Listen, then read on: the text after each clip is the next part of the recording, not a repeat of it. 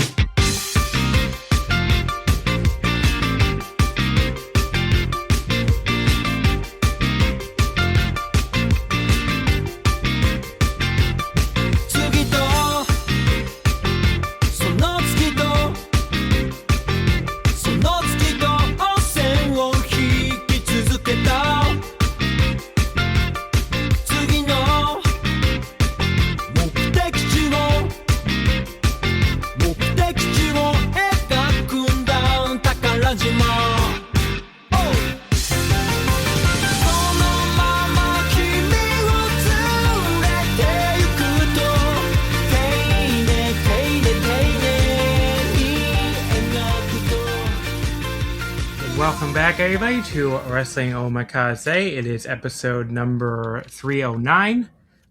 We're back on the air here with Velkej. How you doing, buddy? I am doing well. I have been wrestled out because I have watched so much wrestling over the last 5 days. I don't understand how you do it every week. Like, I don't get it. Very carefully. Very carefully. I didn't even watch the DDT show like I was supposed to, though. So, if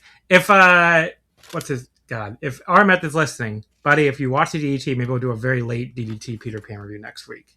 So, because we took one of the STARDOM shows off the plate anyway. So, but yeah, I mean, didn't get the DDT. The DDT show was story of two halves, where I loved the start, and then I hated the second half of the show. It's like, and I'm not into both, neither Ueno nor Mao, so the main event could never work for me properly. So, well, as we're going to get to, Ryogoku New Japan show spoiled for me that Taguchi beat, Taguchi won the friggin' Universal title, and that sure did not make me want to rush out and watch the show. See a wrestler I really like lose the title to fucking Ryusuke Taguchi. You know what? That match would have been awesome 5 years ago, and it would have been incredible 10 years ago, but in 2026 it was not. Taguchi just I don't know. How old what's his name would not be that I don't know, wouldn't he be like a literal child? Yeah, but like if it was Taguchi in like 5 years ago or 10 years ago.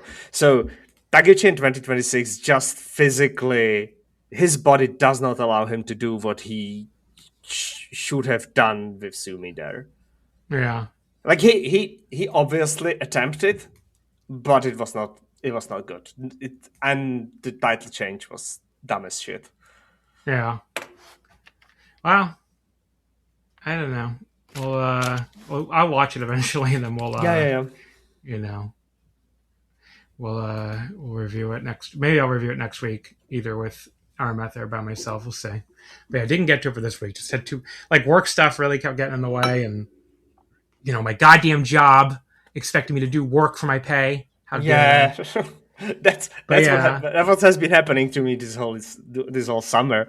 Like, they want some work from me, awful, and that's why. Like, I planned on watching the whole G1, but I just could not. I decided to do STARDOM instead of G1, and basically I crash watched the last few days that I was supposed to do with you. Yeah, I think the G1 was better, but the 5-star's been good too. Yeah, it's like, I think the issue is 5-star. We will talk about it. But the G1 matches that I have watched were really good. So I'm disappointed that I did not have time to watch the previous weeks.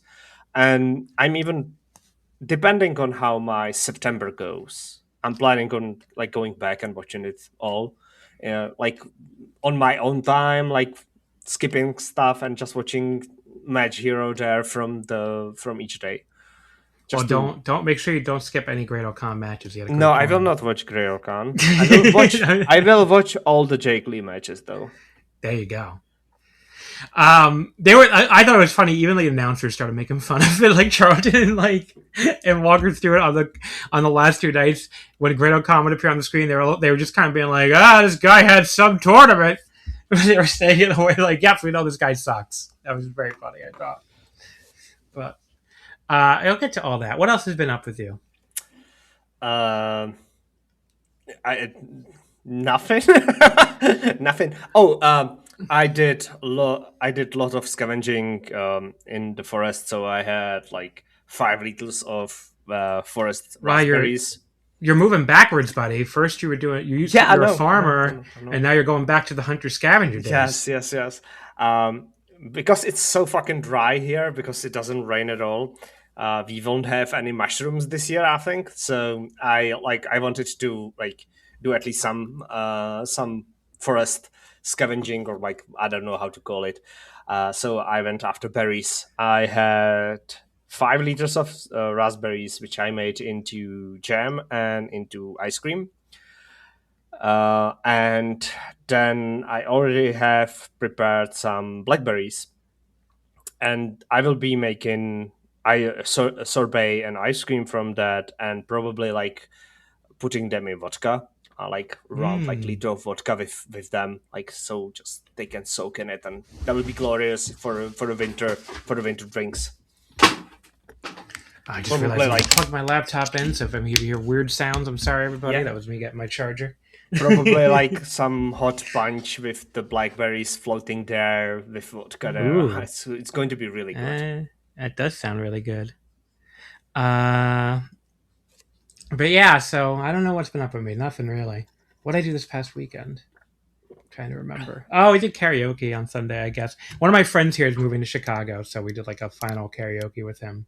Like goodbye karaoke. That sounds goodbye fun. Karaoke. Yeah, they were impressed now because I can actually read like the Japanese lyrics off the screen better. I don't need the Romaji cheat sheet anymore on my phone, or especially on slow songs. Faster songs, I probably still need it, but I just picked all slow songs and just read off the screen, and they were very impressed. So I was like, "That's right." That's Japanese very good. Has slowly leveled up. Well, there was a video too with Saya Kamatani where she like did. This is like another big moment for me, where she did a video where like I don't know how to describe this, because she just put out a TikTok, right? Like started a new TikTok account, and one of the videos she did was like an introduction to herself, and she basically had all these little facts, like birthday, occupation, gender, hidden talent, blah blah blah, and she'd like point to them on each part of the screen, but obviously it's all in Japanese, and I was like, wait a second, I can read every single kanji in this video. And now they're not that complicated, to be clear, but like I did not need to look a single one up. I didn't need a fucking AI to auto translate for me or anything. I just fucking read it. I was like, okay, that was great. That's good. That's awesome. That's awesome. Yeah. I think the most recent one I learned was probably the kanji for gender or something. When I like starting to watch wrestling 10 years ago, and I was watching the Japanese wrestling, I was like, okay, maybe should I try to learn Japanese or something like that? And then I remembered how hard it was for me to learn English, so I was like, nobody should try to learn Japanese. No, I will not try fucking to learn impossible. Japanese. Yeah, it's taken me so goddamn long just to get to this point where, and I still don't understand it spoken that well. I mean, there was a promo. Oh God, I'm trying to remember what promo it is. I might have taken down my notes. I think it might be the end of the Tokyo Joshi show, which you're not going to talk about. But I think it was like Suzube and Rika were going back and forth, and they were talking pretty simple. But I was like, wow, I actually understand everything they're saying. So that was a big deal for me too. It's like, okay, we're slowly leveling up. It takes fucking for like every like 50 hours you put into self-study with this language, you'll feel like you've leveled up like a quarter of a level or something. So it's fucking, like I said, it takes forever. Plus I'm an idiot, so it doesn't help either. I'm sure other people learn this language faster. But yeah, it's a very difficult language. Like people who are experts in linguistics say it is like English to Japanese and vice versa. Like they're two of the least alike languages, so it's really difficult to learn. That makes sense. The thing is, I feel like English speaking people have more issues with pronouncing Japanese names than I do, and like with how the letters are, like how the words are done in the not is that Romanji? Is that called Romanji? Romanji, When it Romanji. looks Yeah. when it's like for example Ichigo is Ichigo, and you have to read the chi as that because Ichigo. of that. And yeah. So is that like that's Romanji, right? Yeah. Okay. I understand it correctly. Yeah, it's like I can guess how to pronounce things, like approximately without like the accents placed on the proper places, because I don't know how to do that. But like the reading of the words, like and how they should sound, make accents don't exist in Japan. The only accents you'd have in Romanji are for the long O. Yeah, okay. Which sometimes people just write as OU or OO. Yeah. That's the classic Ito, Maki Ito. You can write. Oh yeah, some people write it OH. That's right. Yeah, OH, OU, or just O, and it's like correct in all three like cases.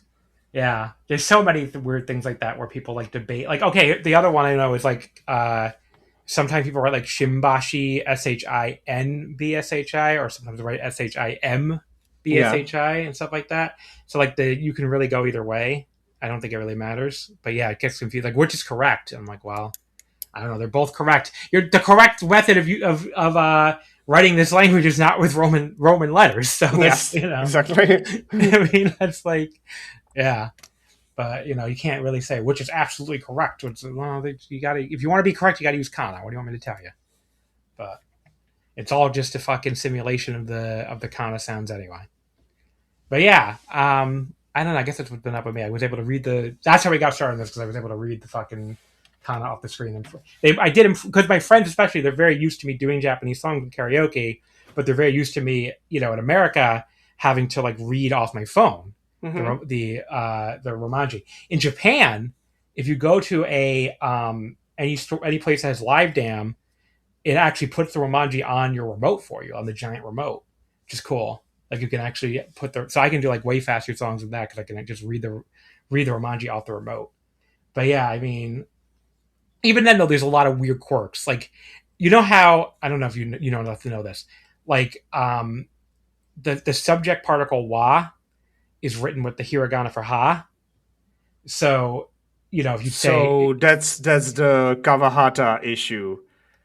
Yeah, well, if you read if you read it just by what the actual kana is, you think it's like, instead of watashi wa or boku wa, you think it's watashi ha.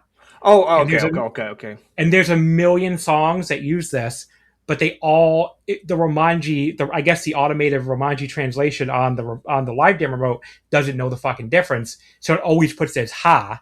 So you have to remember, no, it's actually the wa. You have to like correct it basically in your head when you're doing the song.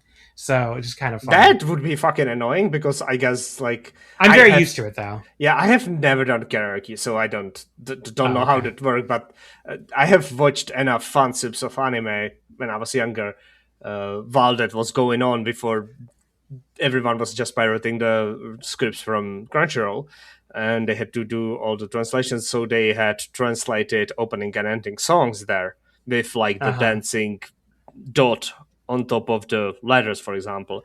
I know they never go to that effort for the actual official subs now. Yeah. No. Nobody does that. Or rather, Crunchyroll doesn't do that. Like, so I don't know what Amazon does or something like that. But the fan subs did a lot of stuff for the openings and endings, because the people who were doing them were like actually proud of their work. So I don't know, like piracy had its advantages. Yeah. We're gone. That's gone now. We had to wait for around 5 days for the subs anyway, so... Yeah. But, yeah, no, it is like, it's annoying at first, but you get used to it. It's like, oh yeah, it's wah, not ah. Okay. But yeah, but just being able to read off the screen instead of reading on my phone was impressive to people, I guess. So that was cool. And I just was like, if you too want to be able to read kana off the screen, all you have to do is study like an asshole for fucking 3 hours a day for the rest of your life. I will not do that, John. That's what I've been doing. No. And it's so fucking annoying. I would rather go outside and dig a hole for, like, I don't know, like whatever, something. Like put on headphones, put on some podcasts into my headphones, and just like dig a hole. Yeah, when you're studying too, I can't put on any headphones or anything. I feel like this is actually why I listen to way less podcasts, because I spend so much of my time studying Japanese now, and you can't really do anything while you're doing that. Like anything else is too distracting. But the annoying thing too is if you fucking slack off for a few days for whatever reason, the fucking because I'm using two sites at once, WaniKani and Bunpro, the backlogs become incredible. Like I have like 350 fucking reviews waiting for me in Bunpro, and that's after like 2 days of getting it down from like 550. I'm like, go fuck yourself, this stupid language. But whatever. What are you gonna do? I'm going to Anime NYC in a couple days just for the Thursday. Although I'm basically just going to the dealer's room, and I had no money to spend, so I don't know why I'm going, actually. So, the dealer's room and the artist alley. Oh, because you gave me a fucking heart attack, Mr. Velkej. Oh, I'm sorry. Telling me the Poi tickets were already on sale. I just saw the screenshot, nothing more. Yeah, you did this on the Discord before, in the Japanese wrestling channel. And, I got my Dream Kingdom tickets through the fan club sale. I keep waiting for the Poi announcement. And I guess they haven't sent the email to the fan club, or I just missed it. But you said that they're on sale. I'm like, how the fuck could they be on sale? And then I finally saw it. And like, yeah, they're doing a lottery instead of the regular, just usually with the Stardom shows, unlike the New Japan shows, they don't do a lottery. They just put them on sale for fan club people only. And it's first come, first serve. Here, like, they're doing an actual lottery, so like for the top seat categories. So I guess they're expecting really high demand, but I don't think I'm going to go for the Poi. So like they're doing the Poi special one. So you pay 72,300 yen, which I get it because it's it's like her birthday, right? I think 7/23. Yeah, 7/23. Yeah. And but no, like it's you don't even get. It's a Natsupoi day. Oh yeah, like because 7 is na. Yeah, it's like the date. It's just the date and like almost. Yes, that's the same date that she announced the retirement. Oh, I see. So what the fuck is her birthday then? I don't know. I don't. I could have sworn it was in the summer, and that's why she's summery.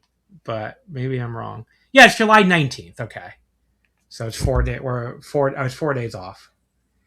Anyway, But the Poi tickets, you pay 72,300 yen. You get some kind of benefit, which I guess is like, I assume it's some kind of commemorative thing, or maybe you get a picture with her or something. I don't know.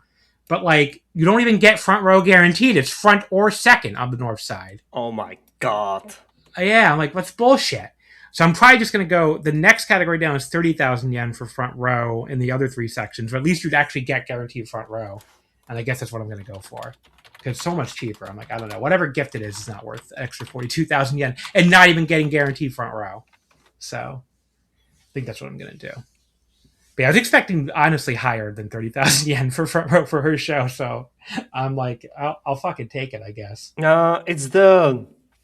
I think it's the Yokohama Budokan. They really want to sell the tickets there. Yeah. Especially after, I assume they don't think there'll be as many people traveling for Wrestle Kingdom as it was last year. So I think they have to like lower the prices. They pumped a lot of shows during the Wrestle Kingdom week. In January, February last year. Dream Kingdom was about the same prices as last year, but they also lowered the box prices a little bit, which I assume is because it's 2 per box now instead of 1. Yeah. So I think I paid 18,000 yen for my box S, which is a box S front too, like the front side. So that's pretty good, I think. I think last year it was like 25,000 yen or something. But anyway. So the ticket stuff is happening, the flight is bought. I have to figure out hotels I'm gonna all get. I have a good idea anyway, but I need to like actually plan everything. I'm doing the classic Japan obsessed weirdo thing where like I've been thinking about my trip 2 trips from now a lot instead of the one I'm actually going on next. Where I was like, I could go in late April. I could go up to Hokkaido and see the late cherry blossoms, and then like fly from Hokkaido to Kyushu and do it like that. I'm like, okay, I might try to do that. Which would be kind of sick, but. And you went to the Nontaku festival, right? You did that? Yes. So that was. Did you go? You also went to Wrestling Dontaku? Yes. I did the both nights of Dontaku. I also did a random STARDOM house show, which was my worst experience at wrestling show in Japan ever, because Why? I bought tickets at the door, and I got like 13th row in the back, and it's not raised floor, so I did not see anything. Like, that was so bad. It was the last Micah show before the hiatus she had, before the injury. So she was there like a lot. Like, she did some also in some promotional stuff for some island resort or something like that as well. And like, the show was fine, but I had to like move my head to the left, to the right, because the person in front of me was like, I could not see anything in the ring without like when they were on the left side, I had to like move to the. It sucked. It sucked as a experience. Dontaku was a great experience because I told you about the woman that sat next to me, who was like completely giving everything of her soul to cheering for Naito for his last New Japan match. So that was awesome. And I also watched the day before that was the Cullen versus Goto match, which was also awesome. So I was really happy about that. And I liked Fukuoka during the Golden Week. It was like kind of packed because there was a lot of like Korean and Chinese tourists, because it's close and it's the festival week. So that's what I was going to ask about the festival. So they have like a lot of, from what I was reading, they have a lot of parades. Floats. Whole boulevards, whole like 1.5 boulevards were blocked for the festival. So they have like a float thing down the river too, right? Yeah, they were awesome. Like, if I understand that correctly, they were like dance schools or something like that, like doing like their stuff. And they were like walking and like performing what they do. I don't know if it was like some folk customs and folk dances which differ village to village, or like something like that. And it's they were like doing different dances, and then also like some modern dances and stuff. So it was fun to stop there for a while and watch. But it was not that hot. It was really really good weather. I got really good weather. It rained only once while I was in Kumamoto. I really like Kumamoto because I kind of want to go to Kumamoto too. Did you go to Nagasaki? I really want to go to Nagasaki. No, I did not go to Nagasaki. I love the Kumamoto castle. It's still being rebuilt after the previous earthquake. It just got hit again. Jesus! But like it. But the earth. I don't know if that'll be cool to go to then. Well, maybe it'll be all right. I think just some of the walls of the outer walls fell again. That were just kept by the like the concrete fabric. They do just like put on some kind of fabric, and then like spray concrete on it to hold it like in place. And they have been slowly repairing the whole castle. So, and they built like these raised pathways across the whole castle, so you can see the work going on underneath you. And it's really interesting because you can see the like the parts that are still the same as they were in 19th century, and then like you can see the work going on and the repairs that they have been doing. And then the castle itself has been turned into, like, the tower has been turned into the museum, so you can like, as you like go higher and higher throughout the tower, you can like go through the whole history of Kumamoto, not just Kumamoto Castle, but Kumamoto City itself. So like from the I don't know, like 600s or something like that, up to like current day, which is like, I think it's interesting because this is the only castle that I've ever done in Japan, because I've only stayed in Tokyo before. So that was fun and interesting, and I enjoyed my time there. Also, there's like I did a little game for myself because Kumamoto is known for Kumamon, the bear mascot of the Yes, city, Kumamon. and he's everywhere, like everywhere. So like yeah, you can do a little game where you like try to see where Kumamon is or something like that. And also, I'm a One Piece fan, and Oda is from Kumamoto, so they placed multiple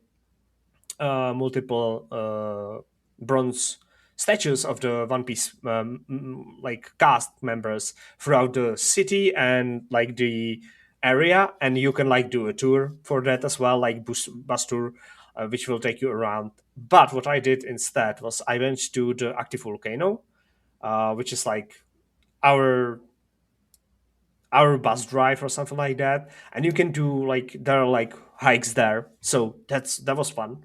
I did a hike. I did the medium one, which because I was not sure how good I would be, and if it was too hard to do the hard one. I should have done the hard one when I could have walked just uh, uh, immediately next to the volcano, which would have been fun. Instead, I just walked around like the place where you arrive with the bus. So I did not brave the wilds, basically. Not wilds. It's just a normal hike. It's a civilized country. It's not some wilderness or something like that. So, but that was fun because it was a perfect weather for a hike. Like sunny but slightly windy, and like some clouds in the sky. No rain and anything, so you could see like really far away. It was. I can recommend it. It's called um, green horse green or something like that. Something they sell horse meat there because it's like they're in the volcano, old inactive volcano. There's like this green pasture for horses that's been like used for horses for centuries now. So that's also, you can ride a horse there as well if you want. That sounds cool. Yeah, it's very nice. But yeah, I was thinking about Kumamoto. I will say. I mean, I really want to do Nagasaki. I really want to do Beppu. Not just because Joe Lanza can't pronounce the name, but also just because I want to see the Beppu Onsen. So it's going to be a fucking like that's not going to be a wrestling trip at all. Honestly, it's going to be. I'm going to do All Star Grand Queendom, obviously. I'm going to do Dontaku when we're at the Dontaku Festival, but I really want to see different parts of Japan I haven't seen before. Because obviously my idea is to go up to Hokkaido, see the late blooming cherry blossom, since it blooms there really late, like towards the end of April, and then take a Japanese domestic flight for the first time straight from Sapporo to Fukuoka, go to the Dontaku Festival, and then see the two rest of the Dontaku shows. But go to Nagasaki, maybe Kumamoto, probably Beppu, and then on my way back to Tokyo to go home, I want to stop at Lake Biwa. Because I've never seen Lake Biwa before, and it's supposed to be beautiful that time of year. So you want to Soriano, run into Soriano, right? The Soriano connection, yes, to see Lake Biwa. But yeah, I mean, so I just want to see a whole bunch of different stuff. It'll probably be the first time I ever not stop at Osaka on a Japan trip, but I'm doing Osaka again this trip, so it's like whatever. But it's a good problem to have, being in Japan so many times. You can mix things up a little more. It'll be cool to see Sapporo too. Like I've never been to Hokkaido at all, so that'll be cool. And at that point, the only islands I would have not gone to if I do Kyushu and Sapporo, and this would have been like obviously like Okinawa, but also Shikoku. Which what the fuck is in Shikoku? As I've talked about in this podcast before, but I still kind of want to go there sometime because who the fuck goes to Shikoku, right? Yeah, nobody. But so yeah, it would be cool to try it once. Like New Japan like stops there. Like you look at the wrestling promotions, they always stop there on like the very edge of the island. Like they get across the bridge, like here, goddamn, we're here, but they don't go any deeper. We did the prefecture. Just get off our backs. Yeah. Just funny. The other side of the island, where on the other side of the mountains where nobody lives, I guess they never get any wrestling. It's just such a pain in the ass to get over there, I guess. But yeah, so the wrestling we're here to talk about today, start out with the G1 Climax, because there's a lot of G1 stuff, a lot of discourse, as the kids say, yeah. And people there's some G1 shit that broke people's brains, as we'll get to, especially the final. But like it was a very funny week for G1 discourse. And like some people, I don't know, there were a lot of people who like proudly announced to the world that they're too stupid to understand pro wrestling, which is not something I would tell the world, but a lot of people decided to tell the world that for some reason. But we got 4 shows. I think it's 4. Yeah, the 2. Is it 4? I think it's 5. Yeah, I think is it 5? No, I think it's 4. Because I covered the Tuesday show last week. It starts with Zack Sabre Jr. versus Henry. Yeah. So I think no. We covered that one last week. Oh no, I watched one more show that I should have. Yeah. I'm sorry, buddy. Yes, my bad. So Shingo Sanada is the first. Shingo Sanada starts with the A block. Okay, then. I think I might have told you that one originally, and then it got moved to last week's. So yeah, that's my bad probably. I think we covered. Now you got me second. Now you got me second. I watched the Gabe versus you. I enjoyed that, and Zack Sabre Jr. versus Henare was also good. The only thing that I have for Ren versus Drilla is that Ren is extremely slutty. What the fuck is that outfit? What the fuck is that gear? Yeah, I'd be second guessing myself. So I did confirm we did cover Night 15 last week. That's the B block you're talking about. So the first one we're covering here is Night 16, Wednesday, August 12th from Ak City Hamamatsu, an attendance of 2,075. That was up quite a bit from last year's show in Hamamatsu, which was 1,730. So more than 300 people. That was a Takeshita versus Ren. Was that also Ren. like late tour stop? It was also late in the tour, I believe. Okay. I don't know if it was quite the... I think it might have been a block final. It was Takeshita versus Ren Narita. Was the main. Yeah, that sounds like a block final, yeah. Yeah. So it opened up here. This is the A block final show. So I'm not going to go deep on these matches because I reviewed the A and B block final shows for voiceofwrestling.com. So if you want to read long-ass reviews of all the moves and everything, you can read that in text form. Plus, we're going to have these. It's going to take forever anyway, otherwise. So I'll just go through it quick. But I'll try to remember to actually link the reviews this time because I think I said I would last week and forgot to for the other one I did a written review of. But it opened up here with Sonata, well, the G1 matches. Opened up with Sonata being Shingo Takagi in 12-18 with an O'Connor roll. So this was one of the 2 completely meaningless matches for the final standings here because both were eliminated. This put Sonata up to 4-5 and dropped Shingo to 4-5 also. So gave Shingo, it might be his first G1 losing record. I'm actually not totally sure about that. Sounds right, though. But this was pretty good. I think that sounds right. Yeah, this is pretty good. It was like 3.25 star match.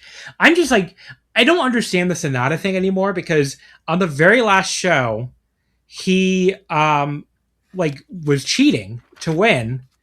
Kanemaru came out and had him use the guitar on Yudo Ice after he actually wasn't going to cheat. And on this show, he just beat Shingo clean and didn't cheat at all.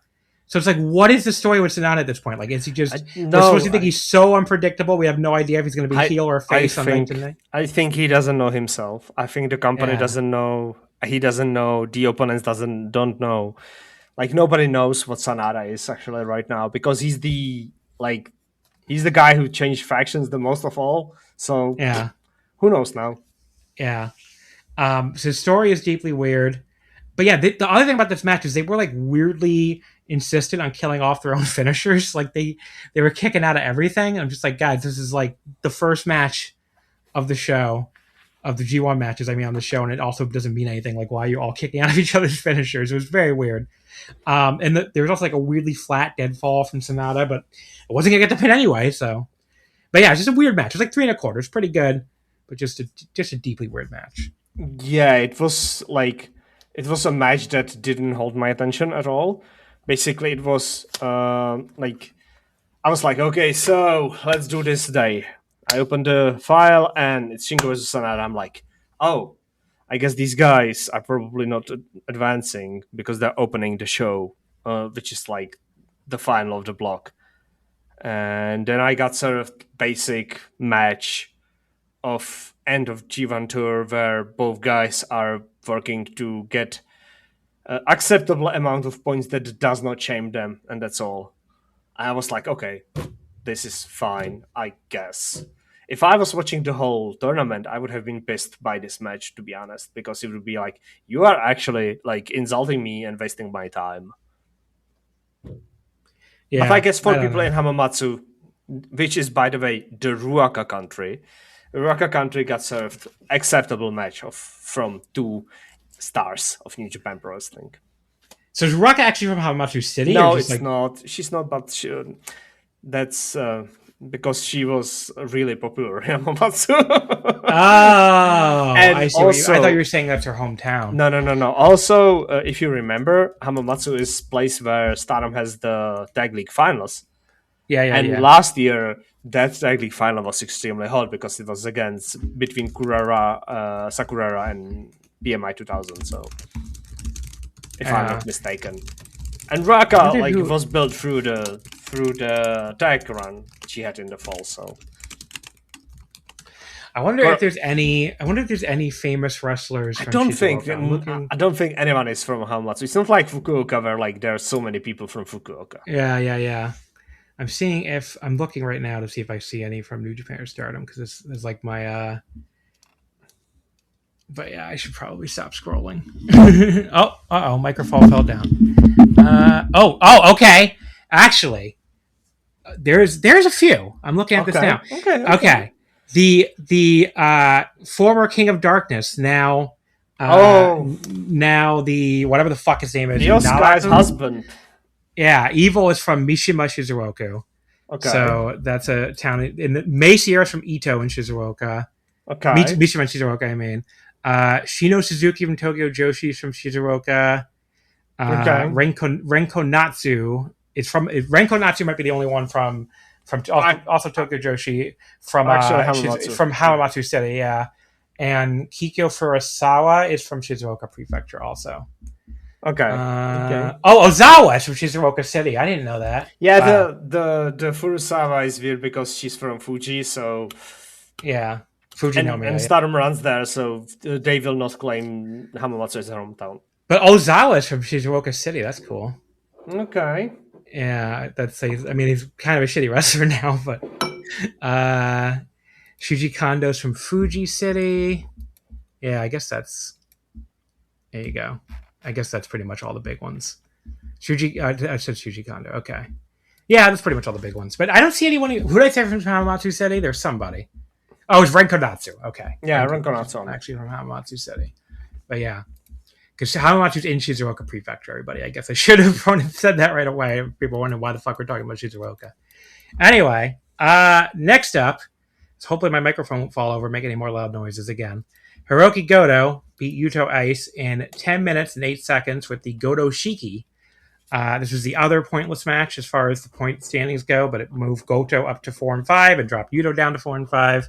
They're both already out. I think this was a very good 10-minute match. I went 3 3/4 on it.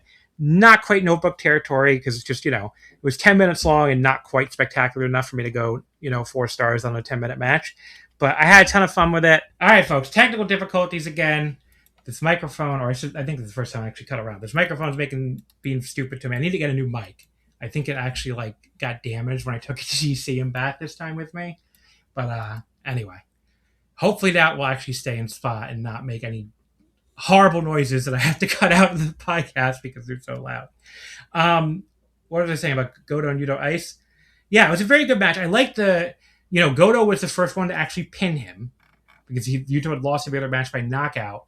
But it was a similar thing to where Yuya Uemura and Walker Stewart, again, to give him a shout out. I have no idea if he listens to this podcast or not, but to give Walker a shout out, he called back to the New Japan Cup this year where he was where Yuya Uemura had eliminated him with a similar flash pin. And the idea is basically this Yuto guy is super tough, but he doesn't really have the technique of some of these other guys. And you can get him with these fucking, with these cradles. And that's what Goto did here. So it's a cool story. I mean, they're doing a really good job differentiating this generation. And something that Oiwa himself talked about after he won the G1, where Yuto's a great striker and he's a tough guy, but he doesn't have the technique of some of these other guys. They're giving people really defined strengths and weaknesses, it feels like, which is a good thing. Instead of having everybody be a super caw, from a video game that can do everything perfectly, which is kind of boring. So yes. It was very interesting because I have not seen Yuto Ice's tournament, so I just read about him doing only strikes and stuff like that. So I was really interested in how he did, and I had fun with this. It had perfect length. It didn't overstay its welcome, and it did everything it was supposed to do. Because I saw the end of his tournament story, I'm not sure how he did in previous matches, so I cannot really judge properly. But I have enjoyed my one look at the Yuto Ice in singles competition in the tournament, and as I have said, I will be going back and watching the rest of specifically his G1 to see how he does in September, because I want to see that how he works out, and I want to see his tournament story, because just from the glimpses that I had from the tournament, especially for the two guys that were in the finals, it seemed like they had a coherent story from the start to the finish for at least the important players in the tournament. I don't think Shingo and Sanada had like coherent story from the start to finish, but I think the younger generation that's supposed to get a focus had a coherent story, and I want to see that. So I'm really looking forward to going back and watching Yuto Ice's tournament. Then we had our first match with, that had actual standing repercussions here. So basically going to the show, you had 3 guys on 10 points, which was Tsuji, Oiwa, and Bolton. And you had Takeshita at the top of the block with 12 points. So Tsuji really needed a win here. I mean, there were other ways he could have made it if he had lost, and then other people had also lost and they were tiebreakers, because he would actually no he couldn't have made it with a loss, because Bolton had 10 points and would have had the tiebreaker on no matter what, and he would a 3-way. I don't know what doesn't matter. The point is he pretty much had to win this, and he did beat Jake Lee in 13:58 with the Fire Blaster. Now I'd be interested to know how you feel about this one, because it seemed like I love this match more than everybody else. Nicole just opened the door and made a face at me that was very distracting. Why? What are you making a face for? I didn't know you were already recording. I had some gossip. Well, not gossip, complaining to do. Complaining about what? A coworker? Yeah. Okay. Anyway, can't say that on the air. You never know who's listening, folks. So Sushi beat Jake. I learned that the hard way once, but anyway. Tsuji beat Jake Lee in 13:58 at the Fire Blaster. Now, I love this match. I seem to be the only person on earth who loved this match. I get that the clown paint drove everybody insane. I never listened to Joe Lanza's audio review, but apparently he really got mad about it, and everybody else, people were yelling at me for my 4-star rating on this match on the Voice Wrestling Discord, and just saying I was being a jerk off about it, which I don't know. I just really thought the wrestling itself was really good, and the clown paint just did not bother me, I guess. I like Jake Lee. What do you want me to tell you? I like the man. I don't dislike him like everybody else seems to. And I just thought the ring work between the fucking clown paint stuff was really good. I don't know. Just he did this huge choke slam that looked really good, and they were I don't know, just everything. And the match was over with the live crowd, it felt like. Tsuji did a fucking double stomp off the middle turnbuckle all the way to the floor, which looked brutal. Yeah, that looked actually fucking brutal, and I don't understand why Jake Lee agreed to that. Yeah. I was 4 stars. It didn't feel like Jake Lee, who's losing to a guy who's advancing and his champion should agree to move like that in basically a pointless match. But anyway, so I have few notes. You have seen I've sent John photos, and I do physical notes. I write. I have my notebook, which is almost full. It's a notebook that I of course bought in the Donkey, and I have almost filled it with notes for podcasts. And I have few notes for this. These notes do not really impact the match or comment on the match itself.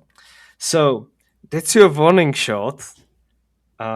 That's what Walker said, and that's going to spell disaster. So that's what Walker said. And also, when Jake Lee started putting the makeup on Yota Tsuji, I started to write, "Why so serious?" And then while I was writing that, Chris Charlton said it. So yes, I don't like Jake Lee.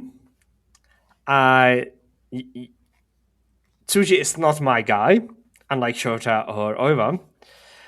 So this match already had it going against everything. So And regarding the ring work, I agree that the fucking double stomp was sick. That the most of the match was like wrestled really well, surprisingly so for my own tastes. But can you please explain to me what the fuck was the finish? The finish? He did the fire blast right into the corner. Yeah, it didn't look like that. Oh, I don't know. I thought. I think Jake Lee missed the corner completely. No. I think he just barely grazed it. I mean, the finish did not. The finish wasn't. I mean, it still looked pretty brutal. It's not like it didn't look like it killed him. All right. I don't like the finish. So okay. So that's my. As I said, I did not like the match because it's like, okay, I did not understand why that's the match. This kind of match, it was weird. It had meaninglessly good ring work for the match it was supposed to be between these two guys. I did not understand why the match was done like this. So that's my opinion. We differ. Okay, that's fine. Everybody else disagrees with me on yes, this too. So. Exactly. This is not an echo chamber. We disagree more often than not, to be honest. Great-O-Khan beat Boltin Oleg in 17:30 by countout. This one, but somebody, I think it was Quinlan, texted me and said, "Oh, that match was horrible," before I watched it, and it was pretty bad. But I've seen worse Great-O-Khan matches in this tournament, to be honest. It was still 2 stars. It was not a good match, but at least they did some bumps and stuff. They had a exchange where they were both going for a fucking belly to belly suplex, and they each did one, and they were both grappling with each other for the control. And I'm like, wow, this is more wrestling than Great-O-Khan's done the entire fucking tournament. I'll give my averages at the end. I think he had the single worst average of any wrestler I've ever tracked this tournament for me, because his tournament was that fucking bad for me. And yeah, it was this match was bad, but he's had way worse ones in this tournament. I mean, it really wasn't his worst match or anything. There was a table spot that was kind of sick. I mean, again, it was a bad match. And it sucks that Boltin even had to lose this, because he was again at 10 points. If he had won, he would have had the tiebreaker on Tsuji, and I guess they wanted Tsuji to move on, obviously. But Boltin did. He did end up losing here by countout. I did like at least that they're going to have him fucking lose to this unmotivated fat piece of shit, Great-O-Khan. They at least did it by countout instead of having him pin the guy. But yeah, not a good match, obviously. Just I was expecting worse. One of those times where somebody told me the match was going to be horrible, and it probably just lowered my expectations for it going in or something. Now they would already have lower expectations for Great-O-Khan match, actually. So I don't know. Yeah. This was my first introduction to Great-O-Khan's tournament and the last introduction to Great-O-Khan's tournament. I will not be watching after reading how atrocious he was. So I would rather. I was trying to think about this. When people were comparing the Great-O-Khan to Jake Lee, I'm like, I would go back and watch. No. Comparing these two matches, I would rather watch Jake Lee because because there's something interesting in the matches happening than this. Jake Lee, I would rather watch all 9 of Jake Lee's matches in this G1 50 fucking times in a row than watch all 9 of Great-O-Khan's matches in this G1 ever again. Give me a fucking break. The Great-O-Khan's matches were so much fucking worse than Jake Lee's matches this tournament. So I don't know where people even. I believe you. Even this one introduction to Great-O-Khan was bad. I will give them at least this much. After he set up the tables, I was like, okay, so the tables are here. Why are we doing tables? Okay, I guess this is the semi-main event of the show, so some tables bump is required. And then I was pleasantly surprised that the tables were actually used to do the finish. So I liked that, but I would not do it in the semi-main of the show. I would expect there to be definitive pin or submission in the semi-main event of a show, especially of show that's so close to the end of the tournament. So there are pluses and minuses to this. I liked that the tables were the finish and were used to do the count out, especially to against someone who's has he ever bumped into tables? Oleg. I mean, probably not. Yeah, I think maybe actually he might have done it. Trying to think. Maybe when he's feuding Evil or something. Yeah, something against House of Tosha. So it would have been maybe once.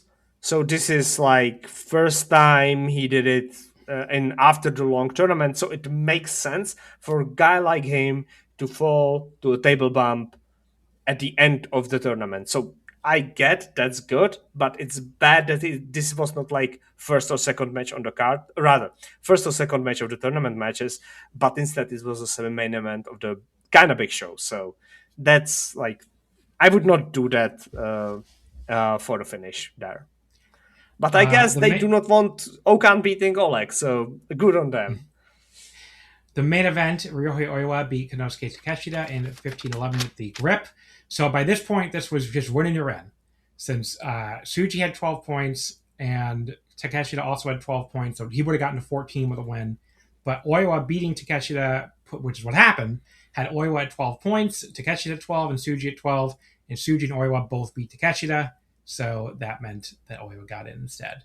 And yeah, Takeshita. Of course, the AEW people in both blocks had to only not make it to the playoffs via tiebreaker because that's probably the only thing they would sign off on. But anyway, this was fucking incredible. The finish was perfect. Basically, this set up so much stuff, not just for this match, but also for the semifinals and finals, where Oiwa would get the headlock. He would keep that headlock on.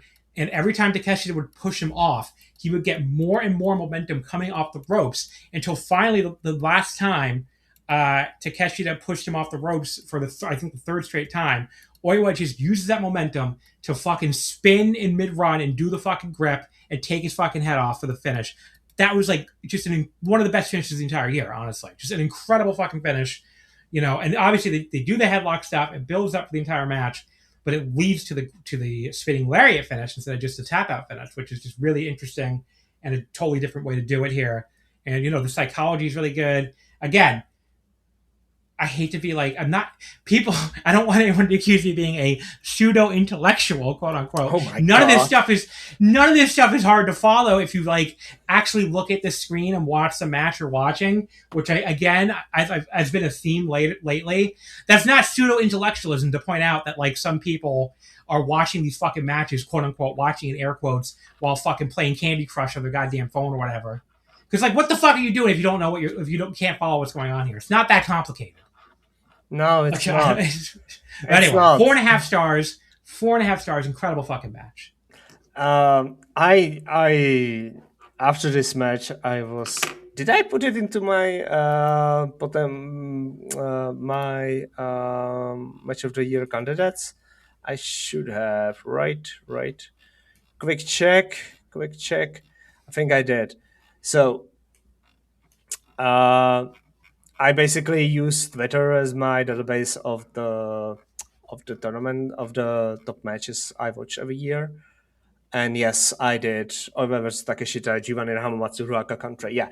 So I often do not put tournament matches into my match of the year candidates because they are usually like fit into the story of the tournament and cannot really stand on by themselves, like isolated without any other context. This is incredible. This is like, even without watching the whole tournament of Oiwa beforehand, I think I get what Oiwa was about from this match. And it was, okay, so I will start with a headlock and I will prepare and I will counter everything you do into a headlock. You will not be able to do your big moves to me because I will always keep you close to myself. I will always try to put you in a headlock because then you have to spend your energy getting out of the headlock. It's hard because my arms are huge, my biceps are giant. It's very hard to break my grip because I'm called The Grip. That's my name. And then also I have huge thighs and I'm big, very big. So I'm heavy. So it's very hard. Yeah, it's not complicated shit. His fucking arms are huge. He squeezes the guy's head with them. Exactly. Like, can you imagine how fucking stupid you have to be to accuse other people of being pseudo-intellectual? No. For fucking, for liking a guy doing headlocks? Yeah, it's like, professional wrestling. He's big. Like, you're basically saying, it's hard to shake him off. I don't know if I want to do this. I want to do this whole thing right now, but why don't we just do it right now? All this shit in response to Oiwa, because obviously he did the headlocks in the final. I cannot believe how many dumb takes I've seen on this. Between the guy who called people pseudo-intellectuals, the guy who's like, this is out of 1976. Like, it's just, people like watching wrestling into wrestling matches. Is that really that surprising? Like, sometimes people just like to see... It doesn't mean...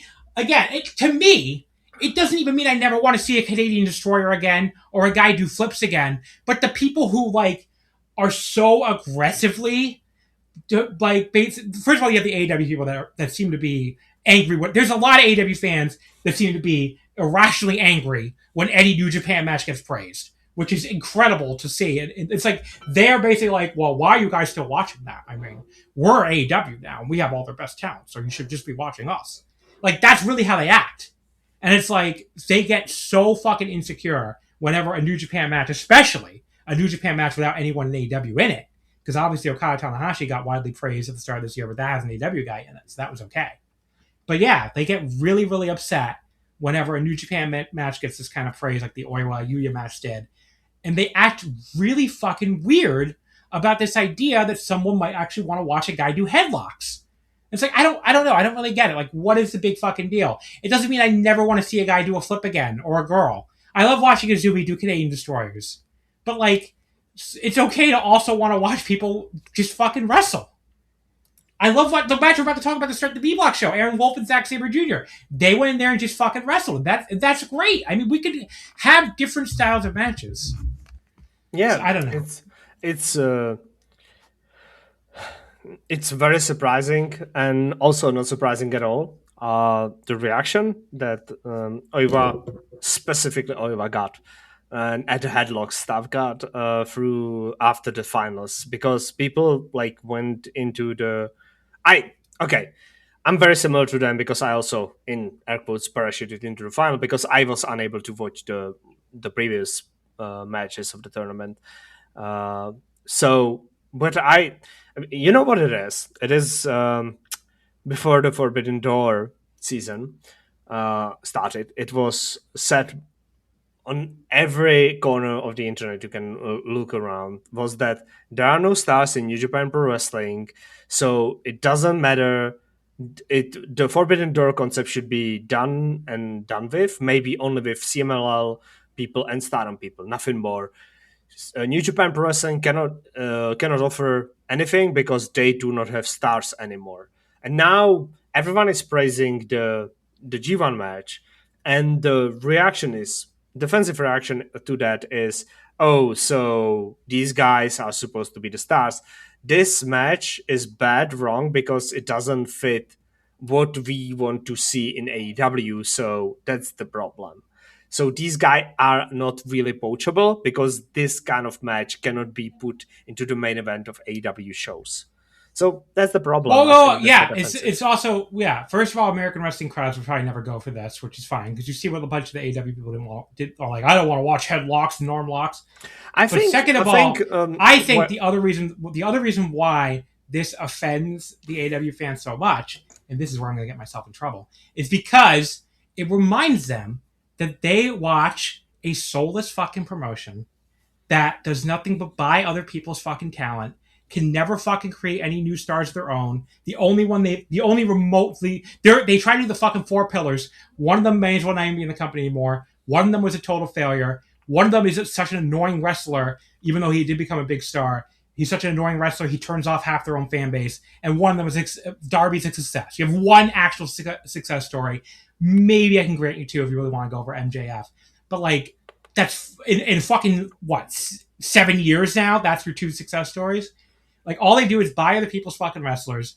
They don't have any trainees of their own. You can never get the journey that you get from being a New Japan fan who has watched Rihoi Oiwa and Yuya Uemura from the literal day they started in fucking black tights as young lions, and watched them go all the way to G1 main event and go to the final of a G1 and have the kind of match they had. That does not exist in AEW. It's not a thing. They have their new toys. That's I guess the closest thing they have. Is they have they have the constant stream of new toys. Soon they're gonna get the new toys of the New Day. But, like, it's never going to be the same as, watching these 2 wrestlers have that kind of match after you follow their whole careers. And on top of everything else, too, they also reminds them the G1 will always be better than the C2.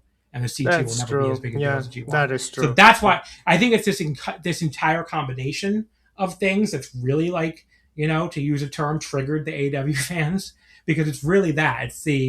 It's G1, two young lions doing like a fucking technical wrestling match. Like it's the whole combination. And, let's just say, I'm sorry, you're never going to be, you can like, soulless, vapid American wrestling. Like, you can like it. And, I'm not saying you can't. There have been times I've liked it over the years. I'm kind of completely out on it now. But, like, it's never going to be New Japan, and it's never going to be the G1 final. That's all there is to it. It's fun. I watched exactly one and a half AEW shows ever. So, because I've discovered that it's not the WWE problem that I don't like. It's that the US TV production of pro wrestling sucks and is unwatchable for me. Yeah, it's just bad. And I've discovered that when AEW started, I was like, okay, so this is a new company. They will not have the issues that I have with WWE programming because WWE is bad. So I will watch this. I watched half of the first TV episode, and I was like, okay, I now understand what issues I have with the US TV wrestling, and I shut it off, and I never watched it again until the Brody Lee memorial show, which was really well done. That was an awesome episode and that was an awesome pro wrestling show as a tribute to someone who died. And I enjoyed that, and I will always applaud them for that because that was perfectly done. Like, there's nothing I can nitpick about that. It was everything it should have been. So, yeah, those are two things that I watched from AEW, and I will never watch anything again. Whoever goes there, I don't care. The production and how they do pro wrestling sucks. So that's it. But yeah, so I don't know where we got on that, but to wrap up the A block, let me just give this final standings. It was Tsuji, Oiwa, Takeshita, all 6-3 for 12 points. Tsuji beat Oiwa, so he finishes first. Not that finishing first is that big a deal. There's no bye or anything. Now they're back to 2 per block. And they both beat Takeshita, so Oiwa finishes second, and Takeshita is out. Bolton Oleg was 5-4 for 10 points. Yuto Ice, Shingo, Sonata, and Hiroki Goto were all 4-5 for 8 points. Jake Lee and Great O'Connor were 3-6 for 6 points. But remember, Jake Lee beat Great O'Connor in that classic match from Korakuen Hall. So he has the tiebreaker. So it means Great O'Connor finishes in last place in the A block, as he fucking should. Okay, so I'll ask you and stuff later. But yeah, I'll ask you. Takeshita, this year, last year, I've much read better this year. Yeah. Okay. I've read that he was much better. Is that just how he's presented? I think a lot of it, yeah. Because last year his presentation was so confused, where it felt like they didn't for 1 second he was trying to unite the Japanese wrestling world. The next second he was trying to unite the whole wrestling world. The next second he's the cocky outsider who's better than New Japan guys, and they gotta come for him. And I'm like, where are you going with this? This year. And on top of that, the crowd didn't like him being like such a big deal and winning the tournament before their own young guys, and that's been litigated to death. And I don't know, I didn't think his match performances were as good as his first year, as the 2024 year. This year, the crowd liked him more. They've presented him far more straightforward. Now he's just a guy in Hantai who also wrestles with 2 other promotions. Okay, so he's a straight ahead babyface. Straight ahead babyface who has good matches. Who has good matches, and the crowd likes him. So, the crowd does not dislike him as long as they're not trying to push him as a top star. So he's not like super cocky guy who already won the tournament. He's just a babyface who's there to perform, who's there to compete for the tournament. Yeah, he's just good match average, like his whole character. Okay. Which is fine because he's not the most. He's not a great character guy, right? I mean, that's never he's been not. his thing. Not.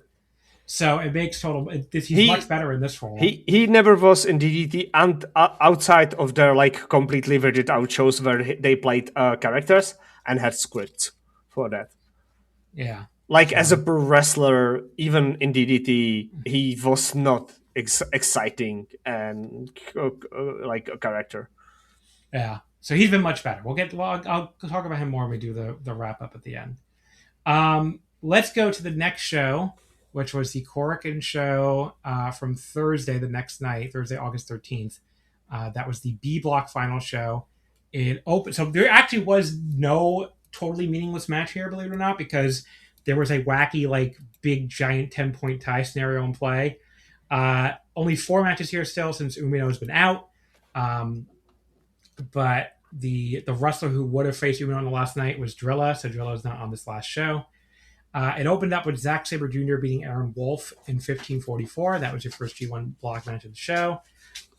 This match was awesome. I mean, just, like they fucking went in there and they grappled. I mean, that's what they did. They just did a lot of great wrestling. I'm sure, again, the same kind of, if you show this to the same kind of person that parachute in for Oiwa and Yuya back to back, maybe they would, like, I don't know, start stabbing their eyes out or something. But yeah, it was just a great, like, technical wrestling match. There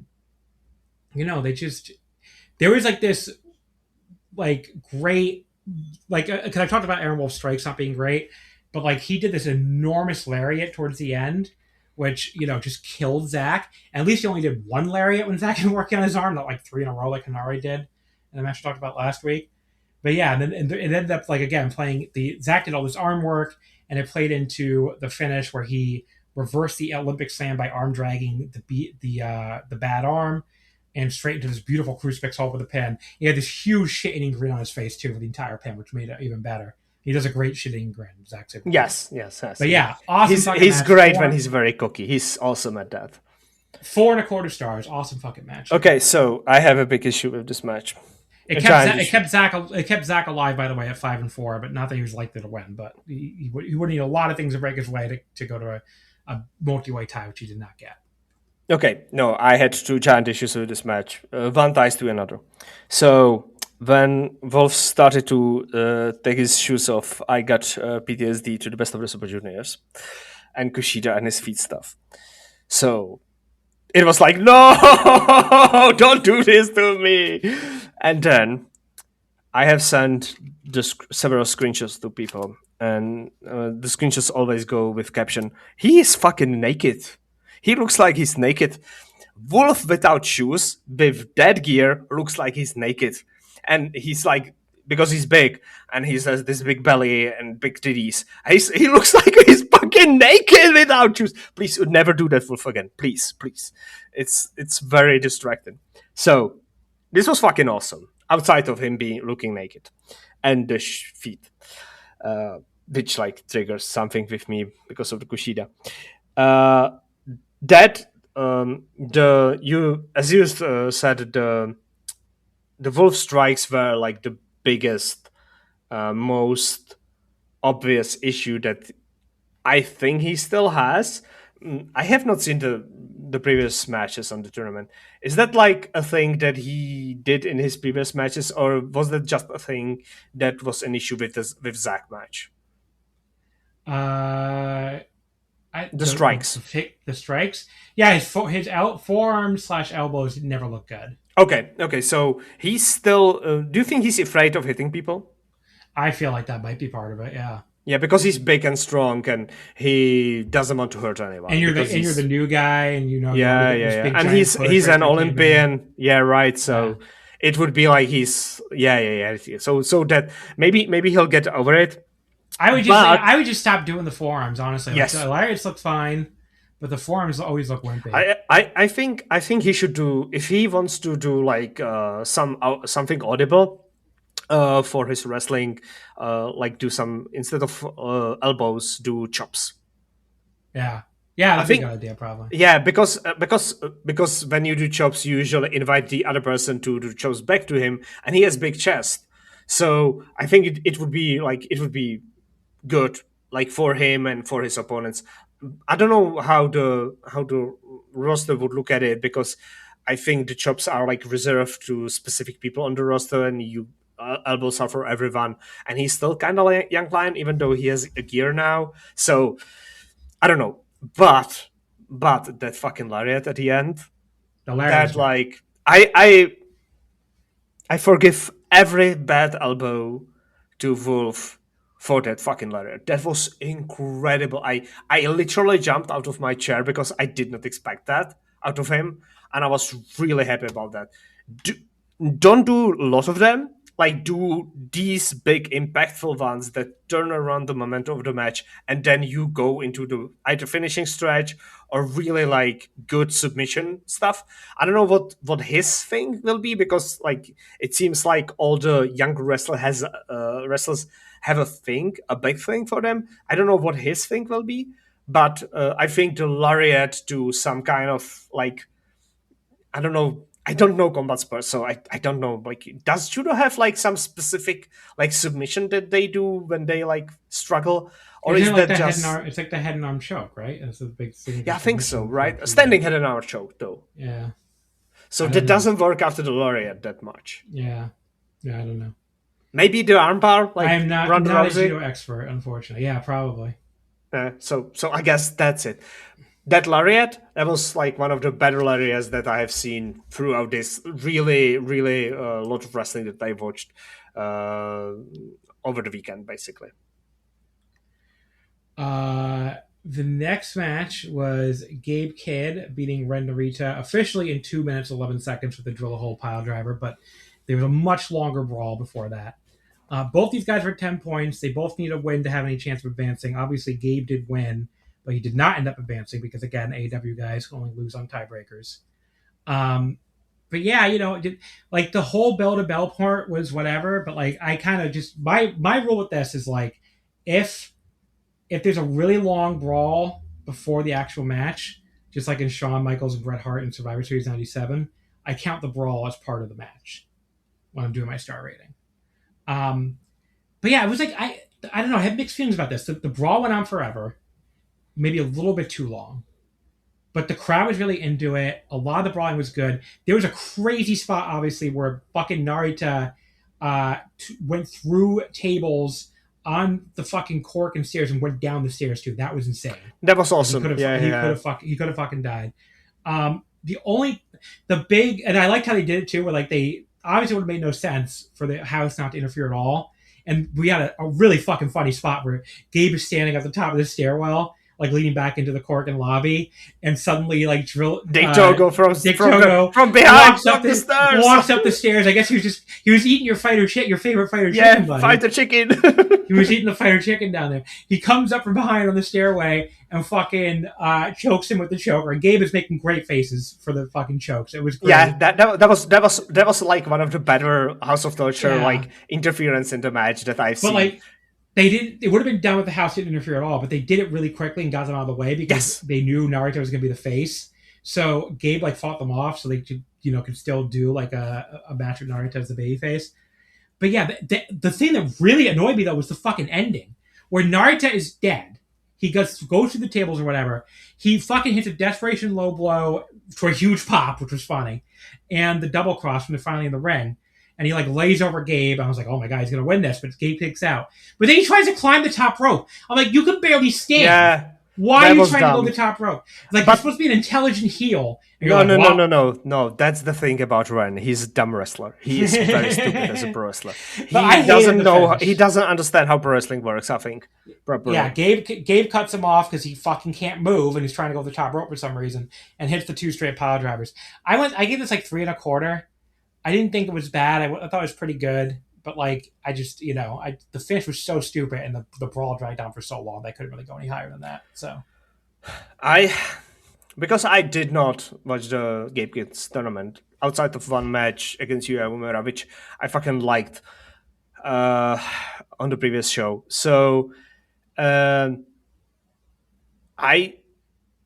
liked because I watched the one against the babyface, which is supposed to be the babyface in Yuya, and now against the heel, which is supposed to be the heel against Ren. Rather, babyface, which is supposed to be a heel in Ren because Korakuen was behind him. So I think like there's like a good concept, good idea for like him inviting the native wrestlers to the outside, to face him outside of New Japan Pro Wrestling. Basically, he's inviting them to AEW, to his own world, to outside of the ring, and like to step outside of their like safe boundaries and stuff like that, which doesn't really work with Ren Narita. So this idea is kind of out of the window because they are both like heels and will go to the outside. I liked most of the brawling there. So I would say it's I enjoyed my time with this match outside of absolutely hating Renata's gear. He has since he has returned from excursion, he has never had a good gear. I don't know how he does it. He's like Hanan, also never has a good gear. Don't know how they do it. Maybe they shop at the same shopkeeper. Well, I don't know why Hanan Hanan's like, you know, I don't know. It's like you already have a pretty interesting figure. Why do you feel the need to like cover it with fuzzies everywhere? It's very strange. Because he's stupid. It's so simple. Yeah, it's very strange. It's like you already stand out enough. You don't need to be fuzzy all over yourself. It's like you're a 5'6" woman in Stardom. Like you're already. Yeah, and you try to make yourself shorter for some ungodly reason. Yeah, it's very strange. The next match was Yuya Uemura beating Oscar in 17:25 with an armbar. Or I think it was a cross arm breaker actually. But yeah, this match was awesome. I mean, you know, they did a lot of like the giant versus little kind of spots you'd expect. You know, started a little bit slow, but like Oscar, for a guy this big, I think I put him over this almost every week. I don't know if I've ever seen a guy this big who's this good at selling. Like his selling in this match was incredible. Just, you know, just the way he sold his arm when Yuya worked over. Just really, really, really good. The whole thing with Yuya is I like I keep saying I want to see him connect a little more with audiences. I don't feel like he does. People say it's about Suji. I'm like, I don't know what fucking matches people are watching with Suji to say he doesn't connect with audiences. Where Yuya is the one who, like, a lot of his matches never seem as over as they should be, or never as over as, you know, other people's matches. I was glad they didn't make the wrong decision, in my opinion, with who to win the G1 because, again, I like Yuya. He has really good matches, but he just did not feel hot. You could hear the crowd in Yaragoku. They wanted Oiwa. Like Oiwa was the guy. Oiwa was the guy this year. Yes. So like that made totally. Yuya was not ready to win this tournament as far as like crowd reactions go. No, he has to suffer more. He's the guy who has to suffer because he is the Goto of this generation. He's like really. I think he's really. Well, you know, the only other wrestler to get to a G1 and New Japan Cup final the same year and lose them both. Goto, I think he is. It is Goto. Yeah, I think 2014. I think. Or no, actually no. 2014 doesn't sound right. Let me look this up. I think there's Chris Sampson that tweeted it. Let me say. I know there's a bunch that did it, and they all won. It was Chris Sampson who did it, 2013 or something like that with Naito. No one's ever won them both. Yeah, 2013 miuld be right, actually. No, I'm mixing it up. I'm mixing it up. It's 2007 or something like that with Goto, and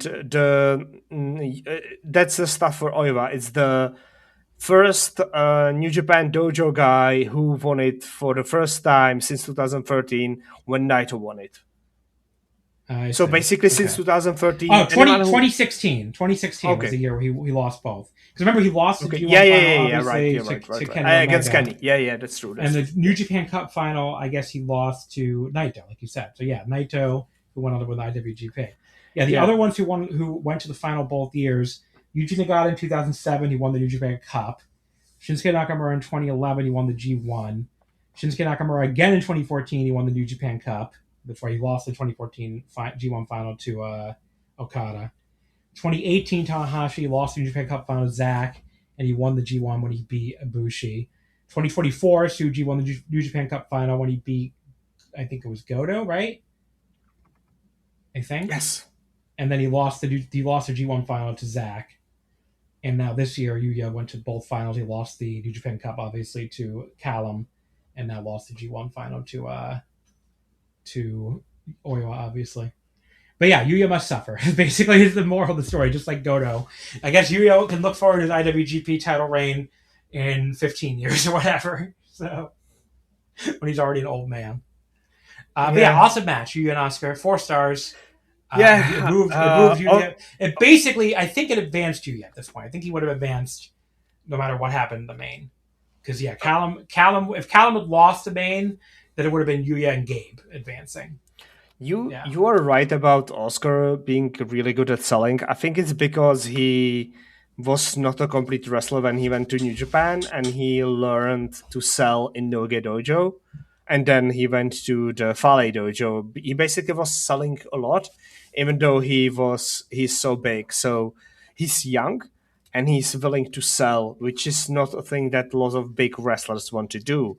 Which is also big like, wrestlers, especially because most wrestlers this big get trained in the West first, like I guess like what you're saying, and the West always trains big wrestlers like you're not allowed to sell. Basically. Yeah, no, you are not allowed to sell at all. Yeah, which is completely different. Which that's why a lot of them have such awkward matches in New Japan. I mean, Lance Archer did really well as a big guy. He's probably the next best big guy I can think of, and he's probably sold more than some other big guys do too.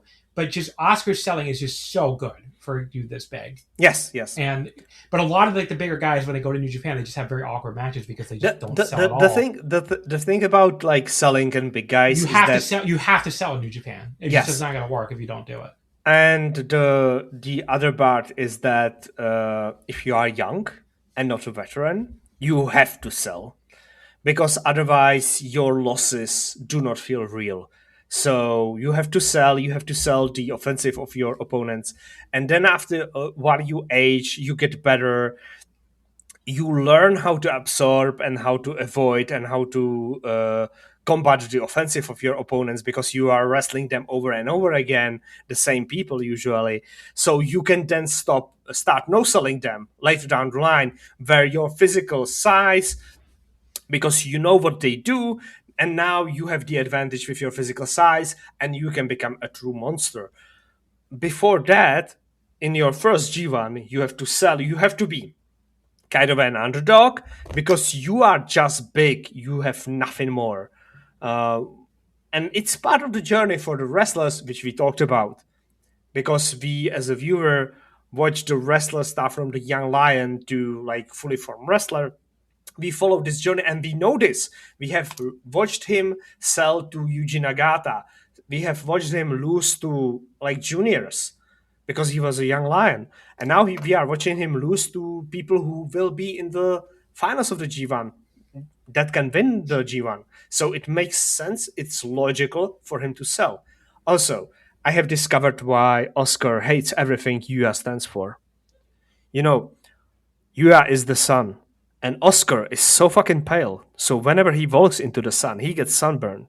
He's a basement dweller. He has to hate everything UA stands for. So that's why he was so aggressive against him at the start.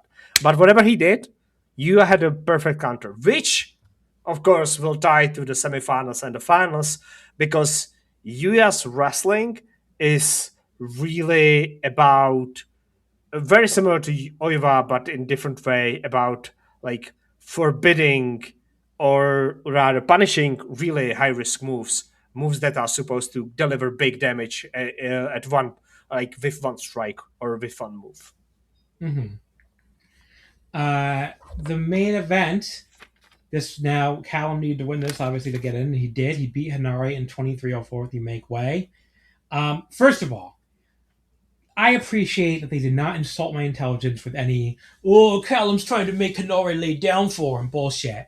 Because it's like, yes, they're heels, but they, like, it would make no sense for Hanare's character. Like, he would never lay down. And it also makes perfect sense that Callum was smart enough to not even bother asking him. So I appreciated that we didn't do any fucking lay down bullshit just because Callum's a heel. And I guess Hanare's secondary heel too. But yeah, this match was fucking awesome. I mean, I really wasn't expecting anything out of it going in. And they beat the fucking shit out of each other.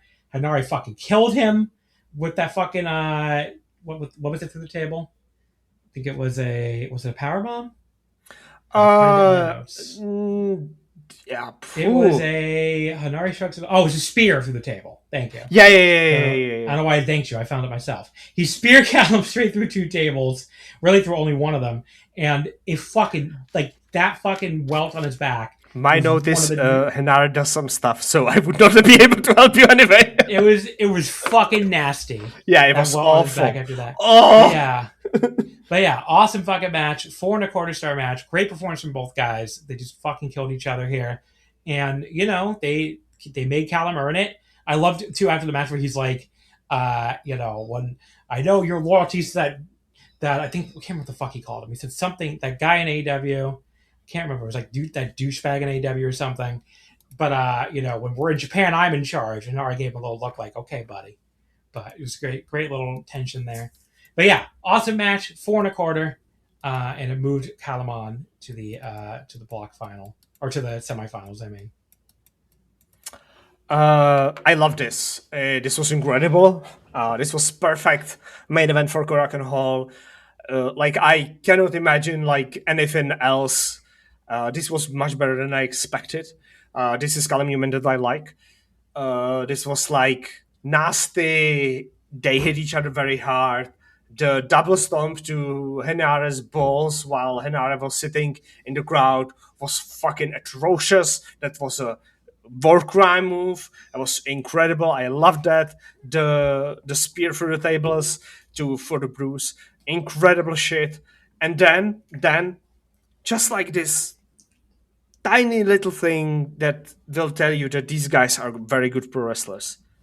When Callum finally rolls into the ring, he lays on his front, and Henare does a senton directly to the fucking bruise, and whole Korakuen crowd can see that, and they all like that was you.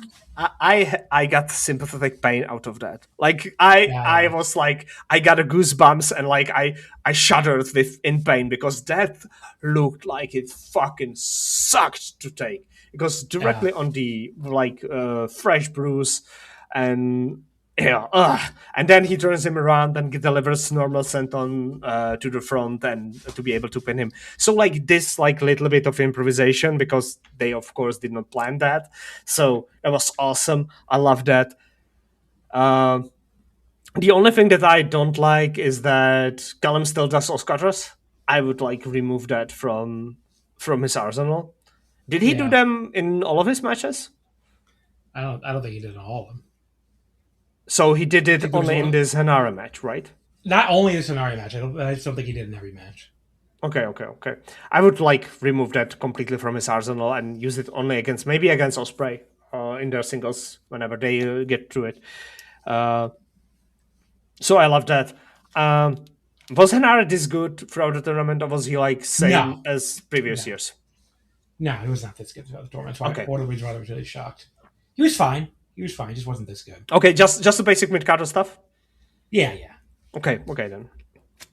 I like him a lot against. I liked him a lot against Zack Sabre Jr. that I watched. So yeah, I didn't really like that match that much, to be honest. But I talked about it last week already. So B block standings. So Callum, Yuya, and Gabe Kidd were all 6-3 for 12 points.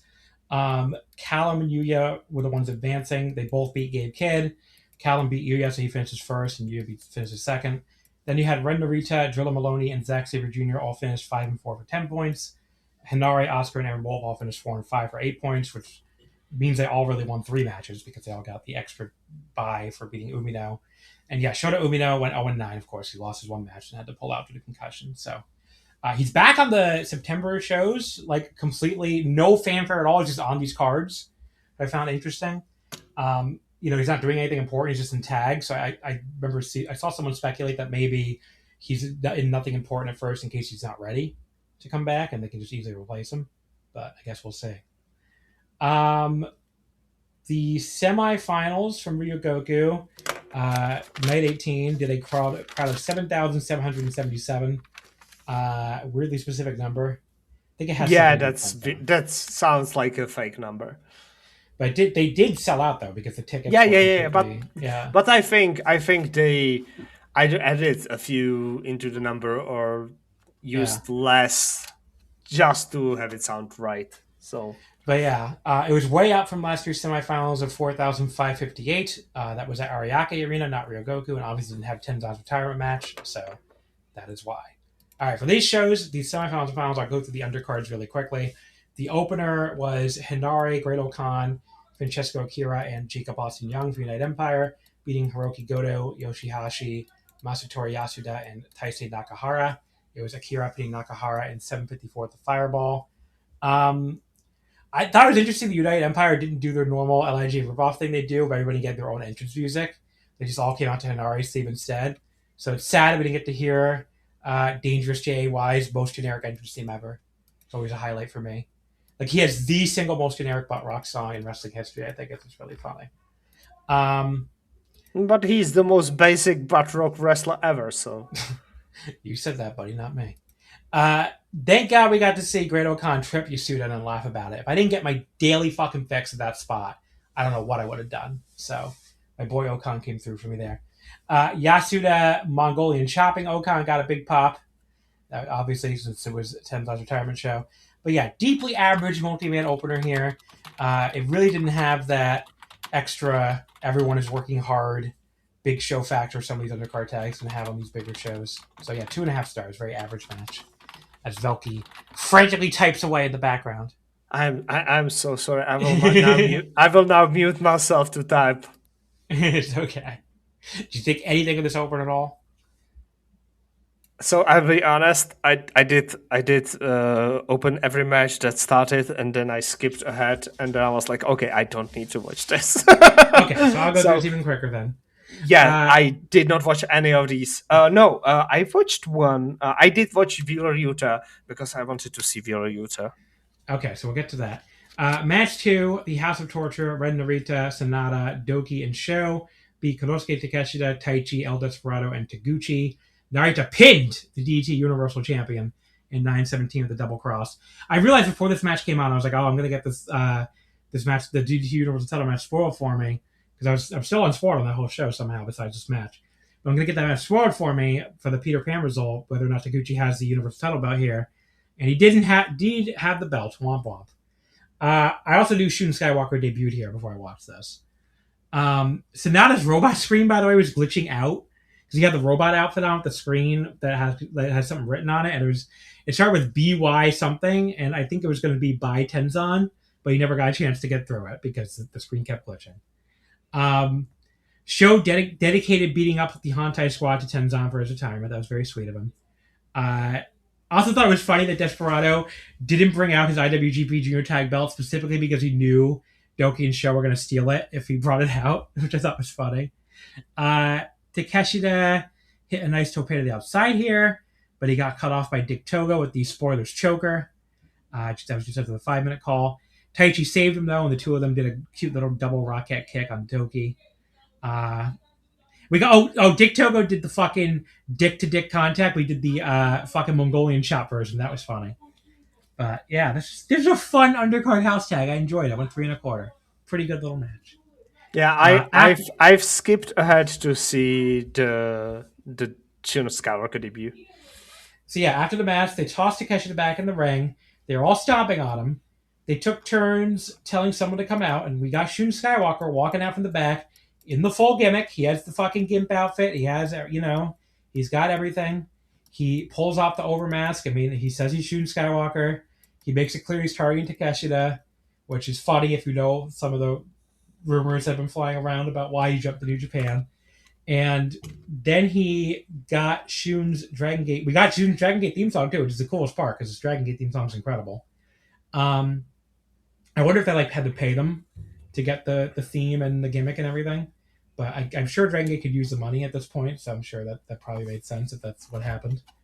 But yeah, this, I don't know. It was a weird debut because they were already beating the guy up.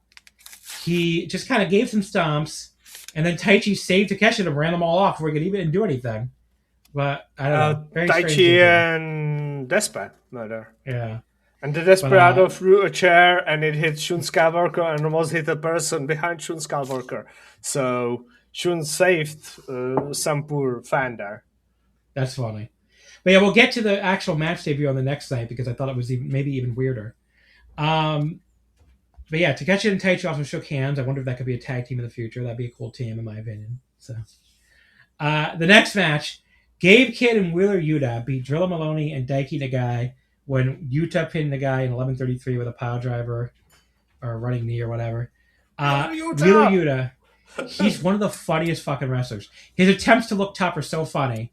They may as well put me in the Death Riders. I might look tougher than Wheeler Yuta because I have not seen Wheeler Yuta in 3 years since he was in Best of Super Juniors. He's the skinniest fucking dude. He doesn't look tough at all. Now I think that's kind of the gimmick. Is that he's not tough and the crowd boos him because he's tries to act like he's a tough guy and he's not actually a tough guy. But I don't know. It's just that if he is supposed to be tough, he's not tough at all. But I think it might be the gimmick that he's not actually tough. I mean, the AW fans can tell me better. but I don't think they actually try to act like he's tough.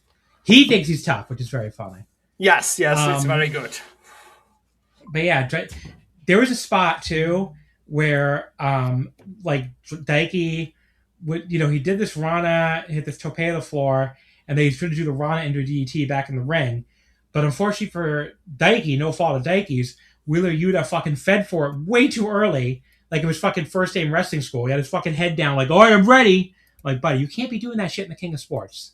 Maybe that gets away. You can get away with that in the sloppy shop back over in AEW, but like, this is not the sloppy shop. This is the King of Sports. You can't be feeding your fucking head an hour before fucking Rana like that.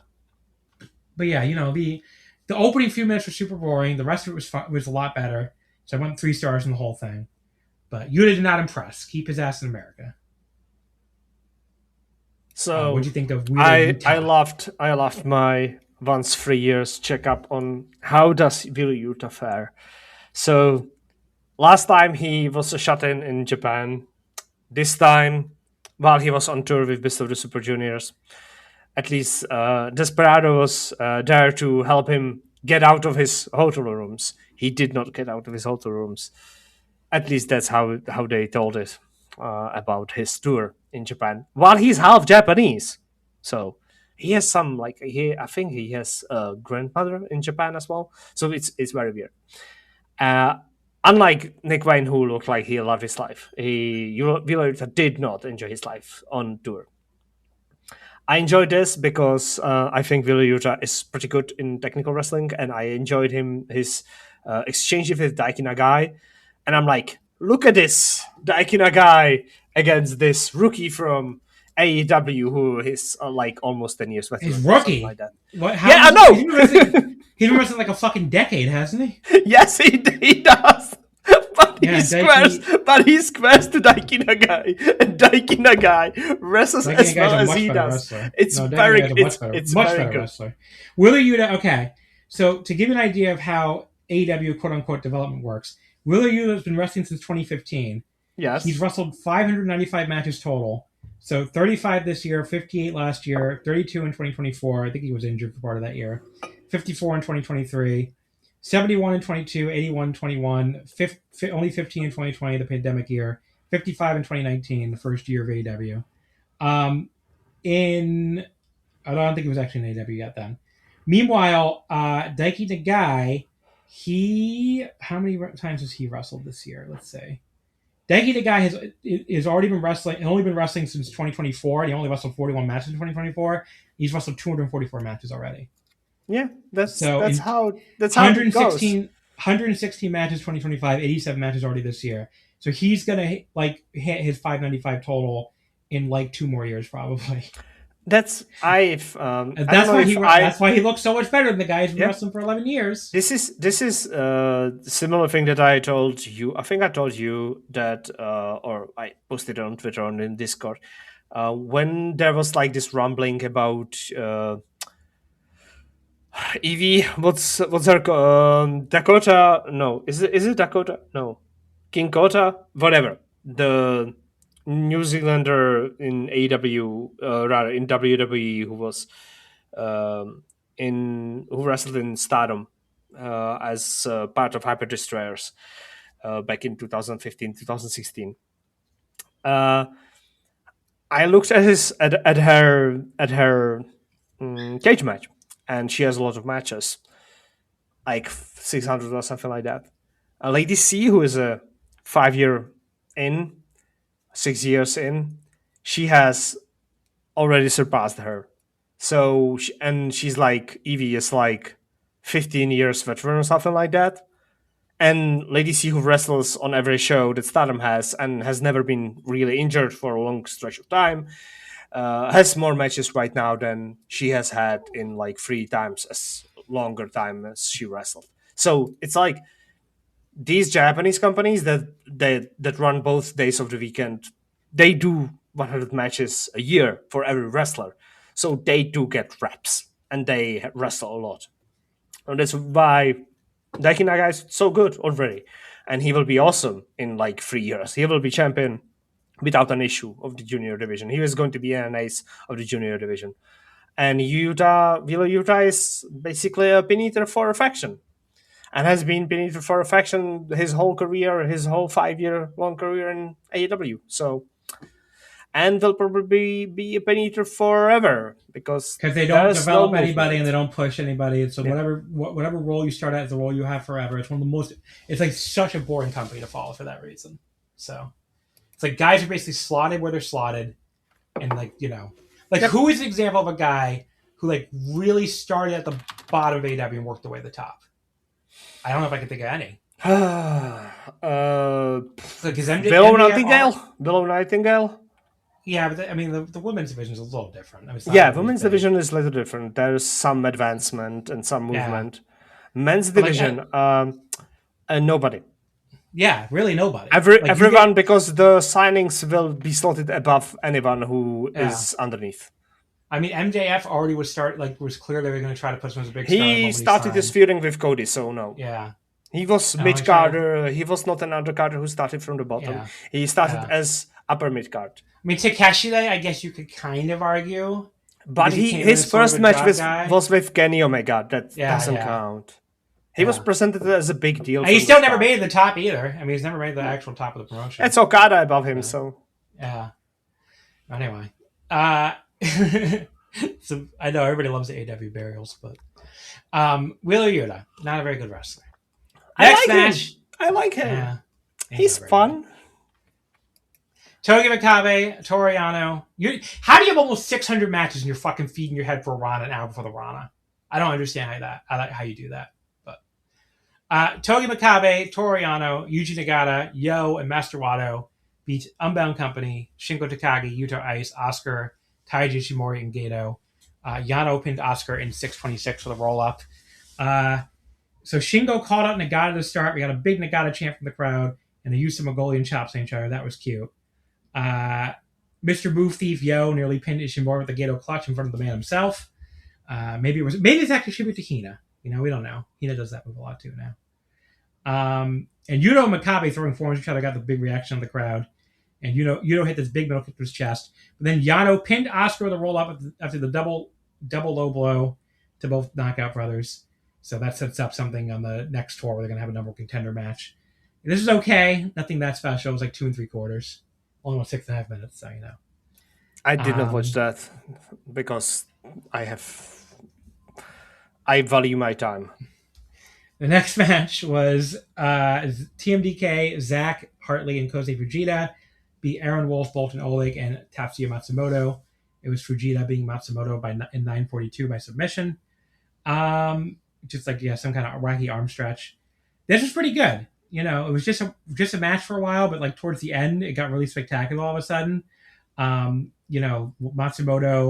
he did a good job showing fire when he was in there with Fujita.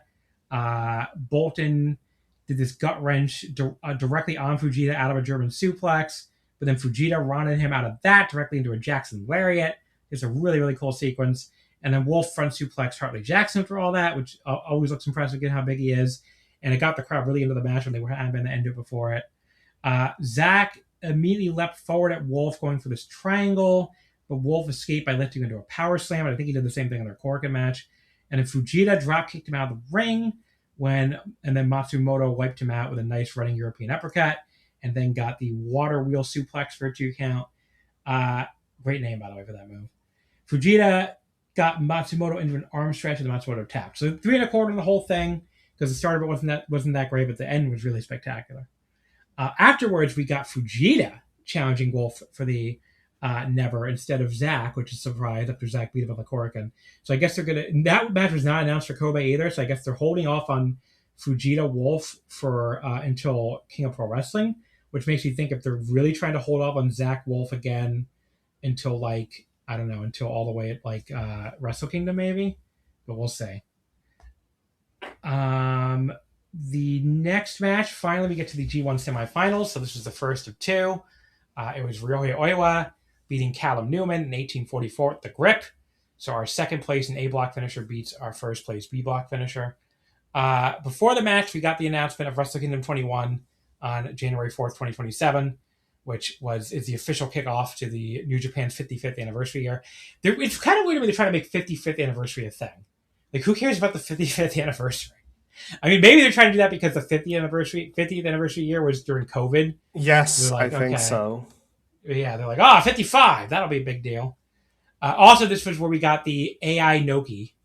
That was very horrifying. That was awful. I feel like even if you're not one of these people that cares deeply about AI or whatever, and like being a big thing, which to be honest, I'm not really a big person that cares that much about the AI stuff. I think some of it's a little overblown. But like, it just looked horrifying. Yes, it does.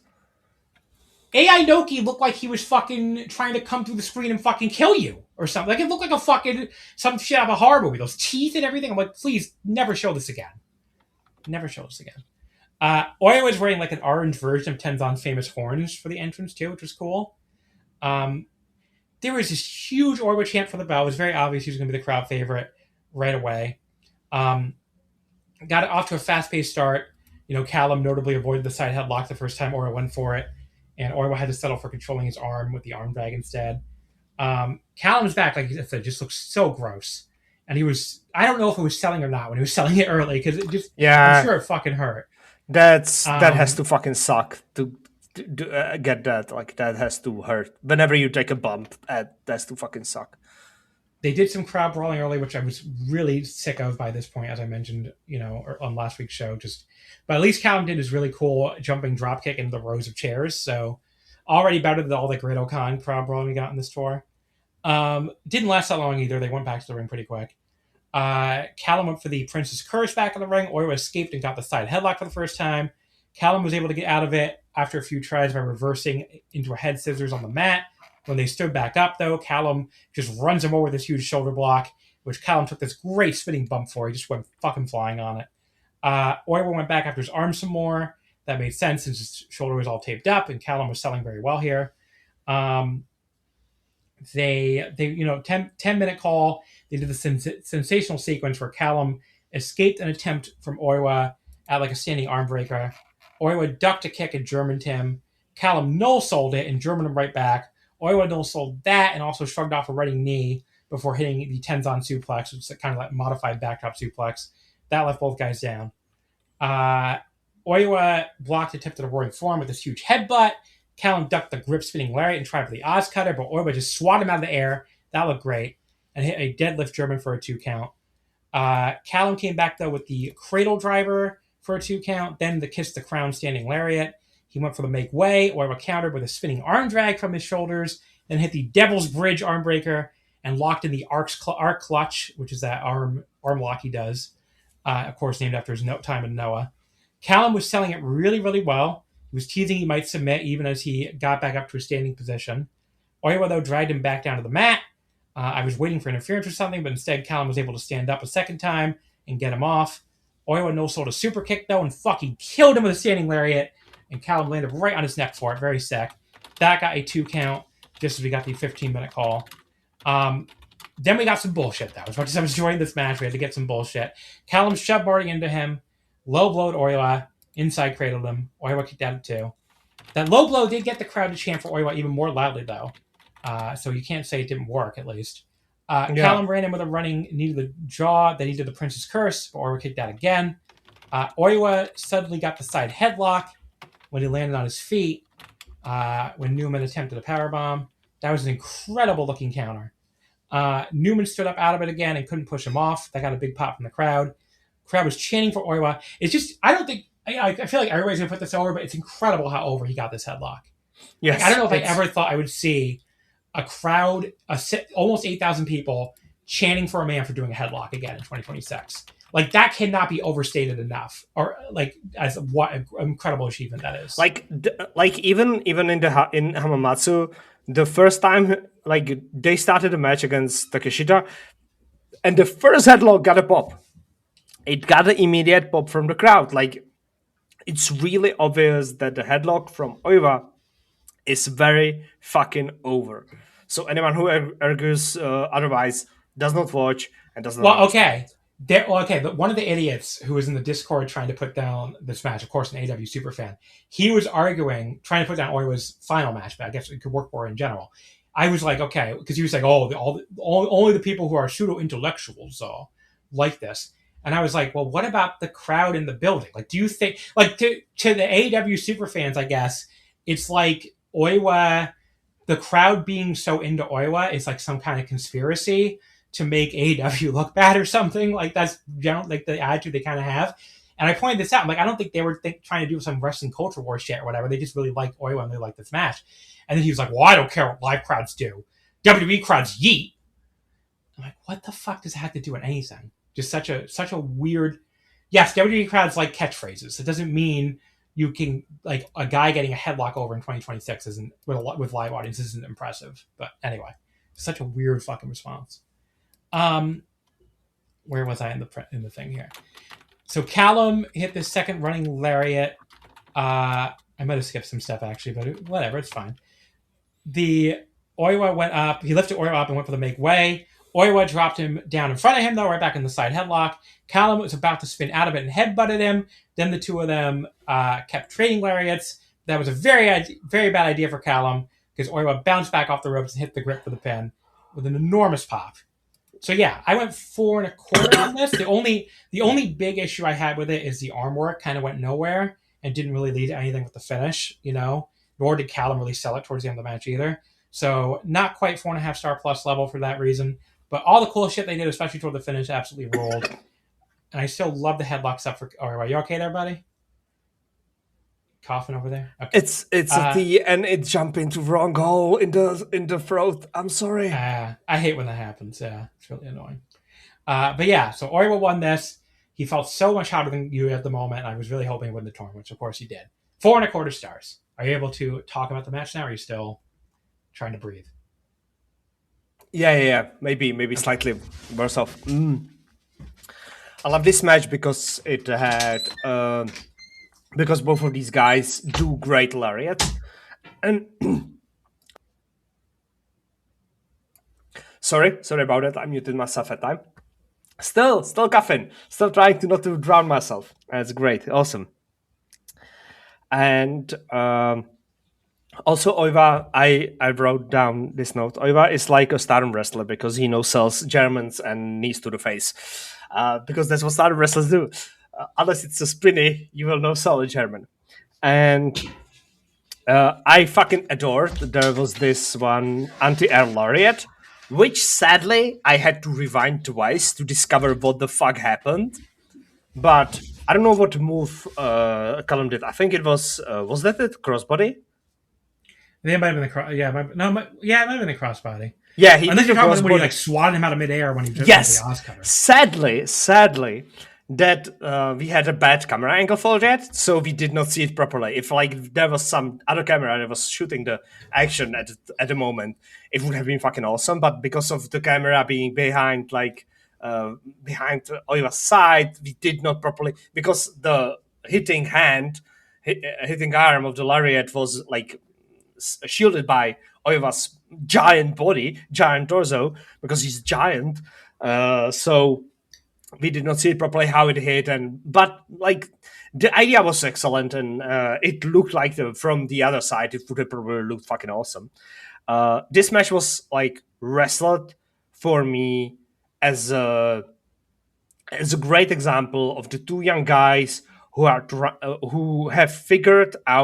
who are no longer trying to figure out their wrestling style, who have figured out their wrestling style and are just doing this jazz session, doing, okay, so what happens when I do this and you do this, and this is your main thing, so I have to work around your main thing, and I have to figure out what your main thing is. It was really fun because this is not the two established stars, even though one of them has already been a AWGP champion at a very young age, by the way, and they know each other, but this is their first big time match after they have both figured out what they are, who they are as pro wrestlers. So this is the first time they really actually wrestled as two adult wrestlers against each other, not wrestlers that are trying new things, but have already established their things. And we are now seeing if if they wrestle, if there's some kind of trilogy, they could now wrestle a trilogy and like start use this match as the first match of the trilogy, because that's how Gedo books, and it would have worked because we could have seen like reverses and counters to the established reactions to the specific moves, because this match was the foundation for their future careers against each other. And I really love when I get to be on the ground floor of these matches. So this match is like one of those that you can come back to in like 2-3 years when they are facing against each other at Tokyo Dome for one of the titles, and you can see, you can predict how they will change stuff at the Tokyo Dome match from this match. Like basically a natural progression of reaction to the big moves that did something, that turned momentum, or even maybe won a match. So I adore this match. This was awesome. And I'm really looking forward to what Callum and Oiwa do in like their next encounters.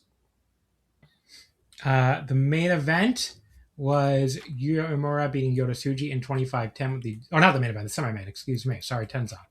Uemura beat Yoda-Tsuji in 25-10 with the deadbolt suplex. So B block second place, beating A block first place here to advance to the final. The crowd was super torn at the bell for both guys. They were just, chanting for both of them. They started with some basic grappling. Neither guy got an edge, really. Tsuji controlled with a side headlock, so Oiwa had was contacting his lawyers, getting ready to sue. Then he ran him over the shoulder block. Yuya came back with 3 of his typically nice arm drags and held onto a straight armbar out of that. He controlled the arm even as Tsuji stood back up, but Tsuji pushed him off and got a tilt-a-wall backbreaker. They continued feeling each other out for a while before Tsuji just fucking slapped him super hard across the chest just for the 5-minute call. They went through some good stuff towards the 10-minute call. Tsuji went like from a Marlowe crash, the double jump Marlowe crash, but Yuya's back instead of his head, and then went directly from that to a Boston Crab. That was just a great setup. And, Yuya was able to make it to the ropes, but he sold it really well. There was a little bit later on, Tsuji got this sweet little leg takedown to block the deadbolt. He basically, you know how like Yuya will spin to try to get the deadbolt, and Tsuji almost basically used Yuya's own momentum against him as he was trying to basically spin him into it, which is very subtle, very cool. And a lot of the stuff they're doing now in this main event scene, I think, are much more subtle counters than you used to get out of like a Goto White counter dance or something, which looked kind of corny. So just really, that's one of the things I like about the current main event style. But yeah, Tsuji then did the suplex powerbomb that left both guys down. The crowd was chanting a bit for Yuya here, not overwhelmingly so. Tsuji did this big running punch to the face. I'm not sure I've ever seen him hit before. Then he did a rear Gene Blast for immediately going back to the Boston Crab. And obviously these two have so much history together, and they've been rivals since the moment they came out of the dojo together. So the Tsuji trying to beat him with a Boston Crab means even more than it does when he tries to beat like Takeshita with it. And Yuya's selling here is fantastic. Tsuji at the same time is selling that he can barely keep a hold of him due to Yuya's arm work from earlier. Just great stuff by both guys. They're just grimacing. They're looking like dudes struggling in a fight instead of making like fucking ridiculous over the top bullshit faces. Tsuji finally couldn't hold it anymore, so he settled for hitting this hard knee to the back. Then he picked him up and hit the backbreaker over his knee. Yuya would come back after the 20-minute call. So Yuya did his own Boston Crab, but he let him go and switched it into like this wacky hole with his arm tied up and then the legs in like a cloverleaf position. That kind of killed the crowd a bit, so I think he outthought himself there and would have been better off just keeping on the crab, even though I get why it made sense for him to go more for the arm. But anyway, Tsuji made the ropes. Yuya hit high fly flow off the top. Tsuji kicked out.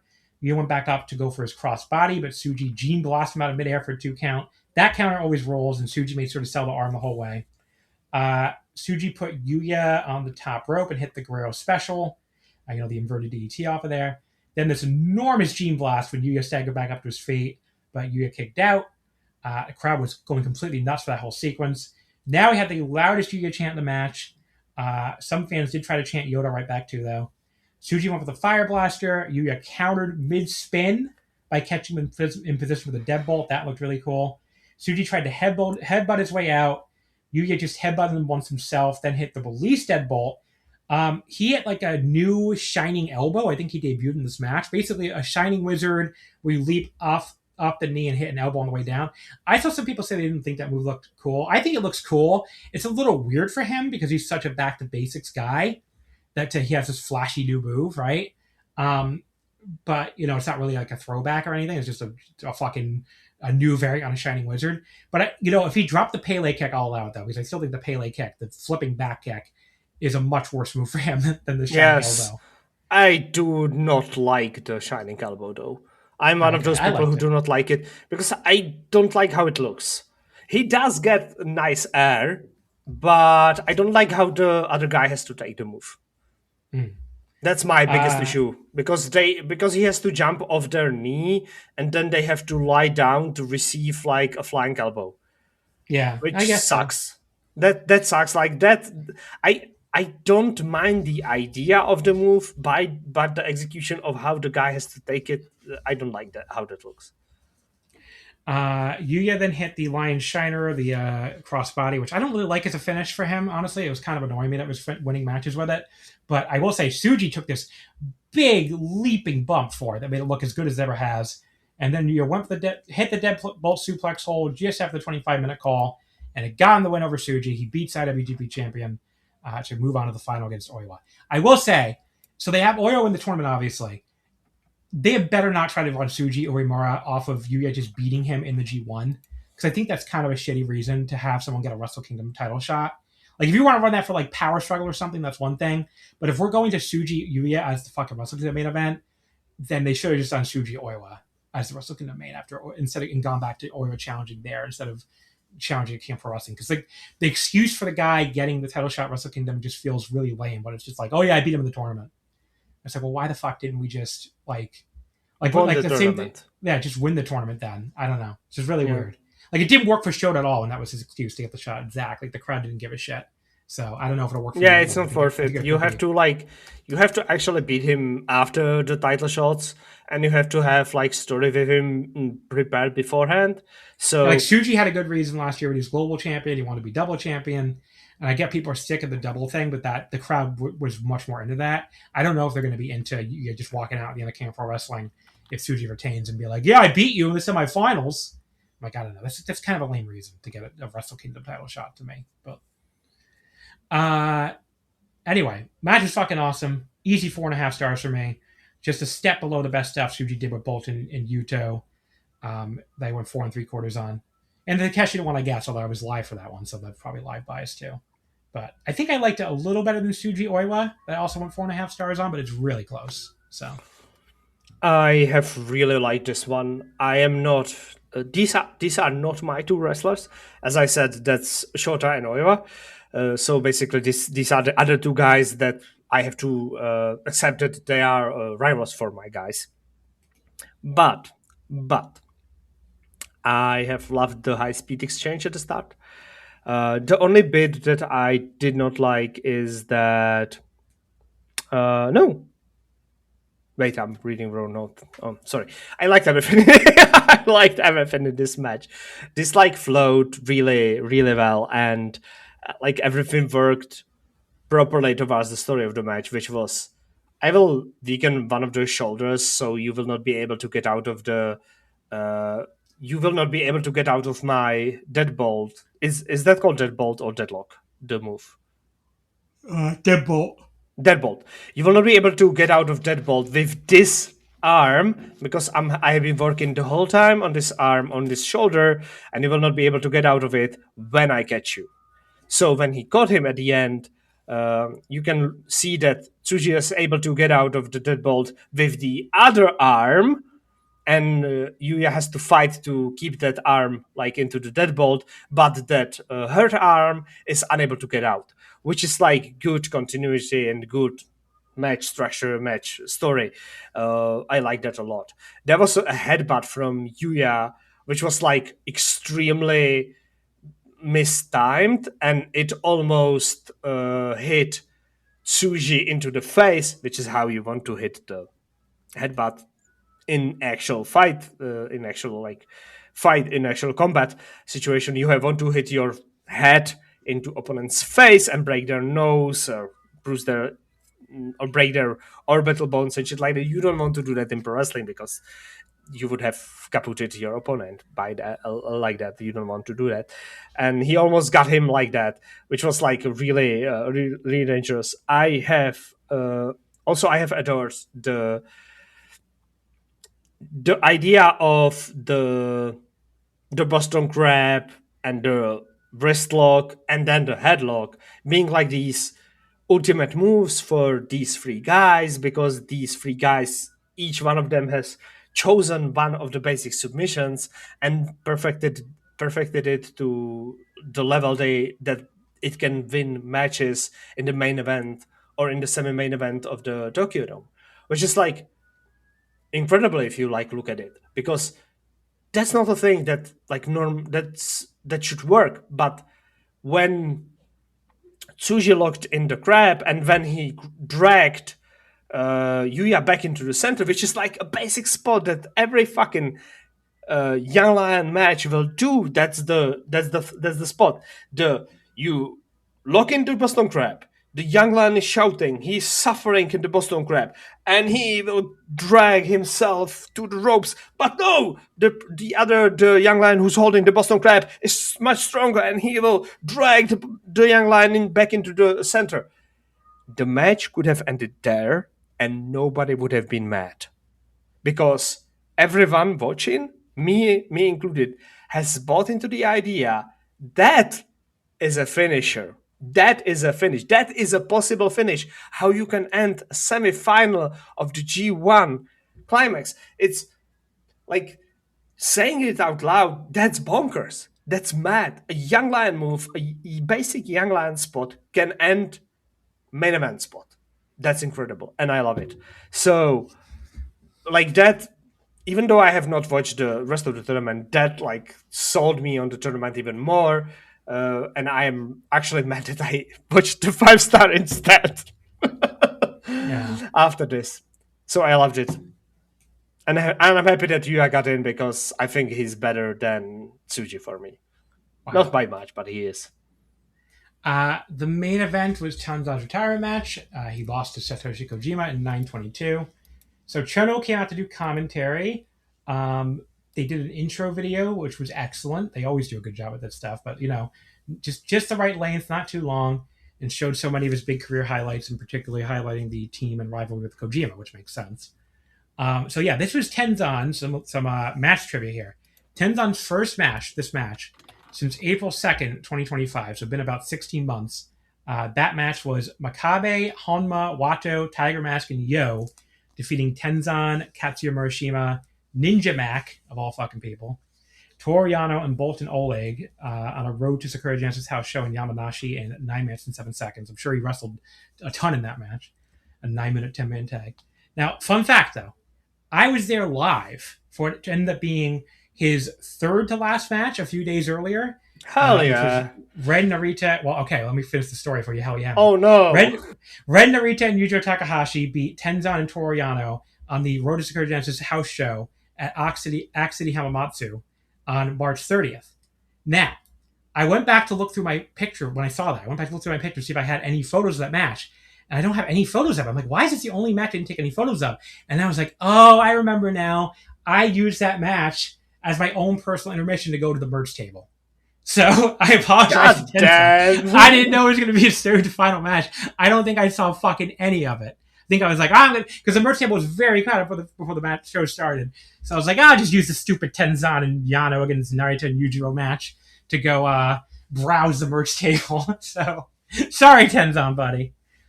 If you're wondering about his final singles match for this, you really have to go back. It was Yoshihashi beating him. Oh God, actually, let me say, what year is this? I didn't write down the year. I think it was 2021. Yeah, Yoshihashi beat him in 14:30 on a Kizuna Road Korakuen on July 1st. I wrote down the fucking date, but not the year. I'm so fucking stupid sometimes. Let me say, I don't want to give people the wrong information, so let me just double check. Tenzan.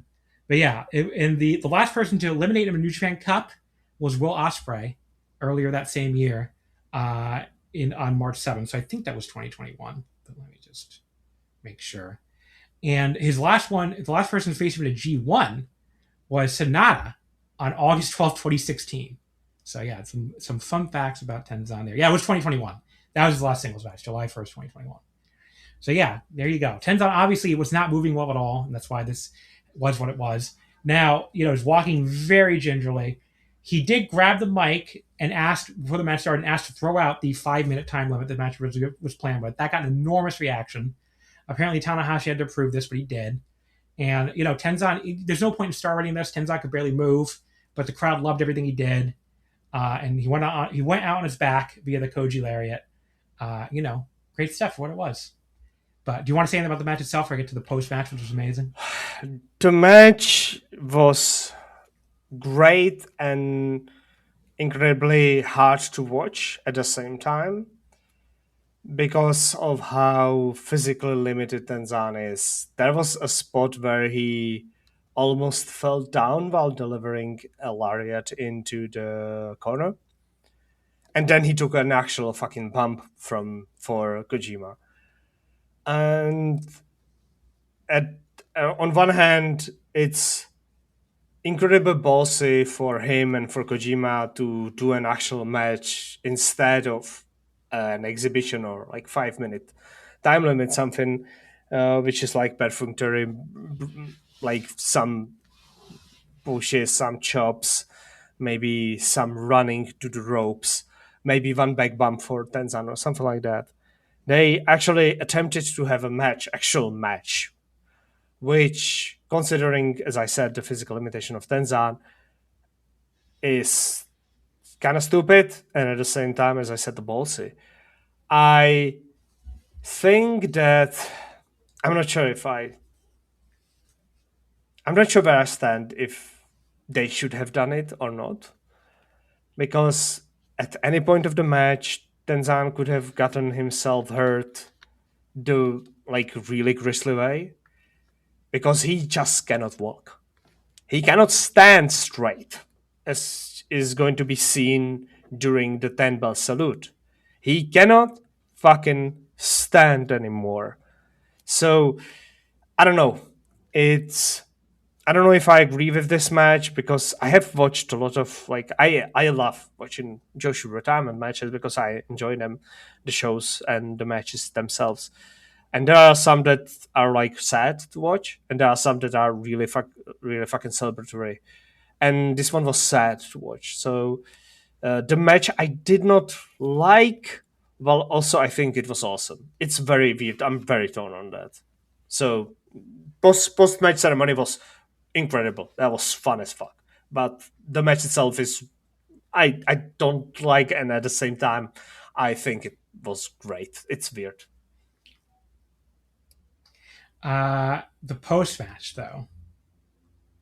So, Iizuka's theme cut off the middle of the retirement ceremony.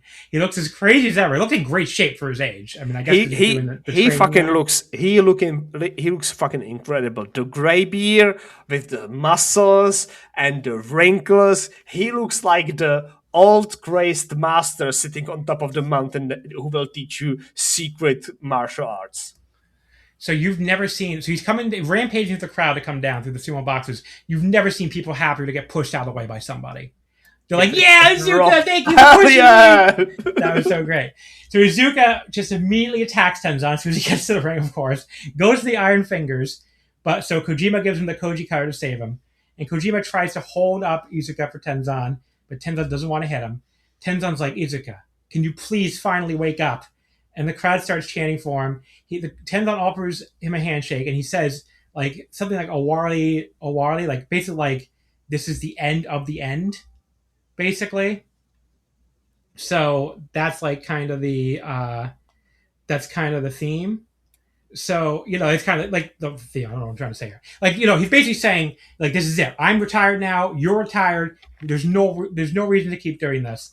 And because remember, Iizuka's retirement was great, where they all tried to get him to wake up, and he just never did. He never did. He went out as a rampaging madman.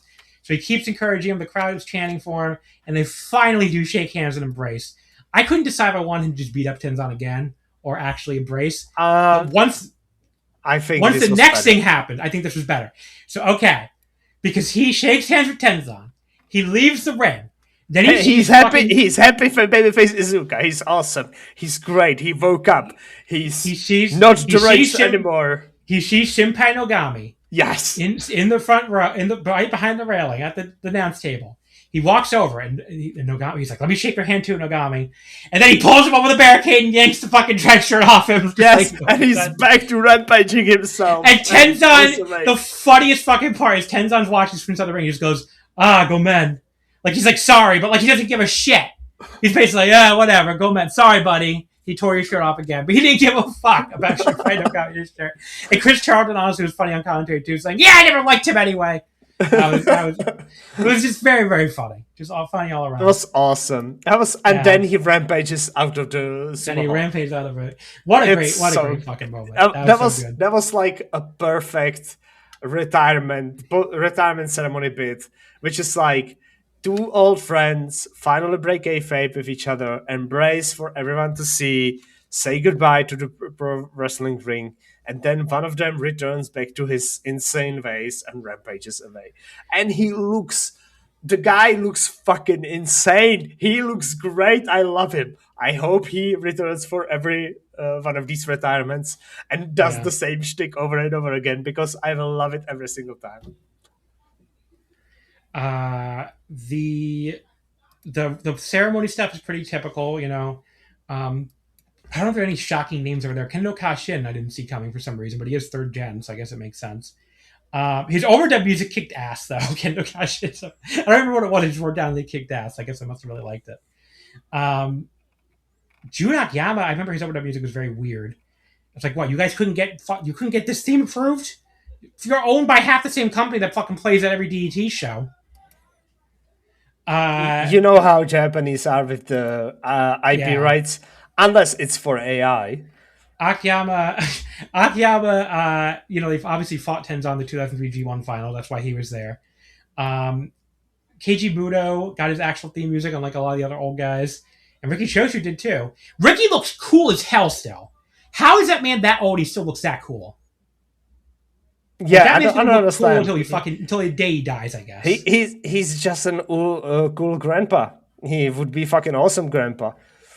Tatsumi Fujinami got his real theme song too, but Masachono, I was like, did the overdub guy fall asleep? But then Masachono, the overdub guy, woke up. We didn't get any Hard Crush. That was unfortunate. He has like one of the greatest theme songs of all time. If you've never heard it, go search for Hard Crush. Great fucking theme song. Choshu held Tenzan so Chono could slap him across the face, because why not, I guess.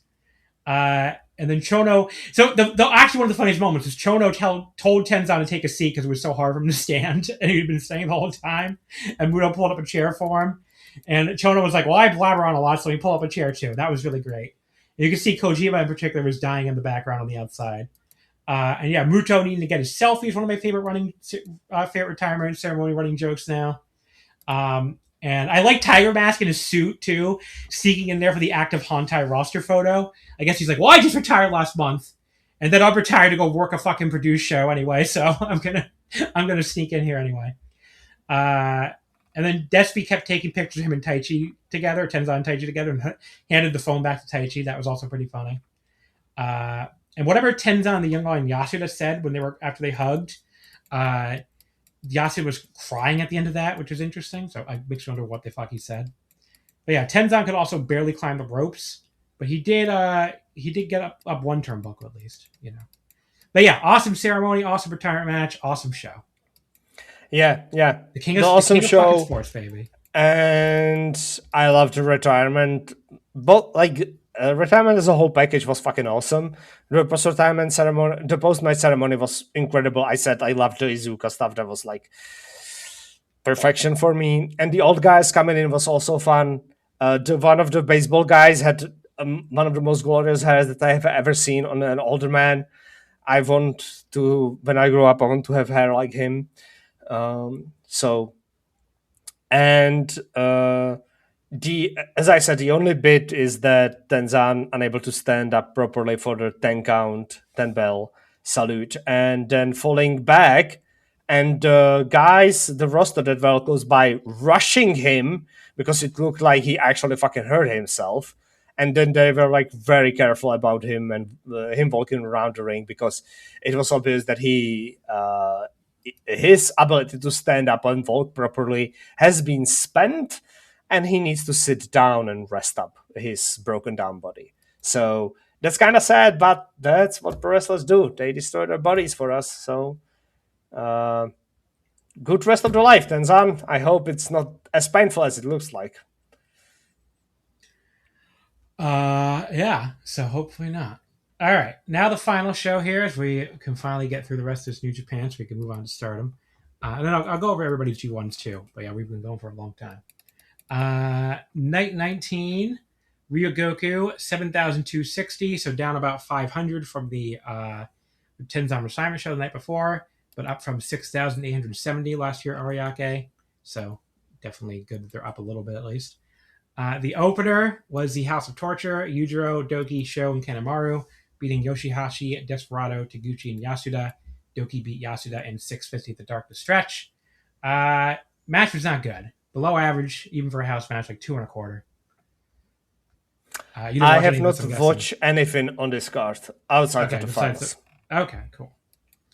Match number 2, Togi Makabe and Toru Yano beat Francesco Akira and Zane J. Makabe beat Zane J in 5:57 with the King Kong knee drop. This was a weird pairing, like Akira and Zane J against two heavyweights. It was very strange.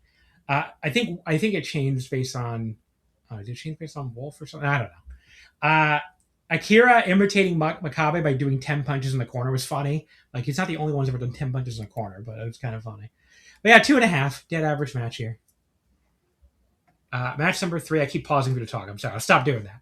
Zack Sabre Jr., Hartley Jackson, and Kosei Fujita beat Bolton Oleg, Master Wato, and Tatsuya Matsumoto. Fujita beat Matsumoto in 11:53 at a front choke.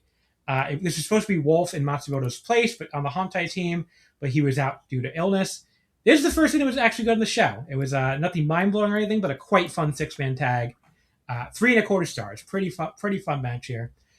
Match 4 was the team of Hinare, Great-O-Khan, and Callum Newman beating Yuto Ice, Oscar, and Daiki Nagai. Callum beat Daiki in 11:50 with the make way. Some good stuff with Hinare and Yuto before the Boar Machine, Okan, came in.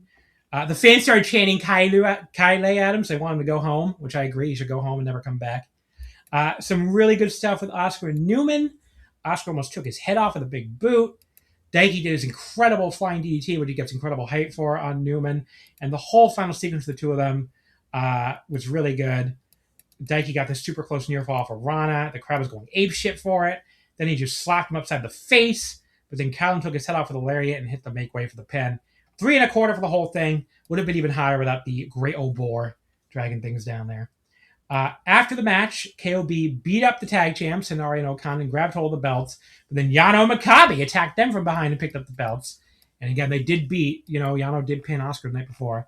So those two teams brought to the back. So they're going to have a number one contender match first, which I'll get to when we go to the cards. But I think it was just happening because probably, I think not Oscar. I think Yuto Ice probably wants to work with Makabe. I mean, they look like Ice looks like his son or something when they brawl. Yeah. I think he wants to work Makabe. Yeah. Then after that, okay. Callum attacks Daiki, beats him up around ringside, eventually takes him back in and hits a double stomp on him. Then he fucking takes out a samurai sword and acts like he's about to slit this man's neck. Gato gets a mic. Incredible. That sounds awesome. Okay. Gato gets a mic and is like, hey, stop that. I mean, literally, he's like, calm down, please, when the man's about to commit a murder. And he goes, you need to fix your attitude. Now, at first I thought this was really stupid. And I will say, Daiki did look really panicked when Callum had the sword to his neck, which Daiki did look the appropriate amount of like, can someone help me before this man kills me? But I will give Gato credit. Gato, it probably makes more sense for Gato to be like, you know what? You're not going to fucking kill this man in front of 7,000 people and on fucking international streaming, on live television. You're on TV Asahi Channel 2 nationwide and worldwide on New Japan World. So calm down, buddy. Like, he did not take it seriously, which, you know what? I don't blame him. It makes no sense to even try to kill the man. That doesn't make any sense. Yeah, it's probably he wanted something out of... He's not like... He's not like Hangman fucking agreeing to give MJF whatever he wants because he thought MJF was actually going to commit a fucking arson murder on live television of Mark Briscoe. Like, Gato did not take this seriously because it makes no fucking sense that this man would actually kill somebody on live television. So, good for Gato. But yeah, he tells him, you need to fix your attitude. Very funny thing to tell somebody with a samurai sword in the other guy's throat. So he brings out Jeff Cobb to fix his attitude. Jeff Cobb did get a big pop. So God damn it, he's back? He's back. At why? First, you didn't even know this? No, why? I don't know. I can't get that worked up about it. I think he's fine.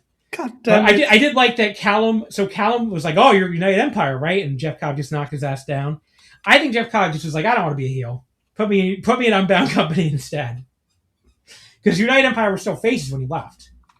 So he hadn't been a heel in a while, so I like to think he just didn't want to be a heel, and that's why he got put in Unbound Company instead. So thought that was cool.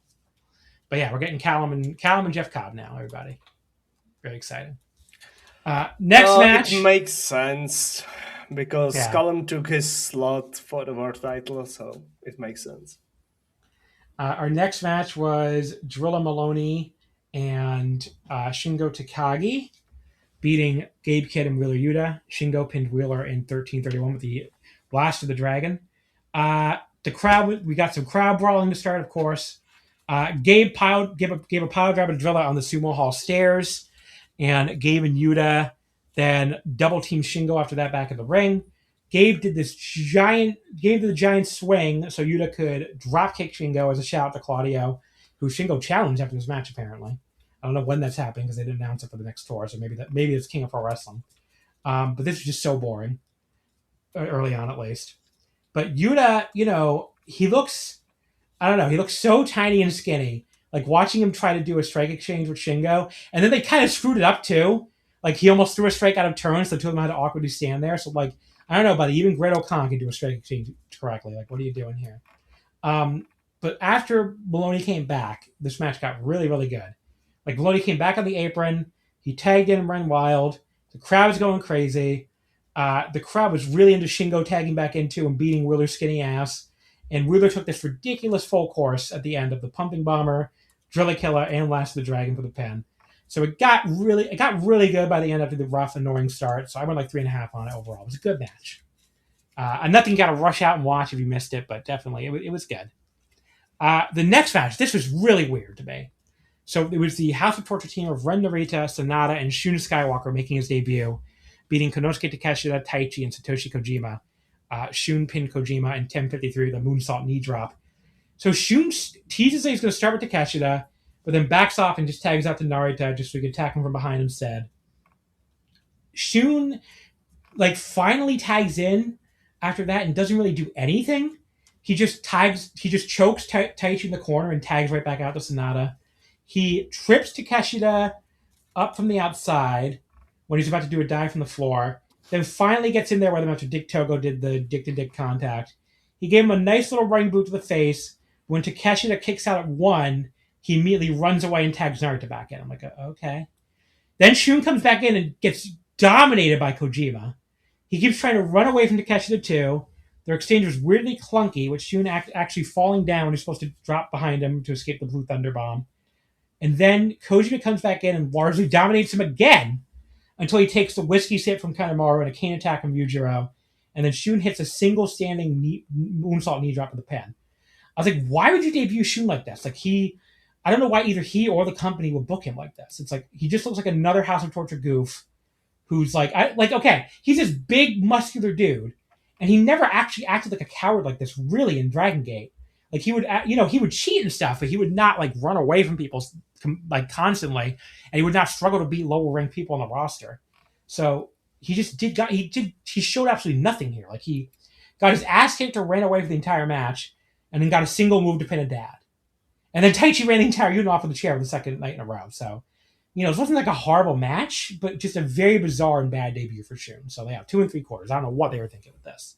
Very weird. I don't have any expectations of greatness for this, so he's in House of Torture. He's going to be bad, so that's fine. Then we had Yoda. He's better probably than Chase Owens or Fale, so I'll take him over those guys. I hope they are not going to be flown in ever again. Fale will be probably back for the New Japan Cup anyway, so Probably. Because the company is fucking stupid. Yota Tsuji and Taiji Shimori beat Hiroki Goto and Yo. Taiji pinned Yo and 820 at the Bloody Cross. So it's funny, by the way. What? Good. We are going to get Taiji Ishimori title shot. I know everybody loves those. Yes. It's funny just hearing his theme song now and just remembering his babyface. Because I had this moment where I wasn't paying super close attention between matches. You know, I'm like, I do my scrolling during the in-between stuff, folks, not during the actual match. But like, so I'm not paying super close attention. And then Ishimori's music hits. And I'm just thinking, wait, who's the heel in this match? I thought it was face versus face. And I'm like, oh, wait a second. That's just Ishimori's theme still for some reason. He's, you know, basically a de facto babyface now and part of Unbound Company. So yeah, this match had weirdly little crowd heat given the names involved. I think it was like okay, can we just have the fucking G1 final now? We're sick of meaningless tags effect, probably. But yeah, Ishimori got the pin on Yo with the Bloody Cross. A little dull, just okay, 2 3/4. But yeah, finally the G1 Climax final here, the match everybody has been talking about all this time. Ryohei Oiwa. Well, first, actually, Tanahashi announced the fan voting winners. I think this might have been the first year they ever did this, right? I don't remember this from last year. I never remember them doing something like this ever. They ripped off Stardom with this. So yeah, seems like it. So they are copying some of the Stardom good stuff. But yeah, the winner for outstanding performance, which was basically written like it's supposed to be a kayfabe award for best, who got the best results basically during the G1. These were all voted before the final block nights. That was Bolton Ole who won that. I voted for Tsuji for that, but I'm not surprised Bolton won it. Fighting Spirit was Yuto Ice, exactly who I thought would win, exactly who I voted for. And Best Technique was Ryohei Oiwa, exactly who I thought would win, exactly who I voted for. So, Tenzan came out as a special guest for the main event. He was saying, come on! Him and Chigusa should hang out. Chigusa and Nagao, I guess. They both like to say, come on.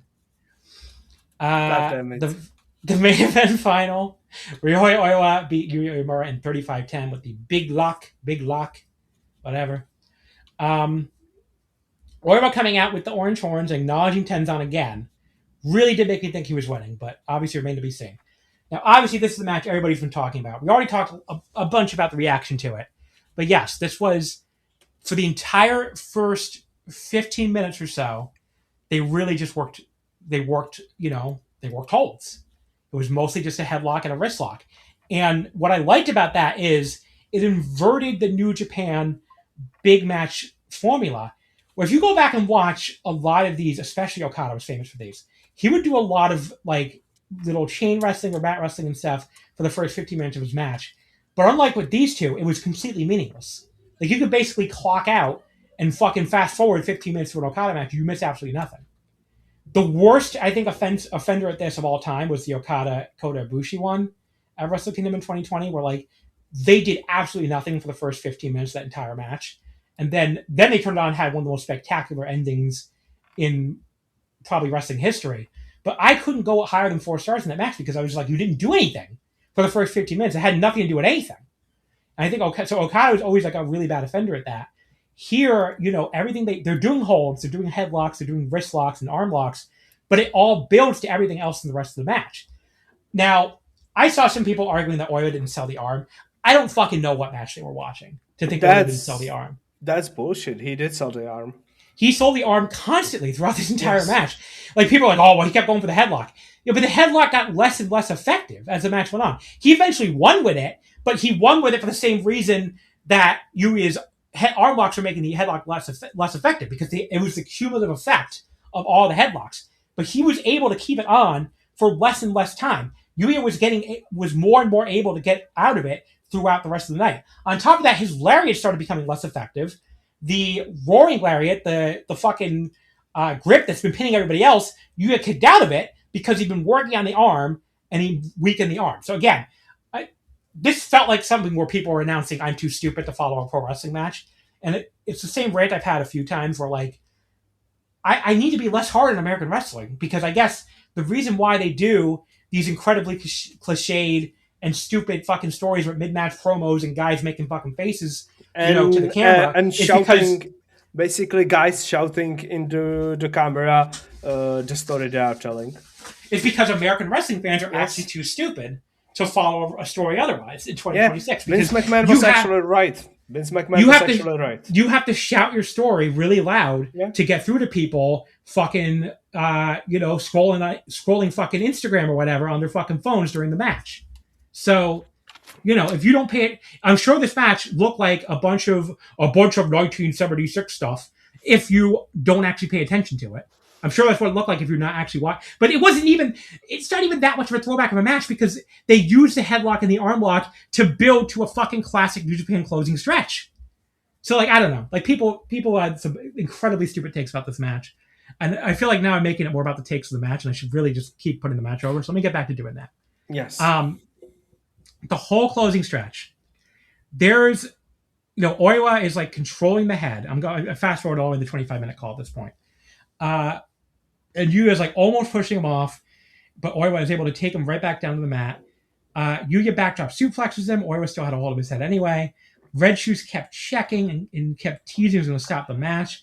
And, he did a great job. Sometimes his histrionics take away from the match, and sometimes they add to it. I thought they added the drama here.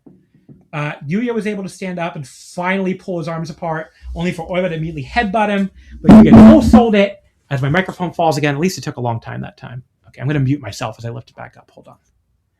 Okay, so I'll take over a little. Well, no, I got it. I already lifted it back up. I'm sorry. I just don't want to lose my spot. Yuya is able to stand up, finally pull his arms apart. Oiwa immediately headbutts him. Yuya no-solds the headbutt, hits his really cool-looking enzigiri, followed by the release deadbolt, and the crowd. We're 25 minutes into a match that up to this point have mostly been headlocks and wrist locks, and they're losing their fucking shit like you've never heard before. Yuya hits the shining elbow, goes up top, but Oiwa ducks under the lion shiner, and immediately leaps forward back into the side headlock. That was so awesome.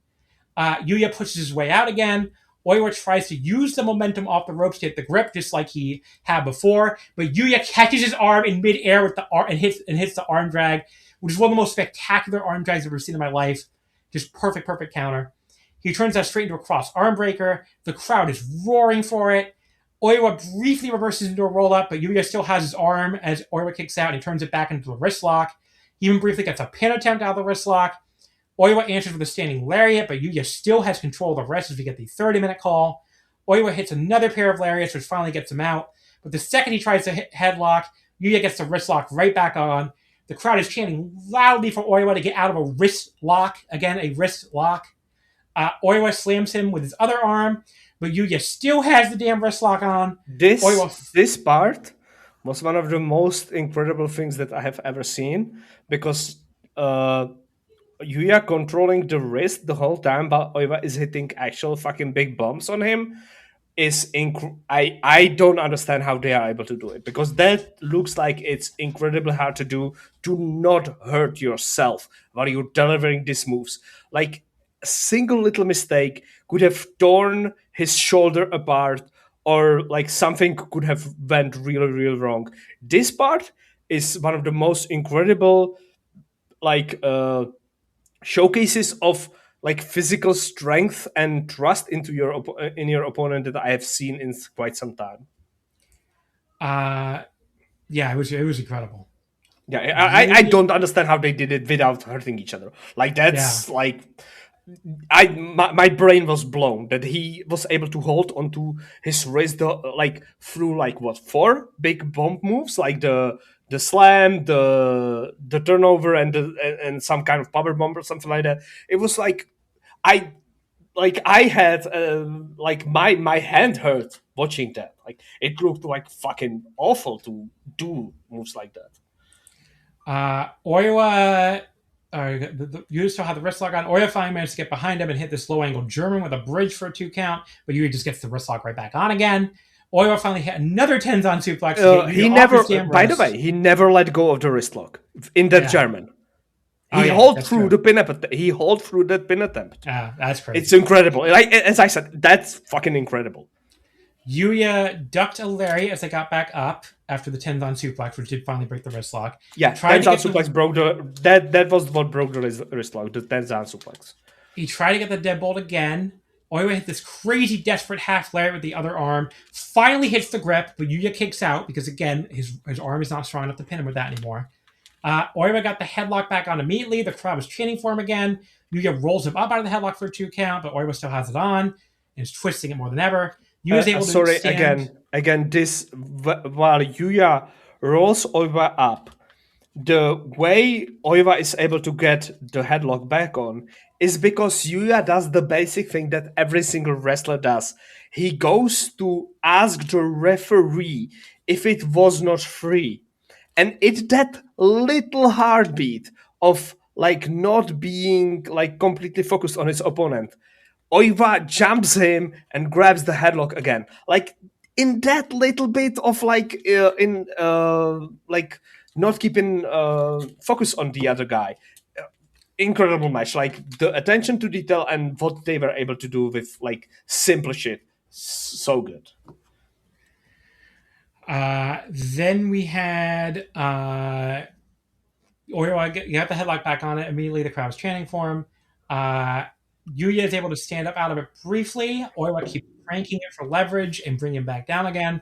Yuya stands up out of it very briefly, acts like he's going to backdrop suplex him again, but finally goes down and submits, giving Oiwa the win in the G1 victory for the year. Yeah, it's an incredible match. It's the full 5. It was one of the easiest full 5s of all time for me. Like, just, you just know, when it's a match is a full 5. Yes. Pretty much always, actually. It's only my number 2 match of the year. I still have Starlight Kid and Saya as number 1. So people can write to me and tell me what an asshole I am for having that match first place. But that's still my favorite. That's still my favorite experience watching wrestling matches. Watching Saya go through that and the match they had after she actually did break her finger. I don't know. I love that match. But very different type of match than this one, obviously. Yes. Is this your match of the year? No, Okada Tanahashi is my match of the year, and nothing will beat it.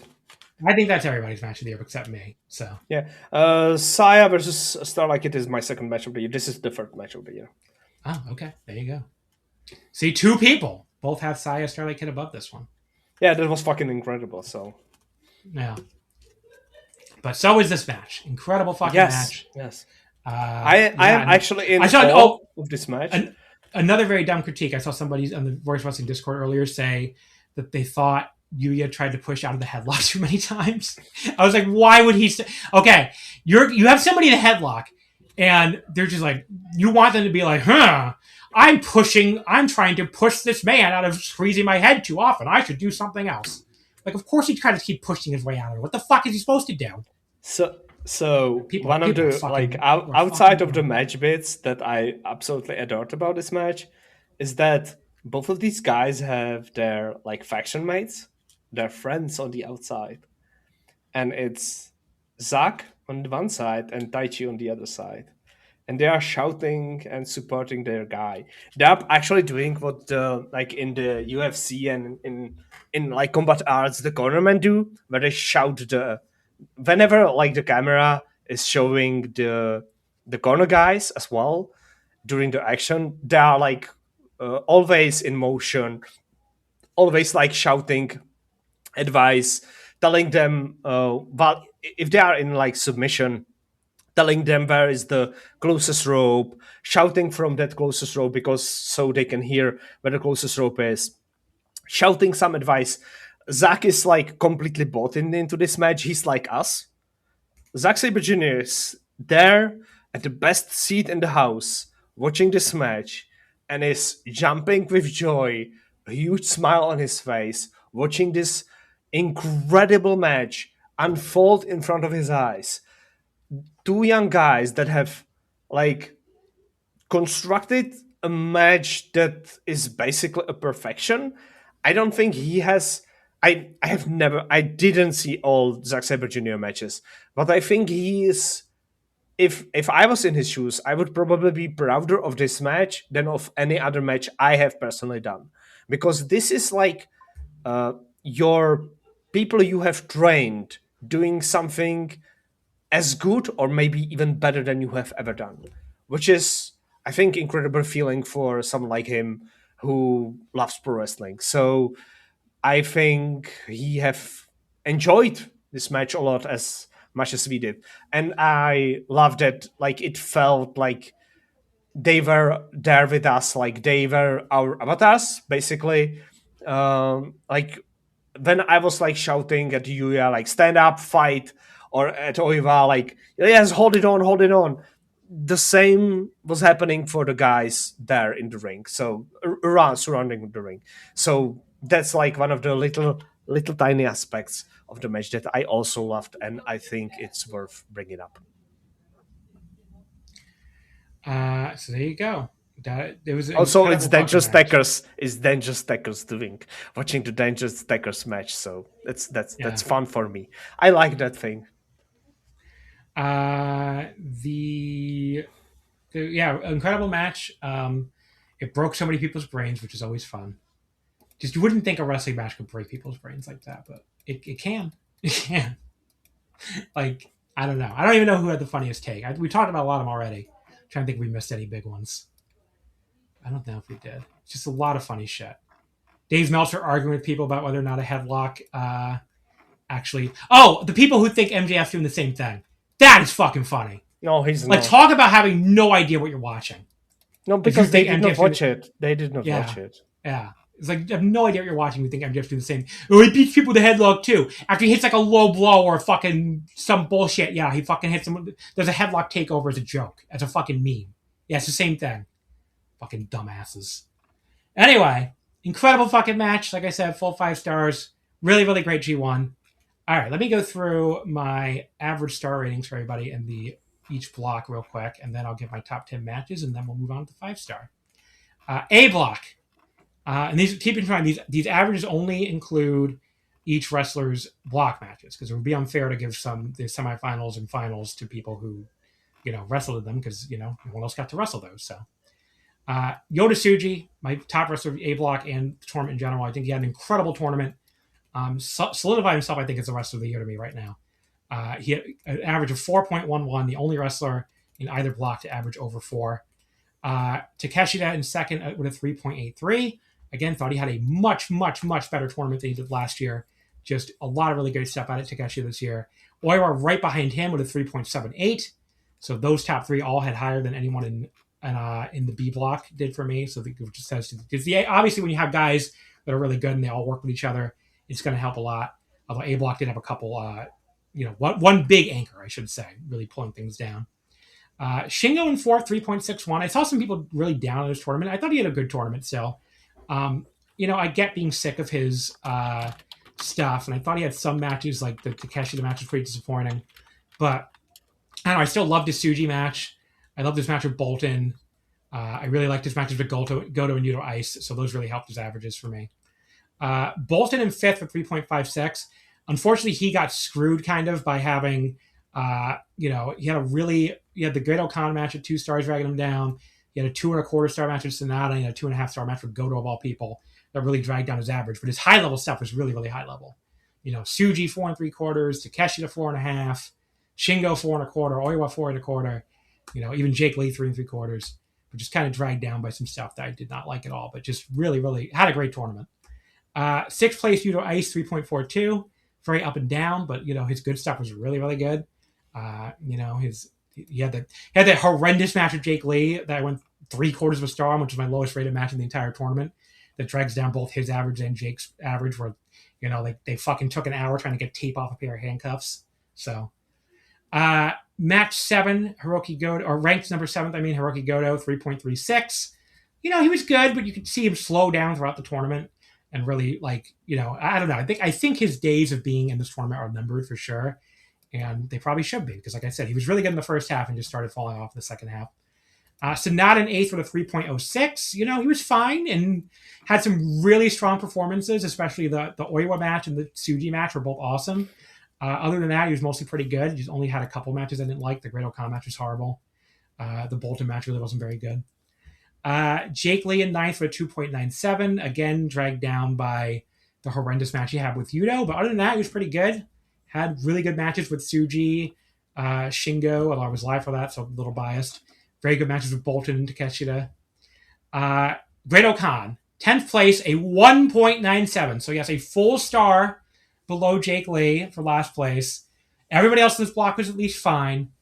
Great O'Connor was a fucking walking disaster. His highest rated match for me was 3.25 stars against Yuto Ice, which I was there live for, so I probably got a live bump.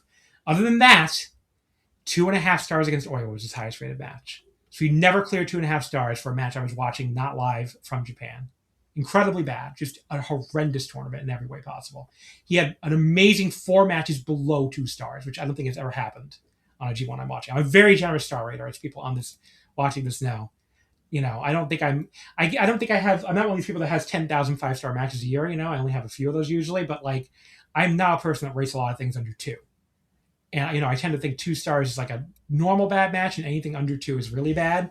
He had a lot of really bad matches. So, yeah, he was horrendous in this tournament. B block, Zack Sabre Jr. in first with a 3.72 average. I'm not including Umino, by the way, because he only had 1 match.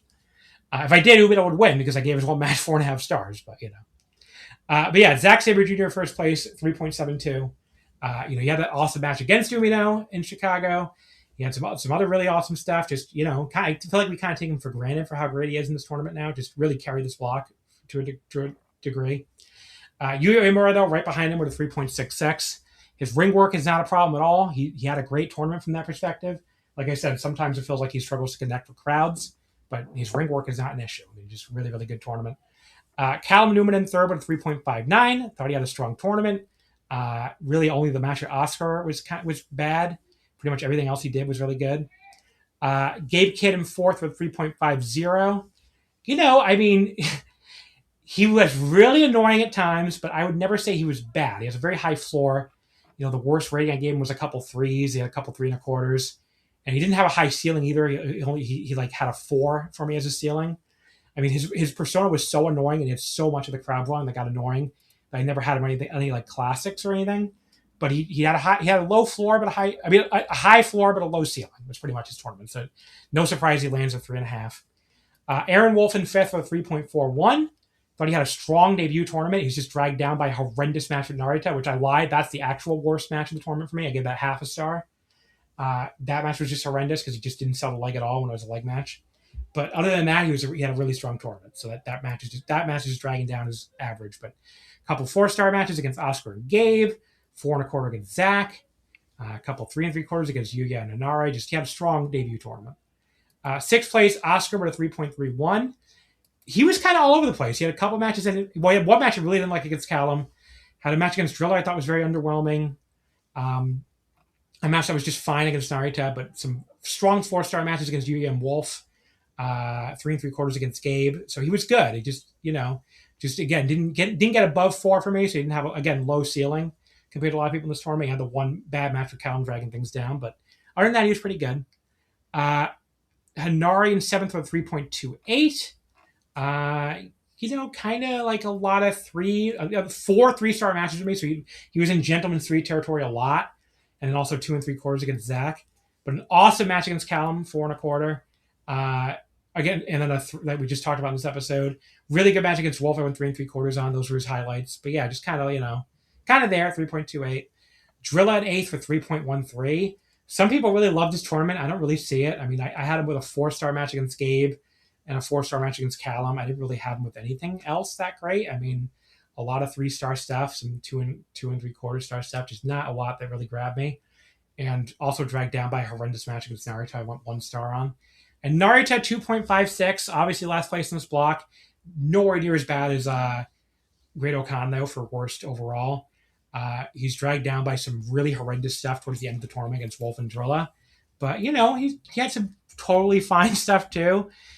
He just, he peaked at 3.5, though, for me. So he just never got above that.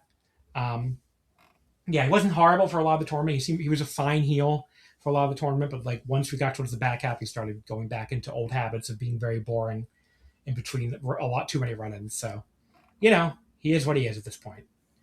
And that's your G1 ranking. I'll give the top 10 real quick, my top 10 matches. Obviously, the Oiwa Suji or Uemura G1 final is my number 1 match. My number 2 match is Yota Tsuji versus Bolton Oleg that I won 4.75 on from night 12 at Corkin Hall. Incredible fucking match I talked about last week. Just easily my second favorite match of the tournament.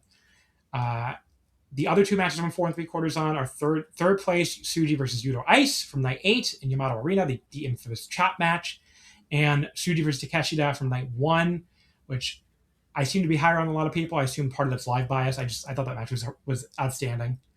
The rest of my top 10 is ranked all 4.5-star matches. So 5th place, Tsuji versus Yuya from the semifinals we just talked about on night 18. 6th place, Tsuji versus Oiwa from night 10 from the A block in Hamamatsu. I went 4.5 on that. Again, Tsuji had a really incredible tournament, I think. You hear how many times I'm saying his name. 7th place, Takeshita versus Oiwa from night 16 in Hamamatsu, which we just talked about. 8th place, Zack Sabre Jr. versus Shota Umino, all the way back on night 1. Umino's only match in the tournament, I thought was an incredible match back at the Now Arena in Hospital Estates. Again, possible live bias there, but I just thought, it's incredible. They had great matches in the G1 back-to-back years. The only bad match they've had was their fucking Wrestle Kingdom main event, which is just incredible. 9th place, Tsuji versus Shingo from night 6. 10th place, Zack versus Callum Newman from night 5. And the only other match I'm 4.5 stars on was Takeshita versus Bolton Olding from night 6. So yeah, some really, really good stuff in the G1. If you missed any of that, definitely check out those 10 matches. All right, let's finally say goodbye to New Japan. I'll quickly talk about the upcoming shows. So we have a long break now, about 3 weeks for anything even makes tape. Sunday, September 6th, the Blue Justice show from Togane Arena. Really not anything special there. I mean, Jeff Cobb versus Zane Jay is a singles match. You can see that. Yeah. Nagata teams with Togi Makabe and Toru Yano to face Yuto Ice, Oscar, and Denki Nagai in the main event. So there's your main event there as they build up to the number 1 contender match I talked about. So that will make tape if you want to see that one. If you're desperate for some Shin Nihon after what just happened there. Wednesday, September 9th, there's going to be a double shot at Korakuen from Road to Destruction. A debut of a new young lion, Yushin Hadazawa. He's a big boy, 6'1", former sumo. He's going to eat the rest of the young lions. I know he's going to look like Andre the Giant compared to most of these other young lions that we have right now. So, but yeah, he's debuting here against Tatsuya Matsumoto in a kickoff match. The only other thing of note on this show, we have Goto and Yo against Suji and Ishimori as the main event, building up the 2 title matches. Bolton Oleg and Master Wato against Shingo and Robbie X as the semi-main. So really nothing else to know on this. Just a bunch of tags. The second night in Korakuen, you'll see Aaron Wolf and Taichi against Oiwa and Fujita. That sounds like one of those matches that randomly sneaks into like a top 10 or something for a match of the year. Or people's top 10 votes, I mean. Because that sounds like it could be incredible. So I'm looking forward to that. Goto and Yoshihashi against Suji and Shingo Takagi as a semi-main. So nothing else really of note on this show, though. So 2 skippable Korakuens there, which is great because I don't want to review them. So then we go to the Hokkaido Tour for the Battle Line Hokkaido Tour, Road to Destruction. There should be 2 shows that will make tape. One of them will have, I don't think we know that officially yet, but this will clearly make tape. This show has the Muro Rambo 2026, the annual Rambo from Hokkaido now. And it also has a number 1 contendership match for the IWGP tag titles. Toru Yano and Togi Makabe against Yuto Ice and Oscar. So again, that's on Saturday, September 19th. We'll find out who's getting the next IWGP tag title shot.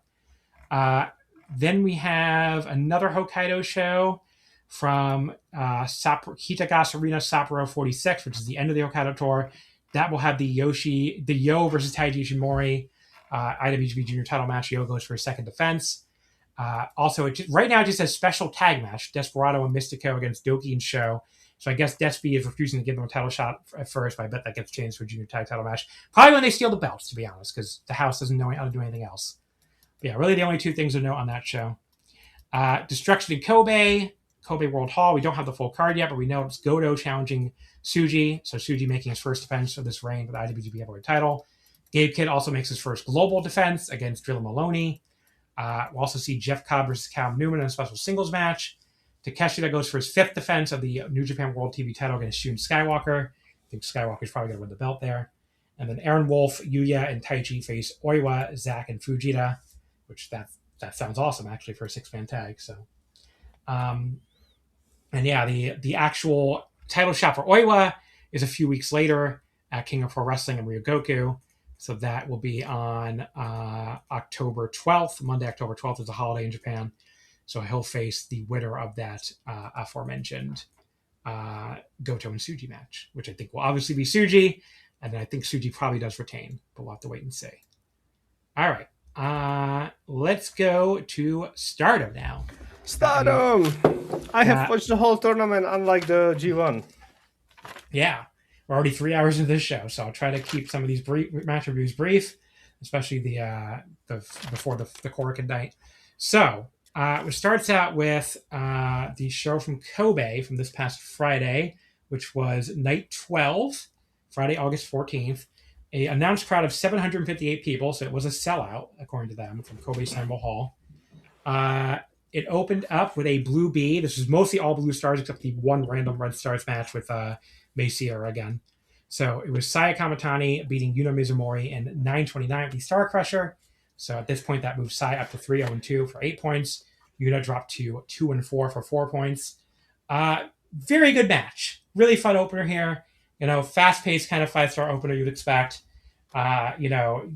There's some big lariats by Yuna. There was one where she really folded Saya up in half at one point. The final stretch for Yuna got some deer falls off flash pins. A really, really, really close one off of one. That was really good. And she managed to reverse her way out of a Star Crusher in this really cool way where she kind of turned it into a cradle in midair. And then La Magistrata out of that cradle for another 2.99 count. And I thought that was going to be the finish for a second. Then she walked right into the spin kick from Saya, followed by the diving spin kick for a 2 count, the one where she does the spin. And, I don't know how to describe it. The diving kick she does. And then Saya went for the Star Crusher again and got it for the pin. 3 3/4. Very fun opener. Unamon quietly having a great 5-star. Yes, this was one of the better openers you can put on the show, because you get the big star in with the undercard wrestler, and the undercard wrestler actually has credible flash pins. With Unamon, the flash pin, as you said, the flash pin sequence at the end was incredible. It was one of the better ones you can ever see, and really good opener for the show. Then we had Blue A, Hanako beating Rion in 9 minutes and 7 seconds with a powerbomb. So Hanako goes to 3-2 and Rion goes to 0-6. Edex's V explodes! Yeah! Again! The Rionators, they were in full force chanting for her at the start of this match. But the Hanako Maniacs started chanting right over them. Which is one of the only... Is Hanako from this area? She's from somewhere, right? She's Kobe. Okay. Because this is the only crowd that cared about her all weekend. It's Kobe. I'll just check for sure, but continue. I think she might be from Kyoto, right? Maybe. It's funny because Kyoto, because I don't remember Kyoto caring about it. I think it's Kobe or Kyoto. I mean, let me just double check. I'm checking. It's Kyoto. You're Kyoto. Right. Yeah. But yeah, Rion. This was shockingly good. Better than you expect on paper, maybe when you see Hanako versus Rion. They did a really good job at all the big versus little tropes. Yes, they did great with that. I could see an argument that Hanako sold a little bit too much for Rion here, but she kind of always does sell too much for people. That's the same issue we talked about it with Oscar. With Oscar, yeah. But Oscar's better at selling. Hanako has to sell. She has had to sell her whole career so far. This year is the first time since she moved out from the Future Division. She's finally embracing being a big girl and being actually a fucking monster. So she will get there. She's getting there very slowly, but she's very slowly. Very slowly. So 3.5. She's not the tall underdog like Lady C, for example. She's slowly moving into the monster category. Yeah, right now she just feels really in between. 3.5. It was good. Good match. Yes, there's a great match in this matchup, 3 years down the line. Blue B, Ami Sore beat Kikyo Furusawa in 7 minutes and 56 seconds. So Ami went to 3-2 and Kikyo went to 0-6. So this started out with Ami simply shrugging off Kikyo's early drop kicks, but she did finally manage to knock her down before briefly applying an ankle lock. Ami took over, though, and chopped repeatedly the corner before coming for a 2 count. I don't know. That was probably the height of the match. It just kind of went on from there. As much as I like Ami, she's not the most engaging seller I've ever seen. She's just okay at it. And this match was a lot of her selling for Kikyo going after a leg. But yeah, Ami started killing Kikyo with lariats toward the end, but set up the Like Thunder for the win. Gentlewoman's 3 here. This was fine. All right, do you have any thoughts on Ami and Kikyo? Wait. No, some good lariat cells, some fun ankle work. This is Kikyo Furusawa had, I think, worse tournament than Akira in the Yeah, totality. not even close. Not even close. In totality, Akira was really good, and Kiko was kind of. she will get a match on this review. Okay, I'll talk about it now. The match against Starlight Kid was her best match in the tournament. That's the match that's coming up. Yeah. Next match, the one Red Stars B match. May Sierra beat Lady C in 4:29 to go to 2-2-1. I mean, and Lady C dropped to 1-6. So yeah, a lot of big versus little matches on the show. I thought this was quite fun. This is quite fun for what it was. I mean, it went under 5 minutes, but they built up the finish really well because May kept trying to go over the sunset flip, but it got blocked what it felt like 500 times before she finally got it for the pin. So they built that up really well, and this was like a fun little match. Even though it was obviously quite short, so I went 3 1/4. It was quite enjoyable. Yep.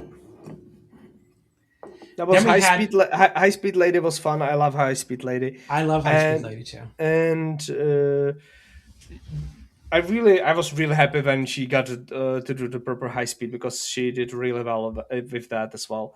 So Lady C always wrestles like she wishes she was 5'2", but I love it. Yes, she does. She is so mad that she's so tall.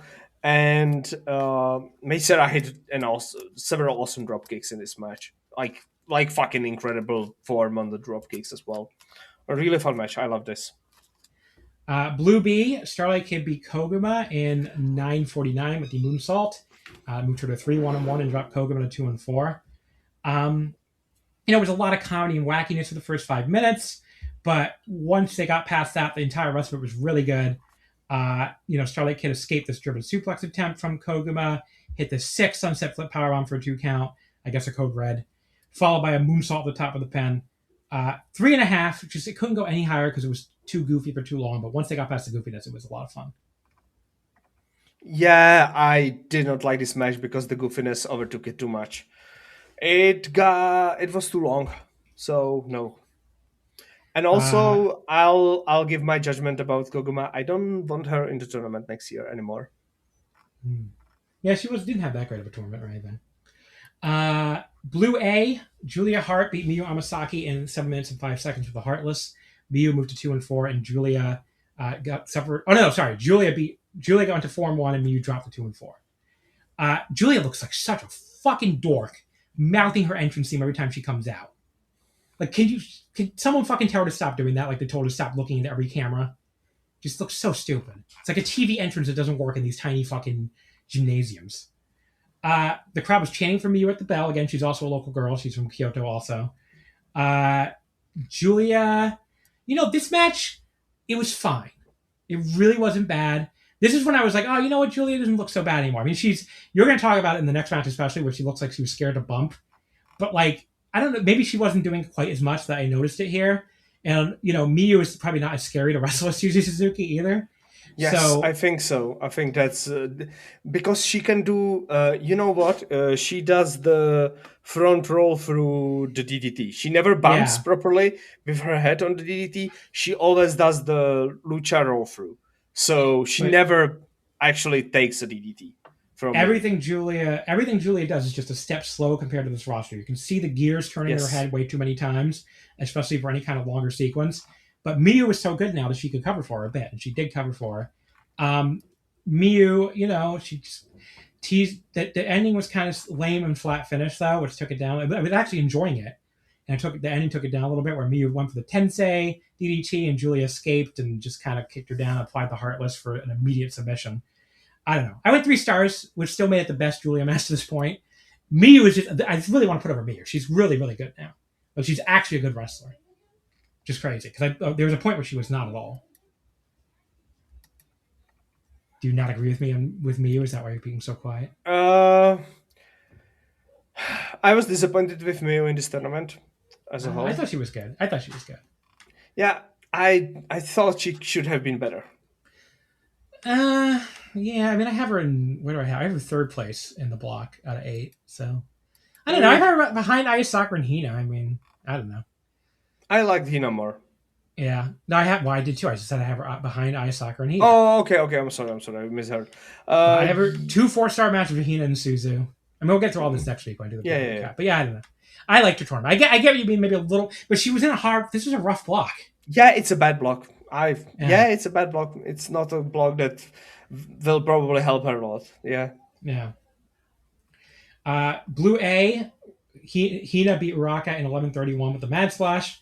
So Hina went to 3-3 and Uraka dropped to 3-2. Big dueling chance for both girls at the bell. Uraka, I mean, we're gonna keep talking about this. She's gotten really over. Just kind of crazy how over she's gotten. We're like, I'll get to that when we talk about who advanced. But yeah, just kind of crazy how over she's gotten. But yeah, Uraka, like by her standards, I thought she had a really good tournament, and this match was really good. I mean, I thought Hina worked really well with her, took some good bumps, including for when Uraka almost took her head off with his lariat at one point. And yeah, like 3 3/4, I thought was very good match. So that's Uraka versus Hina, right? I wrote a great match. Yeah. Because Ruaka, as you said, had really good tournament, and this hurts my soul while I say it. She's very over, and she's very pretty good, which is I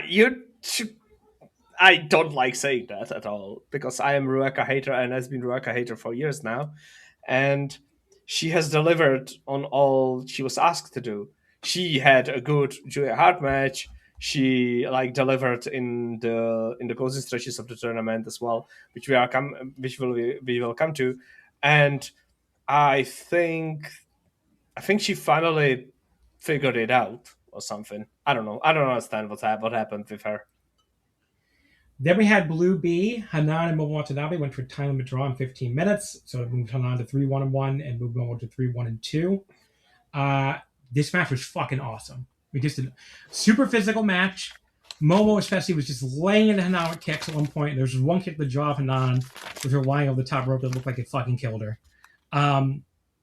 They did like a fucking apron side bastard driver very early on and just kept escalating from there.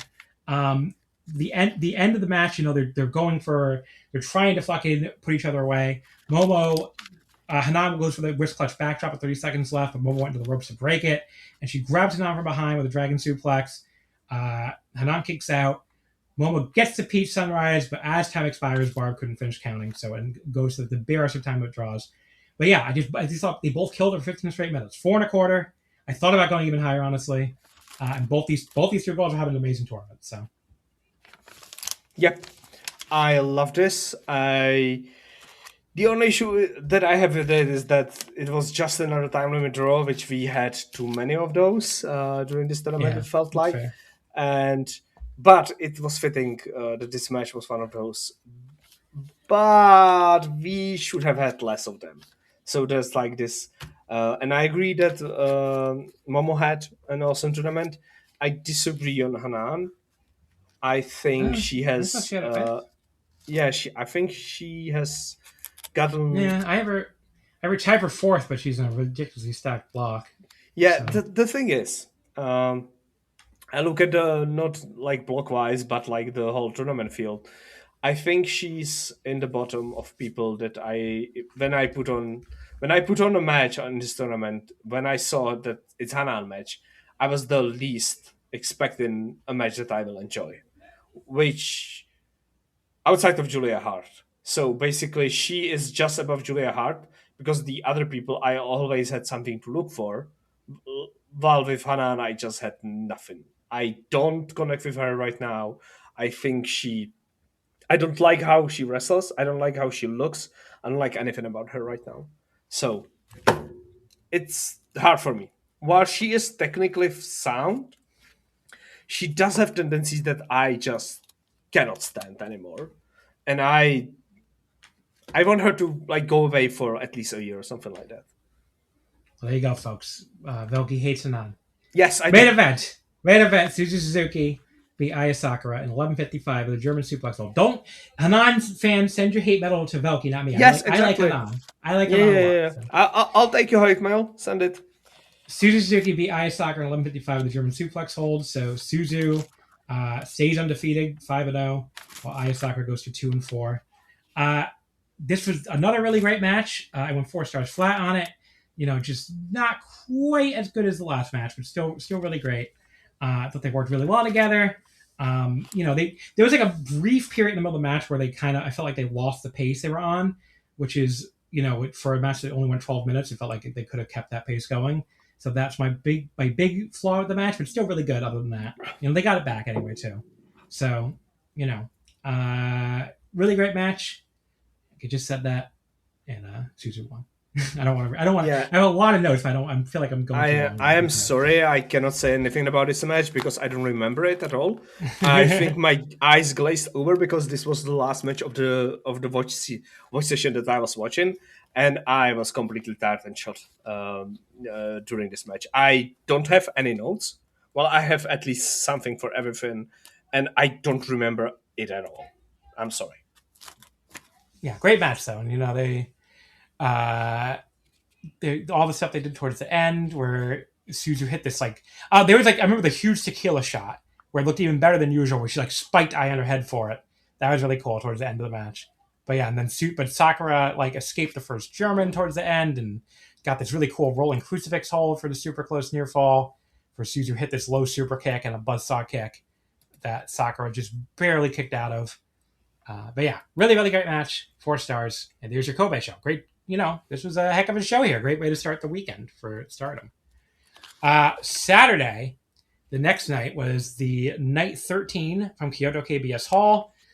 This did another sellout crowd of 741 people. It opened up with Blue A. Rion gets her first fucking winner, first ever points in the tournament. We at the Sakura fan club, we hated this. Yeah, she beat Aya Sakura in 12:55 to get to 1-6 and drop Aya to 2-5. It was kind of funny. I just finished watching Night 12 a half hour before the show went live, so I watched 2 Aya Sakura matches back to back. Basically, that was kind of amusing for me personally, I guess. The crowd, Rion was very annoyed by the crowd chanting for her. I'm not reverse that. Aya Sakura was very annoyed by the crowd chanting for Rion. She's starting crowdfunding for the increasing of the venue popularity. Yeah, that was very funny. She's great at being annoyed in general. Yes, she's awesome and insane. Insane. Very good match. 3 3/4. The only thing I might have even gone 4 on this if Rion's fucking bomb thing. Is it Hanaguruma? Is that the name of the finish? I don't know. That could be a mistranslation. But yeah, I mean, Rion hit a twerp cutter, which is, I don't think that's the actual name, that's my name, off the second rope, the second rope, that looked really cool. But the actual sunset flip powerbomb that she did didn't quite land flush. So she should have just went with the second rope twerp cutter. It looked great. But 3 3/4. It was a really good match. Rion, I don't know. It's she goes back and forth from annoying me with doing way too much of the foot stomping to suddenly having bangers like this. I'm just be good. Just be good. Don't stop doing nothing but foot stomp comedy and just be good. You have any thoughts on this one? I think, yeah, I loved does this thing that in Stardom we no-sell German suplexes, we no-sell the knees to the head, we do the fighting spirits out of the ranas, but we do sell a spinny finisher as a death. And Rion did a spinny cutter, so that's a proper finisher in Stardom. Spinning is death. Spinning is death. And whenever you can spin, you win the match.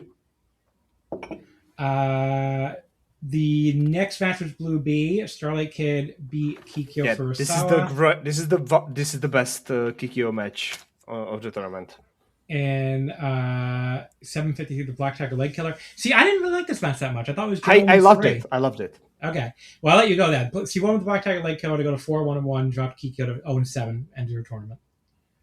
Yeah, this felt like. Why I loved it is because they both went for the leg, and it was a basic double leg match. And it felt like, unlike the previous examples where the wrestler on the other side didn't really do enough preparation and enough reps with Kikyo to do the proper singles match with her, because they always they all faced her for the first time in like some expanded fashion, and they had to like construct the match fully with all the like spots and beats in the match. On the other hand, it looked like Starlight Kid has like trained and prepared Kikyo Furusawa for singles match against her for quite some time. Like they ran this in the dojo until they both dropped from like complete exhaustion, and it was fluid. Like the transitions between like both of them. It's probably also because Starlight Kid is much smaller and much more nimbler, so she can allow Kikyo to like turn her around and like do the submissions much faster than other bigger wrestlers, which Kikyo has to contend with in her block. So it was like the while I enjoyed the ruggedness and the struggle more in like other cases, I really loved like the fluidness and how quickly they got from one spot to another, and how without any mistakes and or like choking up this went. Or maybe this is the case of Kikyo having enough singles matches under her belt in this tour to be able to make the match as good as it gotten. So I really like this match, and I actually want to see this match like periodically, like to see like to check on Kikyo how she progresses. So I would like to see her just before the not Dreamstar, Dream Kingdom, like in December, maybe even on the like for like preparation, like a tune-up match in at the last Korakuen of the year to get like 10-minute singles match between Starlight Kid and Kikyo. I would like to see that. And next year in the Cinderella or something like that, I would like to see that a lot. There you go, folks. I thought this was fine. That was like Gentleman's 3. So. Yeah, I really liked it. Next match, Blue B. Yuno Mizumori beat Hanan in 5:55 with the Supergirl. That moved her to 3 and 4 and dropped Hanan to 3, 2, and 1. This match I really liked. I thought this was like the pace I thought was crazy. You know, for all 6 minutes, they just went go. Did some hard strikes in the middle of doing that super fast pace. It was just one of those matches where the pace was going so fast I couldn't even keep track of my notes. And they eventually just kept getting 1 counts on each other and kept reversing pin attempts so fast even the ref couldn't keep up. For Unimon suddenly got the Supergirl pin for the huge upset win. 3 3/4, like my favorite of these super short matches of the whole tournament. Probably it's really good. I have really loved this match. I called it roll up hell, and I think this is one of the matches in this tournament that, unlike a lot of others, did not suffer for. This should have been the finish. Why this has not been the finish? Because this has the perfect finish, like a perfect time, perfect move, perfect like position in the ring. Everything about the finish was perfect, and for matches short. Okay, I got disconnected. Am I here? Yeah, you're still here. Okay, I got a weird message. Okay, for a match as short as this was like the finish is most important thing on the match. The finish is usually the most important thing on the match, but sometimes you can excuse like going a little further than what you want, like 2-3 moves longer than it should have. This was cut off at the exact point as it should have, and with the exact move as it should have. So I would have shown this as a proper high-speed match to anyone who wants to see a proper high-speed match. Yeah, it was really good. It was really good high-speed match. Next up, we had Suzuki and Raka going to a double ring out in 8 minutes and 5 seconds. This was just, that moved Suzuki to 5-0-1 for 11 points, and Raka's now 3-2-1 for 7 points. And I guess they need to do this for the points to make sense, but I just thought this was a really lame way for Suzuki to drop her first point of the tournament. I mean, she still didn't lose, but I don't know. The match was pretty good. It was like 3 1/4. I was like really into it for a little bit, but like the finish was so lame. The two of them just brawling all the way to the bag. And I was like, okay, I don't know. 3 1/4. Yeah, the only thing that I shouldn't say lame, by the way. I'm sorry. Not what we're supposed to say. The only thing that I want to point out is that maybe the Loka are a hard counter to hate. and anything that hate does, because they are better at what hate does than hate, but they don't do it. So Ruaka's move where she points to the crowd and the babyface looks at the crowd and Ruaka punches them. Suzu just walked to the rope and looked. So she, very similar to Itsuki Aoki, who just like does the same thing to Ruaka instead. I don't know what Yamashita does to counter this Ruaka weird like misdirection punch, but like everyone has every single one of them has different counter to like these things, and similarly to how Suzu will always take over any outside brawling against hate members. So this is like a good continuity for like the whole kayfabe and whole the story of the promotion within the story of the promotion rather. I like that Ruaka is the person that does go for the ring outs, and because that's also a continuity for her character, because she has done that throughout her whole 5-star career.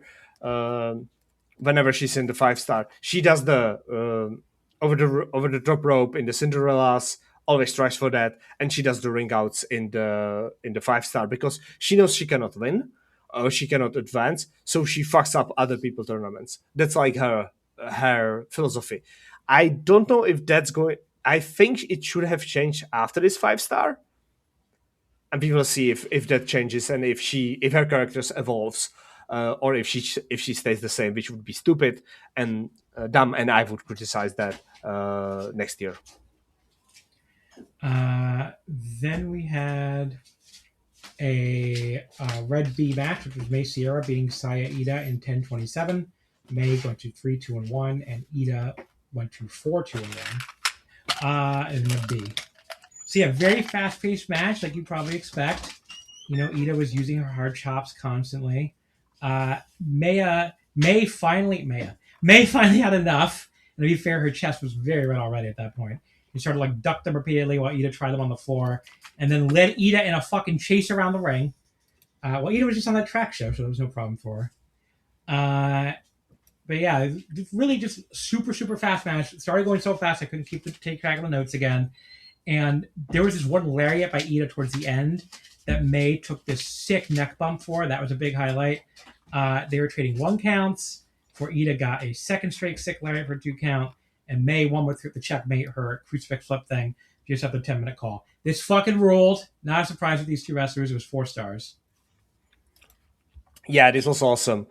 Mei had the on her tapes that she has these little writings. She had no chops, I think. I'm not sure, but it looked like she was pointing like "Don't chop me" or something like that.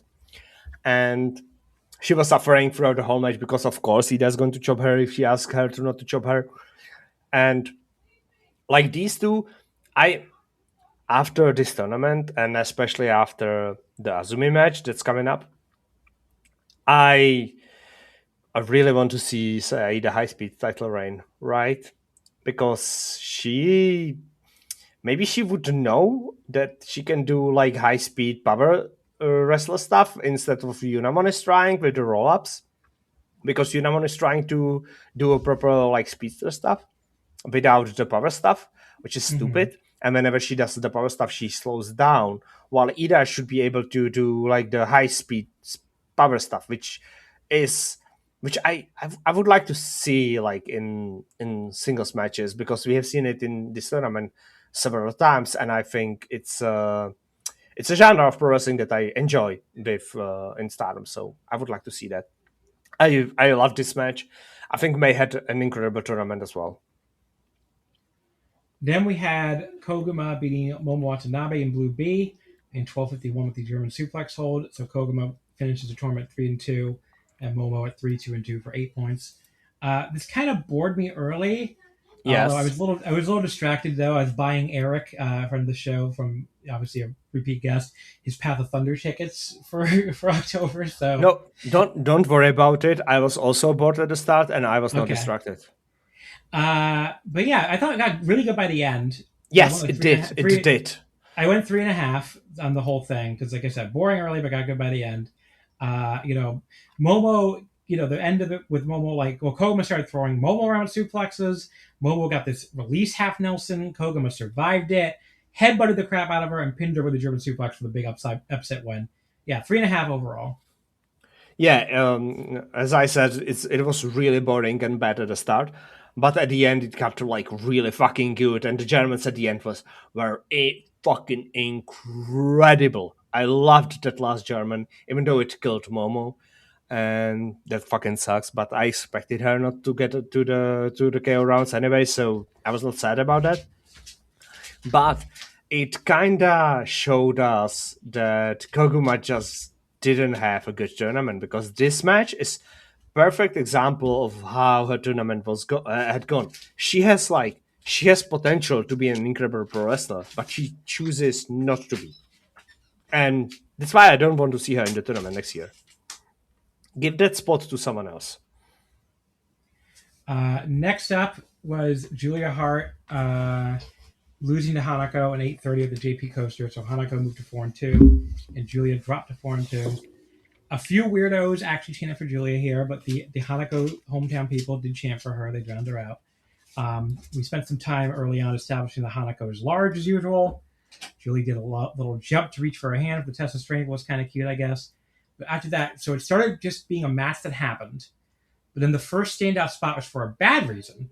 So Julia transitions from this Rana to an octopus hold, but she did so in a way that looked truly awful. I don't know whose fault it was, but it all happened in slow motion, and you could really see Hanako guiding Julia's legs under her neck while making this ridiculous open mouth face straight ahead. I'm just like, oh my god, it looked awful. Everything with Julia is a step too slow for this promotion, and it stands out even more in there at Hanako, who's not exactly a speedster. But it just, when you watch Julia wrestle, it's like, why is this woman 4-1 entering this match? Like, she looks so much worse than the rest of the roster, but because, she's the American TV wrestling star, we got to have her protect her in the booking. I'm like, she's fucking awful. On the upside, Julia actually landed the Miss Moonsault, kind of. I mean, she's supposed to miss it, so she just rolled back naturally. But then she looked like she ate absolute shit on the powerbomb. I mean, her fucking head clanked on it. And then she took a very bad and slow JP coaster for the Hanako win.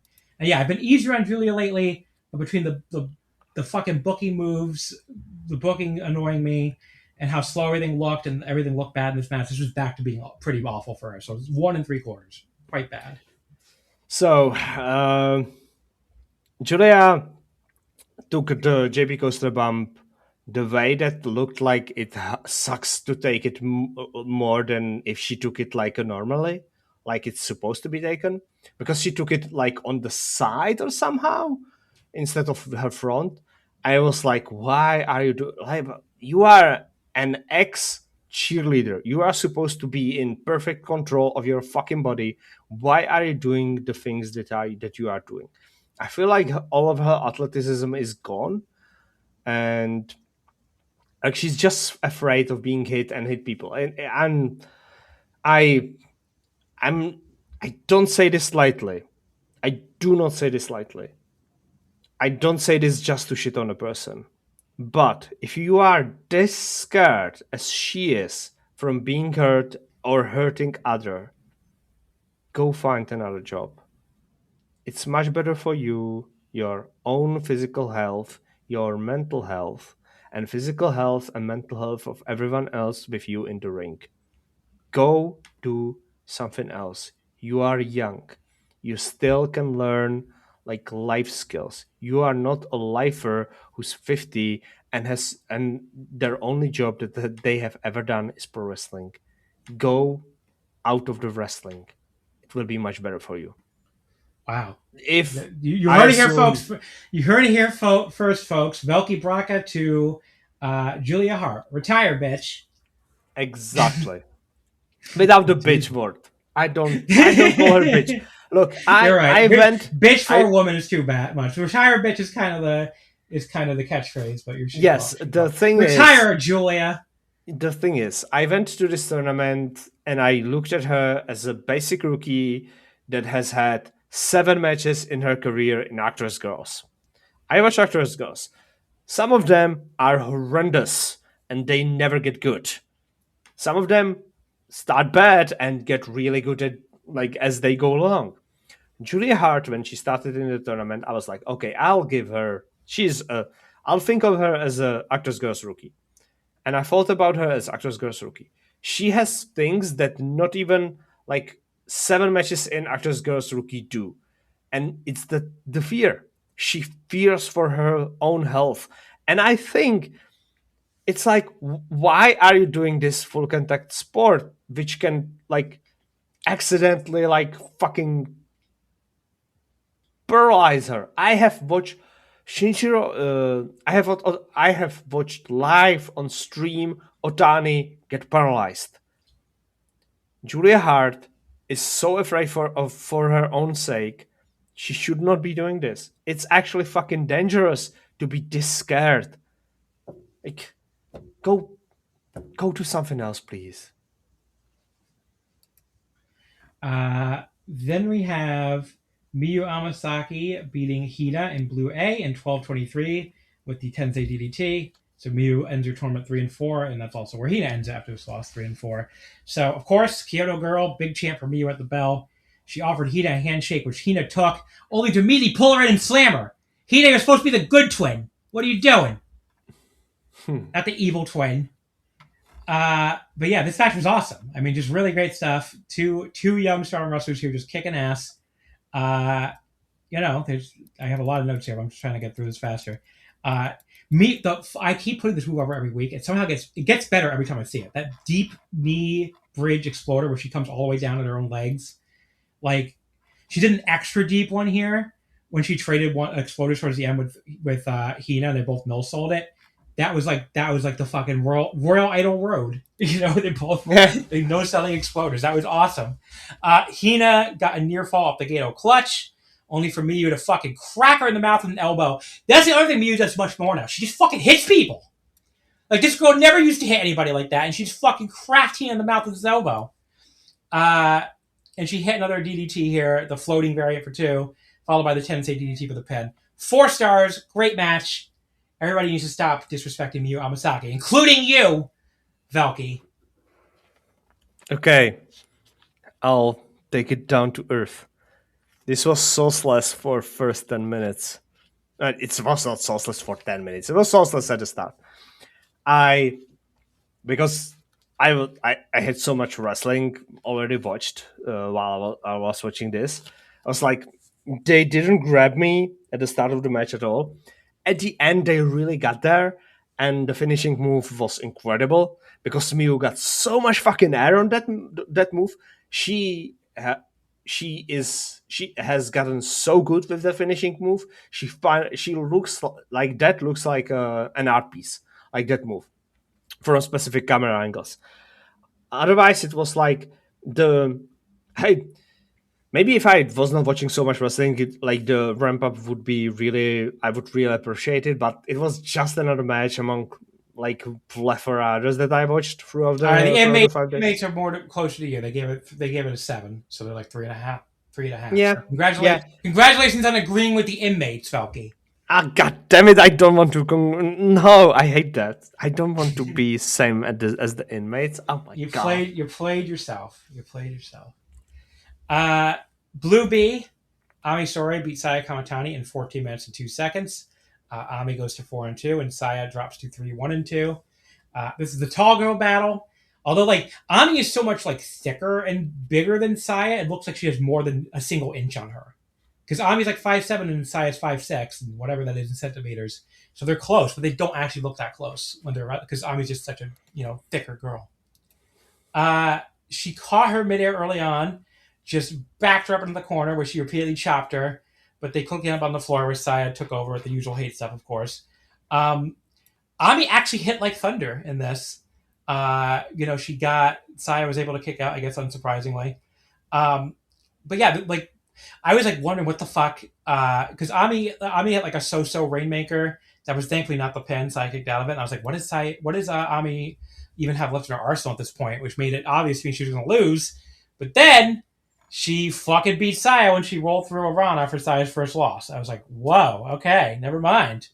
I thought this was very good, just not quite notebook to me because there were a few things that could have looked better. So I was like 3 3/4 on it. But yeah, very good match.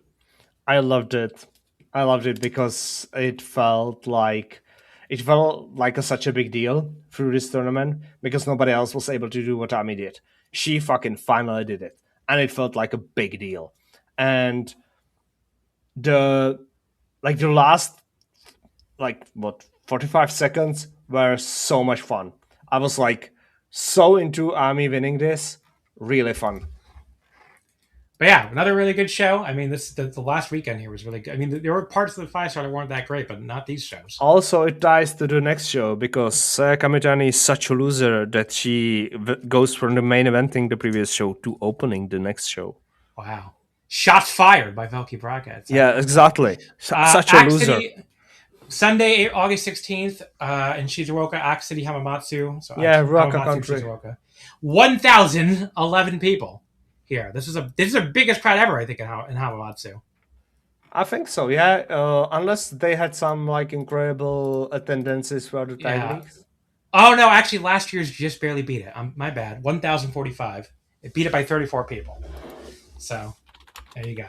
It was really close, though. Obviously, 34 people's fucking nothing. So what are you gonna do? Opened up with Blue Stars B. So this is back to being all the blocks now. So the last remaining people who still needed to wrestle a final match here. This was night 14 from this past Sunday. So the opener was indeed Hanan in Blue B beating Saya in 9:56. So Hanan goes to 4-2-1 and Saya goes 3-2-2. Saya out. No Saya-sama in the... yes, exactly. Big loser Saya Kamitani. This was the bad day, awful day, terrible day for Saya Kamitani. Because then the reason why she was in the opener base was because she was throwing the baseball pitch. So she had to get out of the venue very badly. Very badly. As I said, it was an awful bad day. I think she did it badly on purpose, honestly, just watching her. The way she looked way too fast to collapse and be all cute about it. So yeah, and then she did basically the same tantrum she did in this match. Yeah. But yeah, this Sai, of course, beat her all around ringside, sent her a bunch of chairs and stuff. Why has Hanan started doing the MJF Heat Seeker, by the way? Is she a big Maxwell Jacob Freeman fan? Probably. That's just kind of fucking funny. Sayak, much better wrestler than MJF, by the way. Much better wrestler. Hanan did these rolling backdrop suplexes, the second one with a bridge, but Saya kicked out. Saya skipped another backdrop suplex, nearly took her head off with a spin kick, but missed her diving kick. And Hanan Lamagistrada, which I thought was going to be the pin for a second, it got like a 2.999 count. They fought over another backdrop suplex, but Saya ends up getting out and turned it into a blue thunder bomb for 2. Now she gets to Star Crusher, but Hanan rolls through the pin and pins her instead. And Saya couldn't believe it, so she beat up Daichi. It's really good, just below 4 for me. I went 3 3/4, probably because I'm sick of that fucking finish where you fucking hit your finish on somebody and they just roll you up anyway. Yeah, roll you up. Like yeah. Stardom does that way too much, and it's they do. It's one of those things that's like way too easy of a criticism for people. So like the Stardom haters. So please, I'm not even saying never do it again. I think it works once in a while as a fucking shocker, but like they do it too much. Yeah, because they have stuck too many matches within a very short period, and because all of them are sprints, you do not have like the proper exhaustion, and you have to do like these surprise spins. Yeah, without like this match would have normally gone to like 18 minutes if it had like a proper finish and a proper like pinning loss or something like that. Instead, it has like this reversal from the finisher because neither of the wrestlers are really actually exhausted because they are sprinting. Yeah. Then we had Maika being Akira Kuragane in 7 minutes with the Michinoku Driver 2. So that dropped. That raised Maika up to 5-1-1, and Akira dropped to 0-6-1. Which clinched Maika winning the block and getting the bye. Because even if Izumi had beaten Rina at the end of the night, Maika would have had the tiebreaker since she beat her. Kind of the exact match you expect them to have, with Akira playing the underdog here, but she's really good at that. So, good match for what it was, 7-minute, match where Akira never had a chance in hell. 3.5 stars. Enjoyed it.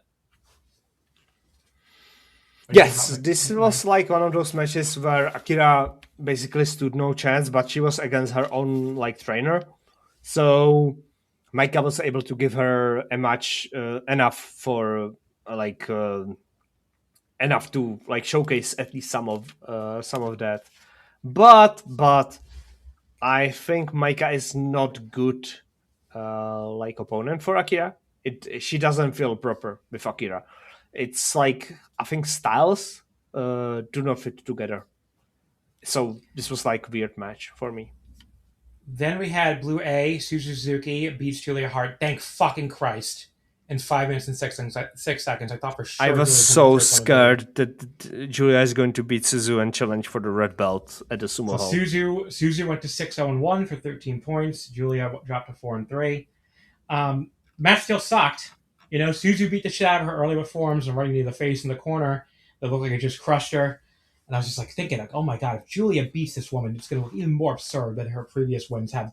Julia did not look like she would last a second in a real fight with this woman.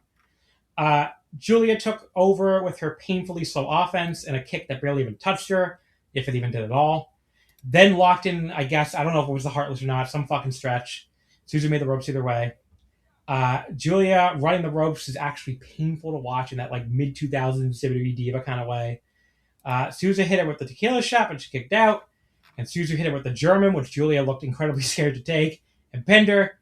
It's hilariously abrupt and not dramatic at all. But who cares? Because it means Suzu didn't lose to her first, or didn't do her only first and only loss of the block to the bad AEW woman. We weren't quite free yet. We needed Raka a win or draw in the next match to eliminate Julia completely. But yeah, this match sucked. 1.5 stars. Yes, it sucked, and short. Luckily, that's the only thing that I can say about it. Hanako Muraka, not short on the other hand, in Blue A, went to a 15-minute time limit draw. Hanako is now 4-2-1, and Raka is now 3-2-2. Or finished 3-2-2. So yeah, Muraka needed the win or the draw if she was out, and Hanako already clinched with Julia's loss in the last match as she had the tiebreaker over her. The crowd chanted big for Muraka. They, this match, like a 15. Do we need a fucking 15-minute Hanako and Muraka match? We couldn't figure some other way for these two to advance. Like, this match was so boring. Hanako, like, got Rock at her head and arm choke as we got the 3 minutes remaining call. Just waiting for anything to happen. The ref got distracted by Kikyo. I was like, what the fuck is Kikyo doing? And that allowed Raka to hit Hanako at the black box, and she did fucking brain her with it, at least. But even that was weird, though, because it felt like Hanako should have been able to block it. He just kind of stood there like, duh. I was like, what are you doing? Raka followed up with a splash off the second rope. Hanako kicked out as there were 2 minutes remaining. The drama for me was, can this time limit run out so we don't get Julia Hart in the fucking next round? But yeah, Hanako hit a lariat and covered for 2. Set her up on the top ropes to hit the JQ coaster as time was expiring with a painfully obvious time limit draw. And yes, the time limit expired. Not quite as bad as the last match, but it was pretty close. Boring as fuck most of the way. Got mildly dramatic during the end, but also kind of absurd because Raka got choked for one point so long at some point that she should probably be dead, or at least unconscious. So, and the time limit draw became very obvious. So yeah, 1 3/4. Pretty fucking bad. So, I remember 2 things out of this match. One is the cheering for Ruaka in Hamamatsu, which is big R country. Hamamatsu loves Raka. Yes, they love Ruaka. And the other part, the other thing that I remember is Ruaka being so fucking happy that she advanced. She actually cried there, so yeah, happy for her.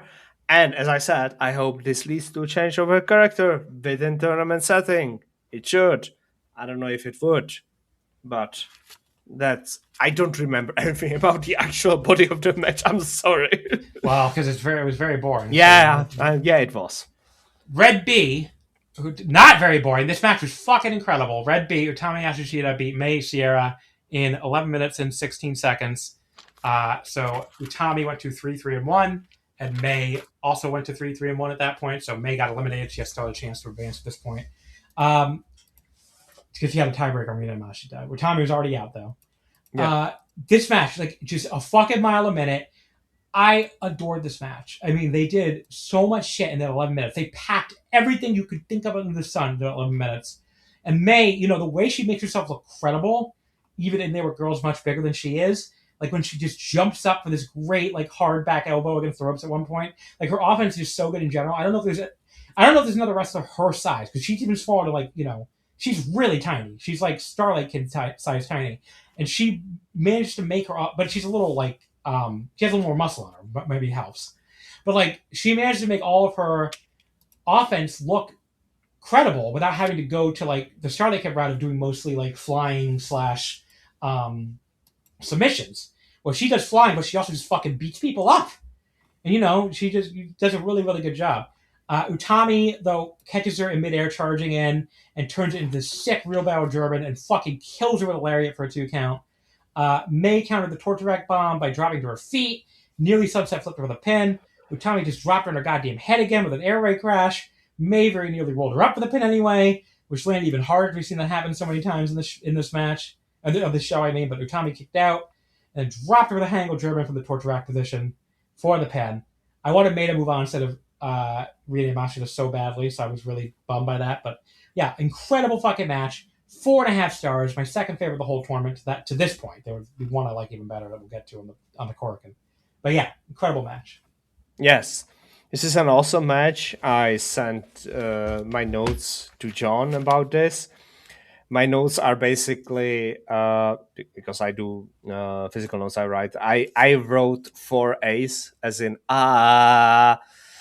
because I was so hyped in this match. I did not wrote, like, whatever is happening in this match or any thoughts about this. It's just, this was fucking awesome.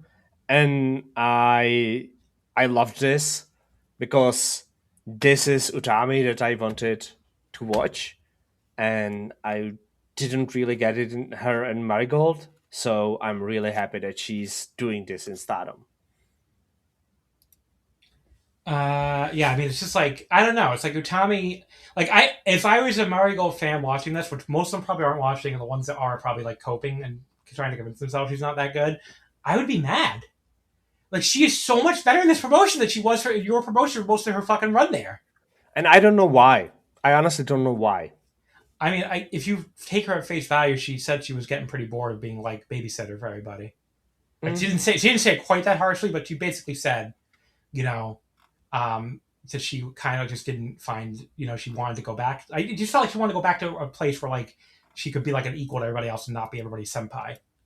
Okay, yeah. That was like from one of her post interviews when she was leaving. So I do think that might have a lot to do with it. Like maybe the pressure to be senpai and the pressure to, to guide everybody in what ended up being a pretty flailing promotion. It didn't leave a lot of time to have bangers, I guess. But she sure had some fucking bangers in this tournament. Blue B, Ami Sourei beat Starlight Kid in 11:36 with the Like Thunder. That moved her to 5-2 to win the block. Dropped Starlight Kid to 4-2-1, although she already. Ami needed the win to advance actually because Momo had the tiebreaker. So if Ami had lost this, Momo would have advanced instead. But winning this eliminated Momo, I think. But yeah, the size difference here is just unreal. It's one of those matches where, like, I mean, obviously Starlight Kid has another one with a huge size difference coming up, but Ami looks like she's made of 3 Starlight Kids. She chopped Starlight Kid hard in the corner, did the repeated chops. Starlight Kid finally got some more offense after that and got the moonsault to the leg. And Ami, I thought, did a really good job selling the leg after I just said she wasn't, the best seller of all time. I don't think on another show, but like, she did a good job moving a bit slower when she got back up. Late in this match, she tried a lariat anyway, but got it easily blocked. Starlight Kid somehow lifted her for her fucking 10s on Tombstone driver she does, which looked kind of crazy. Got the stretch muffler back on, and here I thought Ami's selling was really great. So I don't know, maybe she's had a bad day the night I thought her selling was bad. She got out when Starlight Kid tried to roll her back to the middle, and then fucking killed her with a lariat that Starlight Kid took this great bump for as we got to the 10-minute call. And Ami followed up with a second lariat for a 2 count. Ami went for Like Thunder again. Starlight Kid escaped again and tried to Rana her, but Ami caught her there, held her upside down, powered her straight back up, and this time got the Like Thunder for the pin. I was really happy as a big Ami Sourei fan. Thought this match fucking ruled. I thought it was even better than the one they had in the Korakuen we're about to talk about. So this was 4.25 stars. Awesome fucking match. Yes, this was for sure better than the one in the Korakuen. I don't know if it was the Korakuen.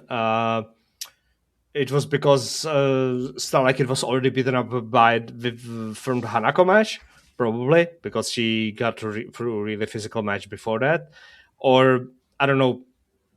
There was no need to be as dramatic as in this match. I I adore this match because it was like, in theory, it was really methodic. On both sides, one side wanted to do the leg stuff, the other side had to just overcome the leg stuff and had to like find catch Starlight Kid and hit her with the big moves. And Ami succeeded in that, unlike in the Korakuen Hall match. So it was like I think like basically this tournament is Starlight Kids because every match is one of the best matches that other competitor will have, because Starlight Kid in this tournament is on top of her game, and I think she should win it just because she's the best wrestler in this tournament. Then we had Konami beating Maki Ito in Red Stars B, which was basically winner you're in, loser out. I think there were other scenarios. I don't have anything written about this. Yeah, Konami won 13-24 the Body Lock Sleeper to go to 3-2-2, or to go to 5-2, I mean, and drop Maki Ito to 3-2-2. I didn't really like Maki doing all these look how kawaii I am spots on the mat to start. Yeah, that was awful. In the league. Like, come on, I know that's your whole thing, but come on, girl. The match was pretty good. There were some good near falls towards the end, off of the cradles especially. The end really lifted the match for me, but still only got like 3 1/4. I was very happy Konami advanced to the Maki Ito. Maki Ito did not do her best work in this tournament, that's for sure. No, I don't want similarly to how I don't want Koguma in the tournament next year, I do not want Maki Ito in the tournament next year. I was shown in this tournament that she is not going to work within the Stardom house style for the singles matches. I am more than willing to like have her in the multi-man and everything, which is like the meat of the she's very over. And she's very over. And what is the meat of the promotion? She doesn't hold her own end in the singles matches. I don't want her in the singles matches anymore. I would love for her slot to go to Saori Ano next year. I don't want her in the tournament again. Yeah, hopefully Saori was just out of it so she could be on the. Yes. I really hope we definitely missed her. Yeah. I hope Saori Ano is in the tournament next year, and I hope Maki Ito is not in the tournament, so someone else can take her slot. I laughed when she gave herself the blackface instead of Konami giving her the blackface within the body of the match, and then Konami gave her the blackface anyway. So that was funny. That was the only good part of the match. Then we have the main event, which was Rina beating Azumi in 14 minutes and 7 seconds with the package power driver. So Azumi drops to 4-2-1. Rina goes to 4-2-1. So this was enough to get Rina in the tournament, or into the knockout round, and dropped. Azumi was already clinched, so this loss just made her third place instead of second. If Azumi had won, it would have been at Itsuki Aoki going through. By the way, I did love Azumi handstanding out of the hair tosses. That was great. She's like, "You're not going to hair toss me. I'm going to handstand my way out of that." That was cool. But yeah, they just did another. These two had an awesome match. I mean, what the fuck do you expect? Just, two great wrestlers. They had a great match. I mean, not quite to the level of their knockout round match from last year. They went, I think, 4.5 on, but still 4 1/4. I mean, still an awesome match. I mean, they did all the fucking near falls. They did Canadian destroyers and all that, and Rina escaped another one, and this time got the package piled over the pin. I'm trying to go fast here because we're already almost 4 hours in, and Velkej wants to go to bed at some point. But yeah, great match by the end, 4 1/4, and another great show overall. I mean, these shows are all really good. Yes. I think because we are out of the group rounds right now, I think that the tournament was this is from the 3 tournaments that Taro Okada has booked, or new regime of Taro Okadas and others has booked. I think this is the weakest one. I think the scheduling hurt the tournament. I think the Rina Yamashita and her need to be protected had hurt her block and led to some weird booking. I think that need to protect within matches for Itsuki Aoki because she's the wave champion before she lost it to, and then she goes and loses to Haruka Umesaki. I don't want Wave Champion in the tournament anymore if she's not signed to Stardom, so she can lose properly. And there's like, because I absolutely abhorred the Rina match against Itsuki Aoki in the Utsunomiya. The finishing stretch where Rina has the upper hand the whole match, she's the better woman, and then Itsuki Aoki gets like this burst of energy just so Rina can roll her up. Like, Itsuki Aoki runs wild on Rina for a minute, and then Rina rolls her up in the main event of her hometown of the 5-star tournament that she's going into semifinal into the Sumo Hall. What the fuck was that? I hated that, and I don't want to see that ever again. There are people that I do not want in the tournament ever again. I don't want this tournament to be populated by people from the outside.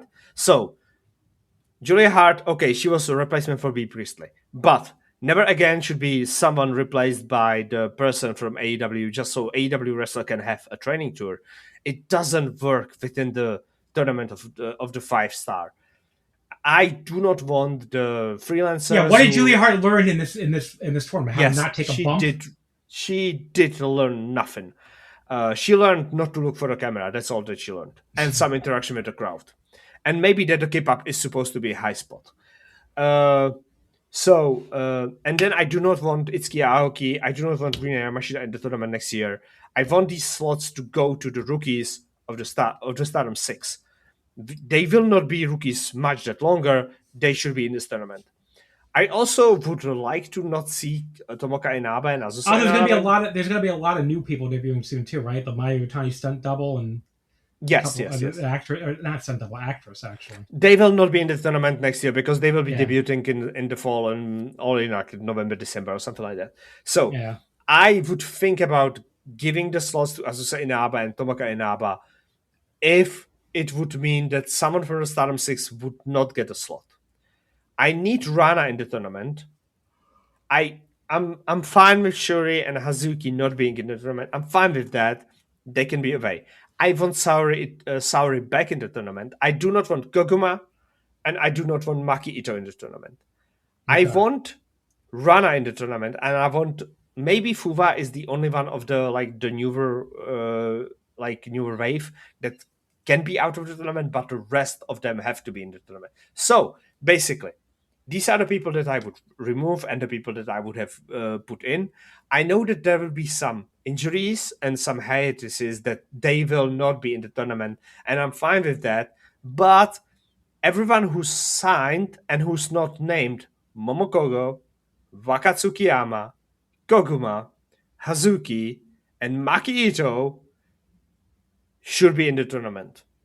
And I will accept Shuri not being in the tournament. It's fine. She can go do whatever she does outside the tournament. But everyone else should be in the tournament. And giving slots to outsiders is wrong. You have roster that's so fucking huge. You have to put them in the tournament. All right, there you go, folks. All right, let me get the final things, and we'll do the knockout round and finally wrap this up. Yep. Red A, Micah, 5-1-1 for 11 points, won the block. Rina and Azumi both 4-2-1 for 9 points. Rina had the direct win tiebreaker, match we just talked about where she beat her. Then it was Aoki 4-3 for 8 points. Tora 3-2-2 for 8 points. Tomoki Naba 3-4 for 6. Sayaka Kurara, the big shocking 2-5 run from her for 4 points. Akira Kuragane 0-6-1 for 1 point. Were you surprised by that Sayaka run? I was pretty shocked. I had her going through, so yes, I was surprised. But the story they told is coherent and makes sense, so whatever. Yeah. Yeah, I mean, I don't think it's some kind of burial of her, like some people seem to think. Yeah, I would have. Okay, I'll have to check my my picks.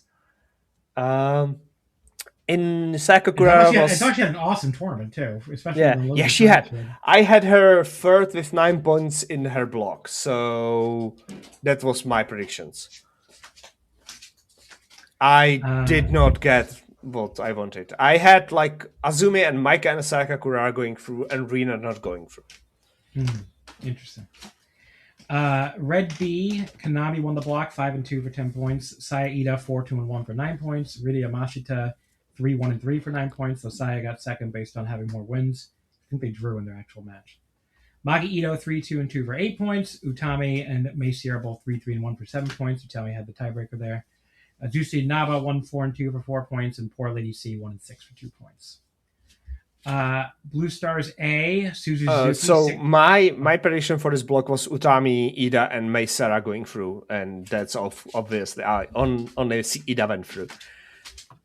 Yeah, I did not expect Rina Yamashita to go through. Like, that doesn't make any sense to me in my brain. Was pretty shocking. Blue Stars A, Suzuki wins the block 6-0-1, goes undefeated, 13 points. Hanako 4-2-1 for 9 points in second. Uraka in third, 3-2 and 2 for 8 points. Julia Hart also had 8 points, 4 and 3, but Uraka had the direct win tiebreaker on her. Miyu finishes fifth, 3 and 4 for 6 points, has the tiebreaker on Hina, who's 3 and 4 for 6 points. Aya Sakura is 2 and 5, a little surprising there too to me, 4 points, and then Rion 1 and 6 for 2 points. So I sent you my predictions with points. This is like complete deathlock of the block that I predicted, where like 4 people would have 8 points and 2 people had 7 points. So, and Hanako would not get through because Aya Sakura would get through with just head-to-head comparison or something like that.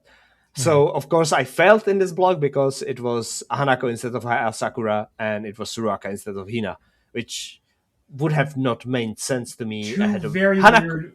Hanako would have made sense to me. Hanako would have made sense to me though, because she's big and she's pushed a lot. But she's not over though. Yeah, I know, but she is big, so they have been pushing her the whole time, like because of her size, and I don't know. It's like the consistent push that's like still has been going on since she started.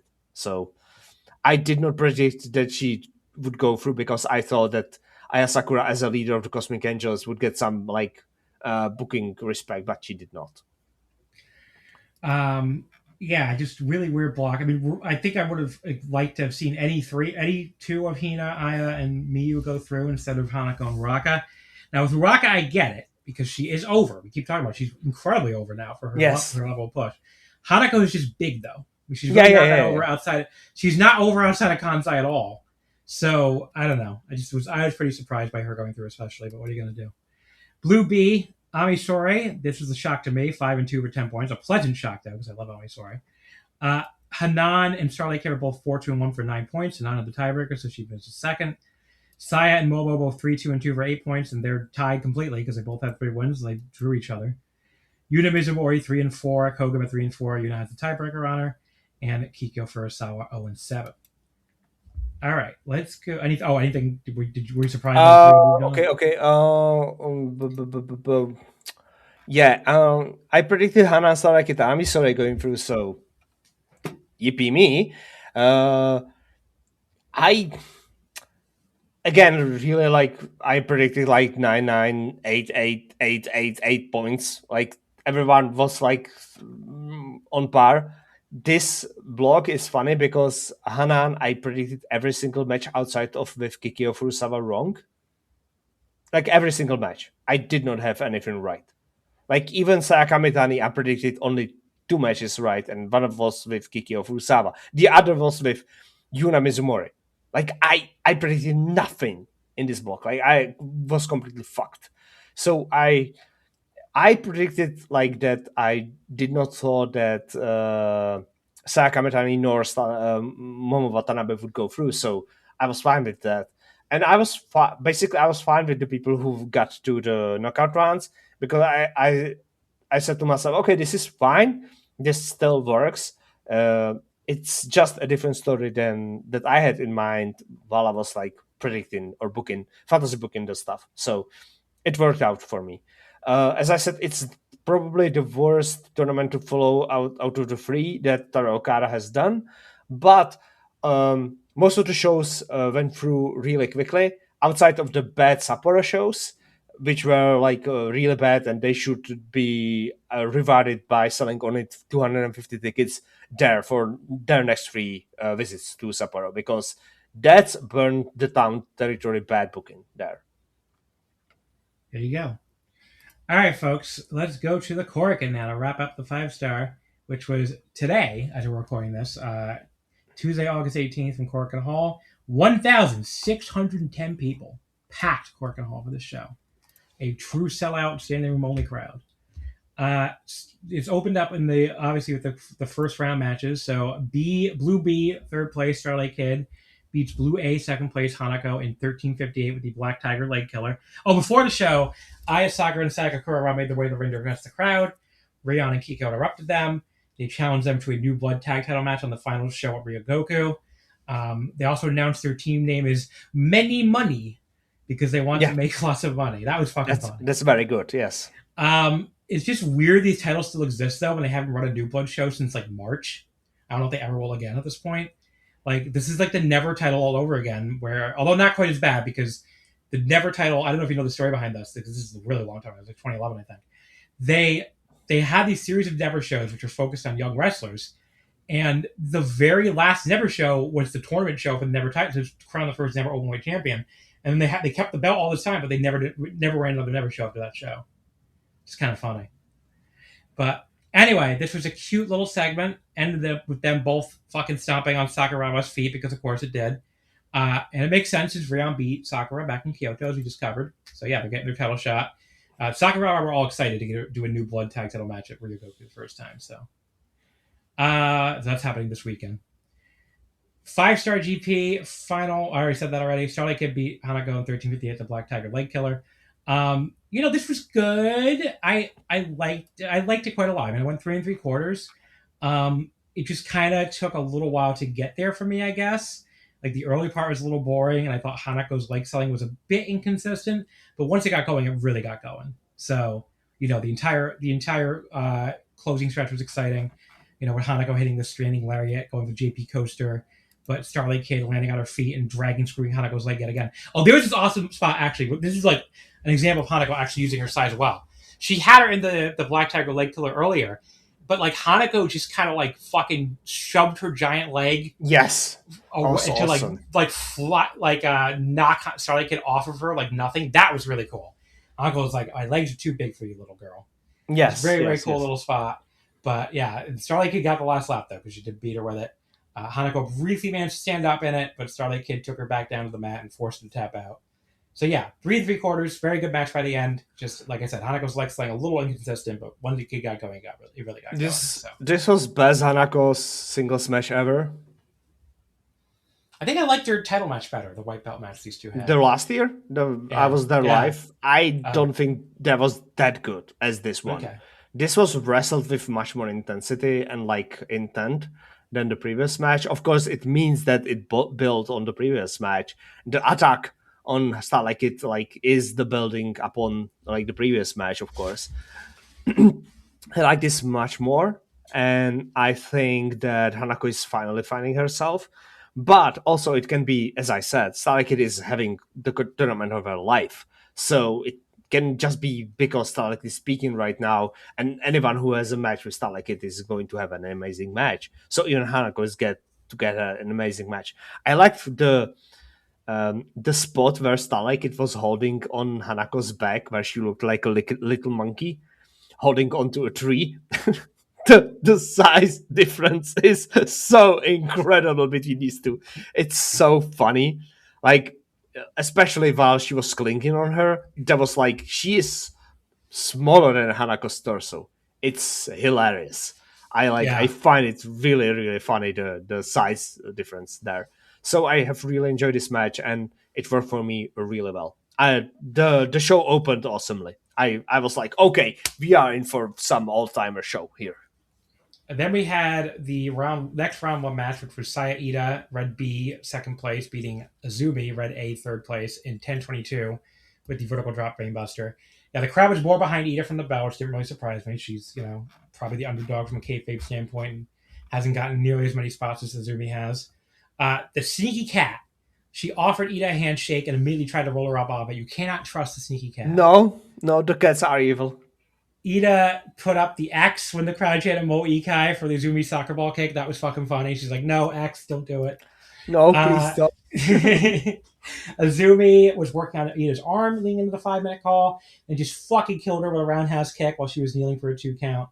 Ida briefly trapped her trying for a Rana, but Azumi was able to reverse her front suplex anyway when she landed on her feet.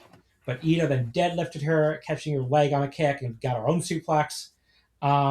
They started trading roll-up attempts where Ida cut back on the Azumi sushi and very nearly pinned her off of that. Then Ida caught Azumi running out this huge spine buster for going up to the second rope and hitting a very nice elbow drop for another near fall. But yeah, Azumi scored the Canadian Destroyer out of nowhere, got the Azumi sushi for a 2.99 count. That was awesome. That was so incredible. She couldn't get the double underhook version. Ida just powered down to the Itabashi cradle. She thought it was going to be the finish for a second, but that got a super close near fall. Azumi came back by controlling her arm and kept trying to get Nubar Uno. Ida reversed it into a cradle, but they were in the ropes. Azumi tried for the double underhook destroyer, but Ida escaped and lariated the shit out of her. Azumi no-sold it, hit a roundhouse kick, then ran right another huge lariat from Ida that just killed her. That got a 2 count just for the 10-minute call. Ida hit a brain buster, held on to her, hit a second straight brain buster, and that was the pin. The crowd was very happy. Unlike me, I was very unhappy. I thought Azumi was going back to the finals, at least. That was my prediction anyway. But match still ruled. Pretty much exactly the high energy sprint you'd expect out of these two. 4 stars. Great match. Yes, this fucking owned.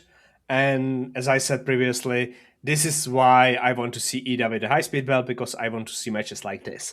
Also, this had one of the best destroyers that Azumi has ever hit, because in this case, Ida rotated properly, and because she's shorter than Azumi, she can actually do the destroyer safely between her legs. So it worked out, and it looked like it murdered her while it being completely safe, unlike how Azumi usually hits the destroyers, which look awful. So I basically loved this match from the start to the finish. It was awesome, and like perfect example of the Stardom house style, how it works best.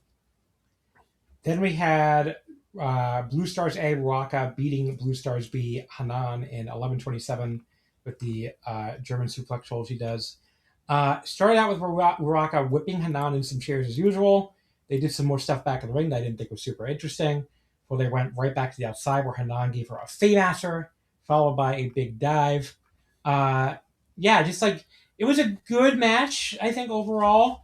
You know, just didn't, like, the early, there was like after the early stuff, they went in the ring, it kind of got a little boring. I did find it funny when the crowd started chanting for Hanan and they got drowned out by a much louder Rocket chant, and I still was like, how did she become this popular? But yeah, you know, the end was good. I know Ruaka pitting Hanan is a big deal given their shared history, how they both go back to being literal children in this promotion. But it also meant a Hanan versus Ruaka white belt match is probably coming soon, which I do not need. But yeah, 3.5. It was good. Yeah, I hate Hanan. That's my note for this match. Outside of me hating Hanan, I think the Stardom did a perfect and awesome job with booking Ruaka in the main events in the Korakuen Hall last year, and basically built up the goodwill for Ruaka and Natsuko, especially for Ruaka though. Basically, the fan transfer from Saya Kamitani to Ruaka as this cute little sister for Saya Kamitani worked out.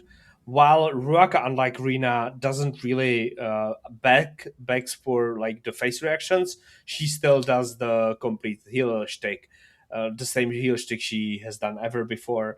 But they all kind of toned the heel stuff down to get the cheers properly, because they are the hate promotion. So now, like, she is one of the more heelish people in her faction, but not as heelish as she was before. And so the cheers are basically justified, because she's an underdog who will try to find a shortcut to a win, but is not really cheating properly. So I get why she's popular, and I think this match in Ryogoku can work, and I hope they get it out of the way as soon as possible. Then we had Rina, Red A, second place, beating Rina Yamashita, Red B, third place, in 11:22. I'm just going to say Yamashita for the other one, because otherwise it's going to get confusing really quickly. So Yamashita offered her handshake for the bell, so Rina did the only logical thing. She slapped her hand away and spit in her face, of course. That's our delinquent. That's our juvenile delinquent. Great match, though, you know. Did a lot of like reversing back and forth, all the kind of cool stuff you want to see. A big strike exchange. Rina almost fucking ripped Yamashida's head off with a big boot at the end of that. But yeah, just also this great little sequence toward the end where Rina was caught in the rear waistlock by Yamashita and kept trying to escape. Where Yamashita just like sent her flying with the German suplex anyway for a 2 count, just the way Rina was like so desperate to get out, and then Yamashita just fucking sent her flying anyway. Yamashita went for the Razor's Edge. Rina dropped down behind her, hit the Pink Devil, and that got her the pin. 4 stars for this. Thought that was really good. Just have it right below Izumi Ida, but just a great match for the first round. I think right. My note is very good. I am wrestled out. That's fair. This was the last show that I was watching, so I was like, "Oh my god, get it over, Brave, please, get Rina out of the ring." So I did not really enjoy it fully as I was supposed to, but it was, from what I remember, very good. Then we had in I think the last first round match. Yep, it was blue. Wait, what the fuck is that? No, that was the last first round match. Yeah, this is now the quarterfinals. Yes. So Blue B first place. Ami Sourei loses Starlight Kid here. Starlight Kid beat her in 12-16 with the Star Suplex hold. So this is a rematch from the awesome match we talked about on Sunday in Hamamatsu, which Ami won. But obviously Starlight Kid got the best of her here. I thought this was a great match, just not quite as great as the one in Hamamatsu. I still won 4 stars on it though, so all of a quarter star less. But yeah, there was this, did you watch it on YouTube or Stardom World, by the way? Because I watched it on YouTube. I watched it on Stardom World. There was like a and weird not cut. live. I didn't watch it live either, but there was a weird cut in the YouTube version. Oh, but I guess like right towards the end, suddenly they cut forward. I was like, "What the hell did we just miss?" No, I guess it was like a tilt. That doesn't happen on Stardom World. Okay, but yeah, it's just easier in a stream. Starlight World on my TV. I mean YouTube on my TV, so I always just go to the YouTube one when it's on YouTube. But yeah, there was the match itself was great. The way it was great to see Starlight Kid. I mean, I like her leg work. It was fun just seeing her not do a leg match at all here. And yeah, she fought for the Tiger Suplex at the end, and Ami with the Star Suplex, and Ami just kept blocking it. Looked really good struggle towards the end of the match, and trying to go a little fast now. But yeah, 4 stars, great match. Anything you want to say about this one? So let's look in for this. Monkey Press out. Hiro Matsumoto, welcome back to Stardom. I have missed you dearly. This is like, as I said, this is slightly worse than the previous match they had just days before. But in the end, this is again, it shows that Starlight Kid is pulling the best performances out of anyone and is hitting on all cylinders and should deserve the win, just for the performances in this tournament. There's this incredible energy in Starlight Kid matches right now. While I am not a Starlight Kid fan, I think she is making everyone better by wrestling with them. And Ami is one of those people, because she has really shaky performances from time to time. She doesn't connect fully with everything. This felt like it was nasty, and Ami wanted to win really, really badly. But Starlight Kid was just better. Unlike on the previous day, where Ami was able to overcome all the Starlight Kid work on the leg and shit, this time Starlight Kid was just better. So it's really fun to see how they will shake up afterwards if Ami and Starlight Kid have singles match for the title. If Starlight Kid wins the red belt from Suzu, we will see. I would like that match, to be honest. I would like to see 22 minutes version of this match we have just seen. Then we had the next quarterfinal, which was Red A's first place Maika beating Saya Ida in 12:49 with the wrist clutch Michinoku Driver 2. This match, they actually fought, they just fucking killed each other. One of those matches where they went out there, had a war. The crowd was totally behind the doomed underdog, Saya Ida here, which always adds to it. But I never got the feeling she was going to win. Which I don't mean that as a criticism. I mean that it just felt like she was overmatched with Maika, which she should be based on their kayfabe position. That was perfectly structured. She did not stand any chance. They traded lariats, some of the lariats they did were really, really great. Saya like jumped up into this one that just wiped out the obviously much larger woman. That looked really cool. She hit a brainbuster, tried to hang on for the second one just like she did against Azumi earlier in the night, but Micah reversed it to her own instead. She tried to cover Ida. Ida kicked out at 1, but Micah killed her with a great spinning lariat that Ida took this awesome flip bump for. Yes. And then hit her with another Michinoku driver. Ida still kicked out. The crowd is chanting for her like deafeningly now. And then Micah hits the arm clutch Michinoku pins her. So, 4 1/4. Awesome. This was match. incredible. This was fucking awesome. This is like what we want to see. Like this. Ida, when Micah came in and did the armbar at the start of the match, I was like, oh, Ida stands no fucking chance there. This is just like matter of time until Micah beats her. Like, unless Ida rolls her up, it doesn't make any sense. Like, visually, if you look at those two at the start of the match, visually it didn't make any sense for Ida to even stand a chance against Micah because Micah overpowered her so much. Ida was already fucking drained after the high-speed war that she had with Azumi. So how can she even make this work out? And, of course, she did not. So this match is perfect because it's like two powerhouses while one of them doesn't stand any chance. Is much more, and the size plays a role in this match. While they are both as strong as each other, the much bigger woman can like simply overpower the much smaller woman, and it's so good because like there's nobody else in the world that can do this outside of Saida. Like, is there anyone else? Is there anyone else who can do stuff like this? Like, who can have matches like this? I don't think so. So this is like unique Saida stuff, and it works out because these people who are their life have watched her for 10 years, and have seen her rise up very, very fucking slowly, being overshot by people who signed or who debuted after her. Utami debuted after her. Sakamitan debuted after her. Julia came in after her. Micah came in after her. Like, everyone jumped ahead of her. And now, after 10 years, she's finally getting her due. It's finally her time. And we are here. We are right now on precipice of her winning a title. Last year, it was her first time challenging for a big belt. For a big belt in a big slot in the semi-main event of Sumo Hall against Konami, who has she wrestled for so many times beforehand.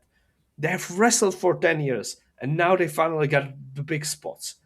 And now she's wrestling for a slot on the Sumo Hall show again in the tournament. That's the biggest tournament for women in the world. And I don't know how high can she rise up, but right now, I believe that she is a credible white belt champion for like end of the next year. And I think she should fucking win it. And I would want to see it. I would want to see the win for Saida like in, I don't know, at the finals of 5-star next year or something like that. Please give it to me. I want it. I want to get the dopamine rush of like seeing one of the wrestlers that I've seen their whole career, that I followed them since they started, win the big belt. You heard it here, folks. Give it to them. All right. Then we have Blue A first place, Suzu Suzuki, beating Raka in 10-13 with the German suplex hold. This was really good. Went 3 3/4. I thought it was a very good match. I thought it fell off towards the end of the match where, like, I don't know if it needed the interference shit and all that. I just think they kind of probably should have just... and it was also like a sloppy top rope Rana that Raka no sold anyway, so whatever. And like the tequila shot Suzu did wasn't the smoothest looking version either. But like all the early stuff was really good in this match. Like I thought the two of them just clubbing each other, and they started hitting each other in the face.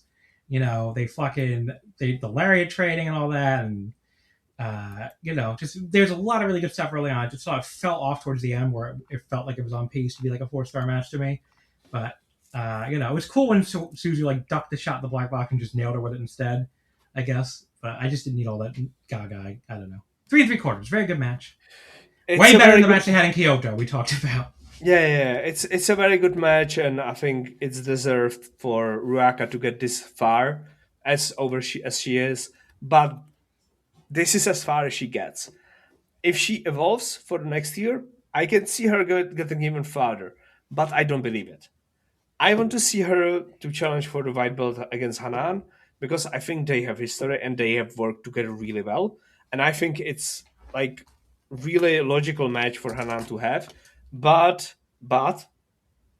beating Suzu, the Red Belt champion, in like the knockout rounds, that's step too far for Ruaka right now. Maybe next year, or maybe rather 2 years later, we will see. This was, I don't know, this didn't feel as good as the previous match. I like the previous match better, so we will differ on that. But I think Ruaka improved so much that I want to see some like changes with her. The main event, Rina beats Konami in 17-17 with the Tiger Lily, the missile drop kick into the package pile driver, which makes tons of sense given who these two wrestlers are. Yes, and Konami, where it happens, and which tournament it is, and so much more things. Yeah, Konami, of course, is Red B first place. But yeah, there's also a rematch from their white belt match earlier the year at Korakuen, which with Konami won. This started with a big outside brawl, of course. But yeah, I mean, this match, again, not to go too long here since it's already very late, especially in the Czech Republic. Amazing fucking match. I mean, this was my new match of the tournament. I went 4.5 stars on it. Just the emotion between the two of them. You could tell, the real emotion with obviously the Hana Kimura connection. And just the way, but they didn't make it like about that, right? Like they still had an outstanding match that had that as a backdrop. Yes, it had it as the finishing move. And Konami just did Rina especially, like the way she sold her desperation, trying to escape the sleeper when Konami would keep going back to it was really, really great. And that was one of the other things that really put this match over the top for me. Just an incredible match. Obviously very happy that Rina won, even though I like Konami a lot too. But yeah, 4.5 stars. I think this match will for sure be in my top 10. I don't know where, probably around position 6 or something like that. This was incredible. This was, especially considering this is second arena match of the night.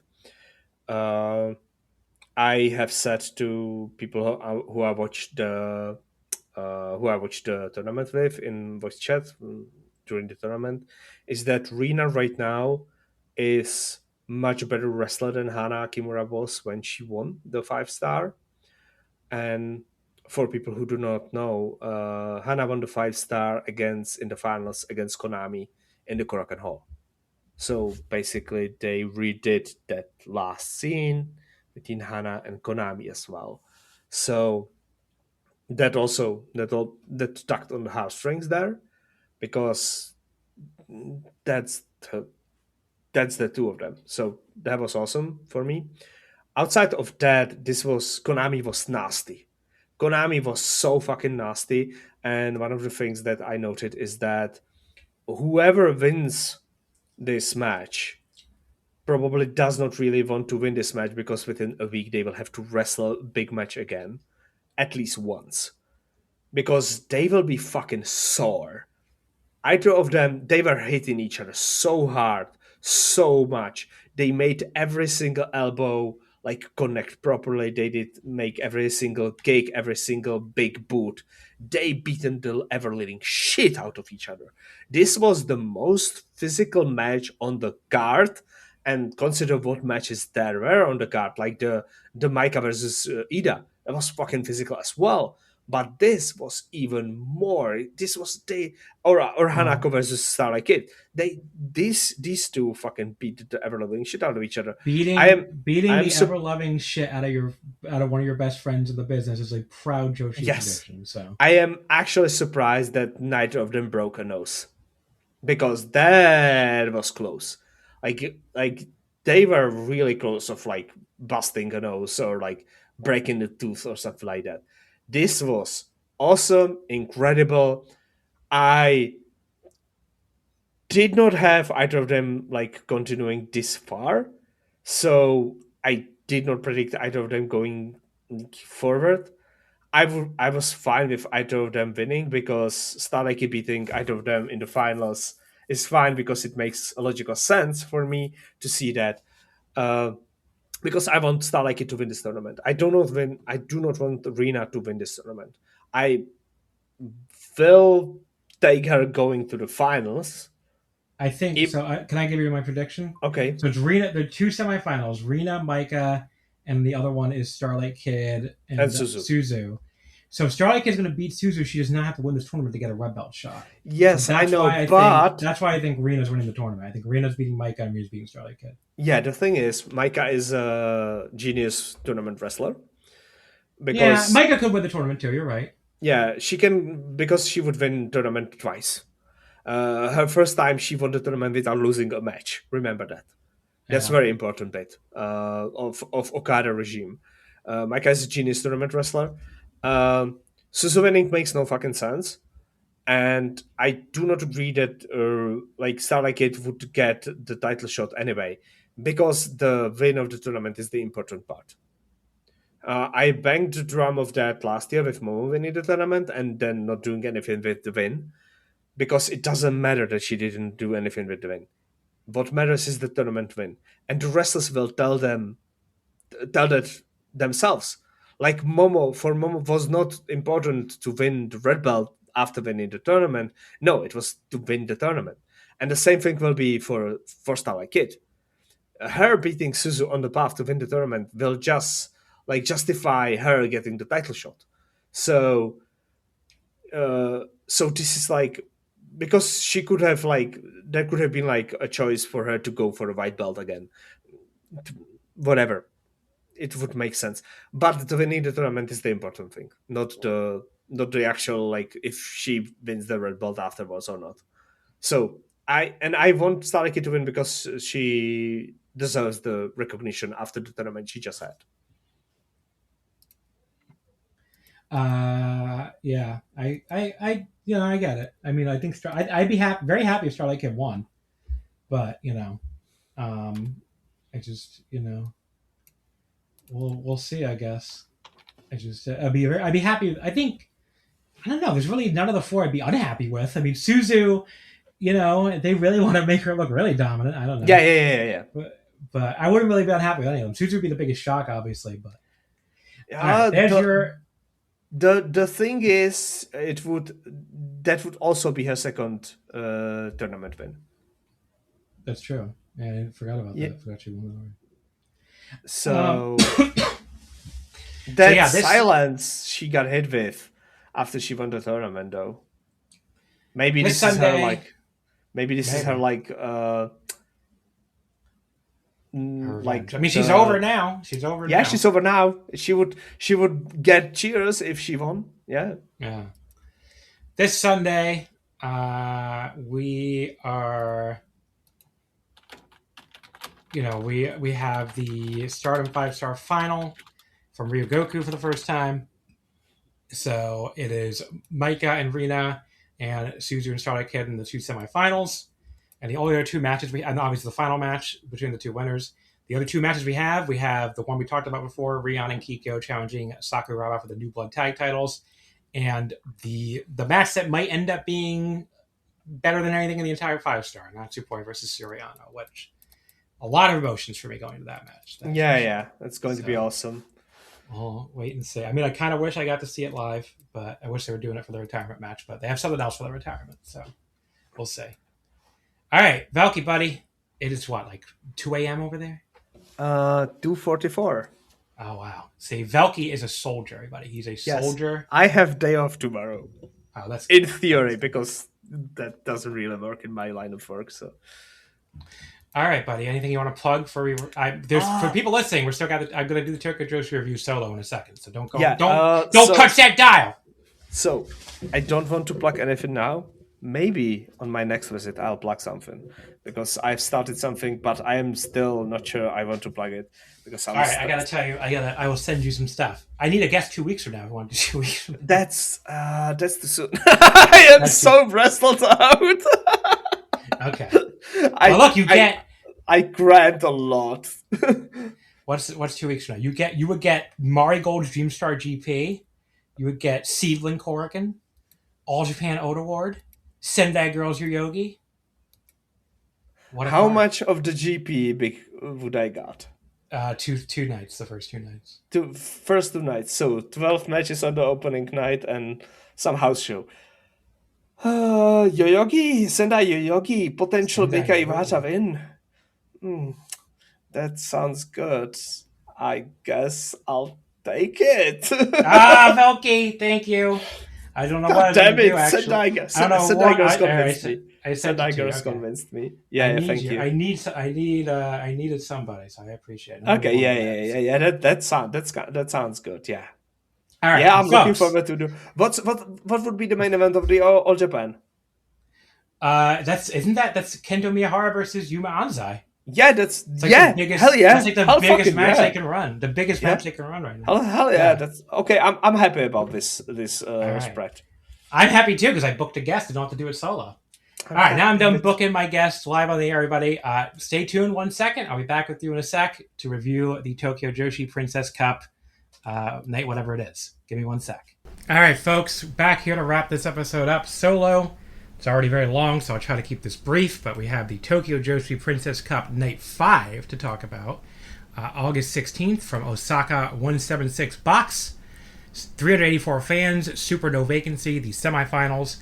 I do have little notes here on the undercard matches, though, but like I said, I'll try to keep them brief. The opener was Chika Nanase defeating Momo Sato with the Inari Tori in 5 minutes and 34 seconds. Chika won a pretty basic match here with her full Nelson.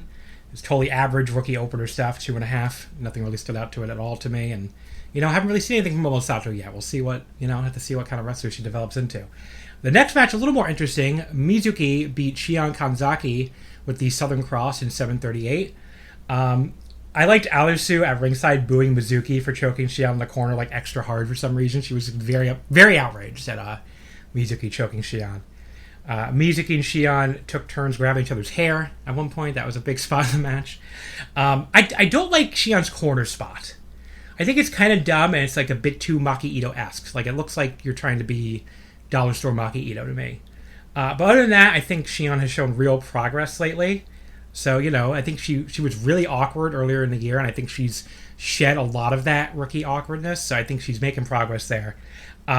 Totally fine, Gentlewoman's 3 type match. And again, like the tentativeness is a good way to put it. The tentativeness that Shion was showing early in her career has started to go away. Match 3, the Up Girls united here for a rare match together.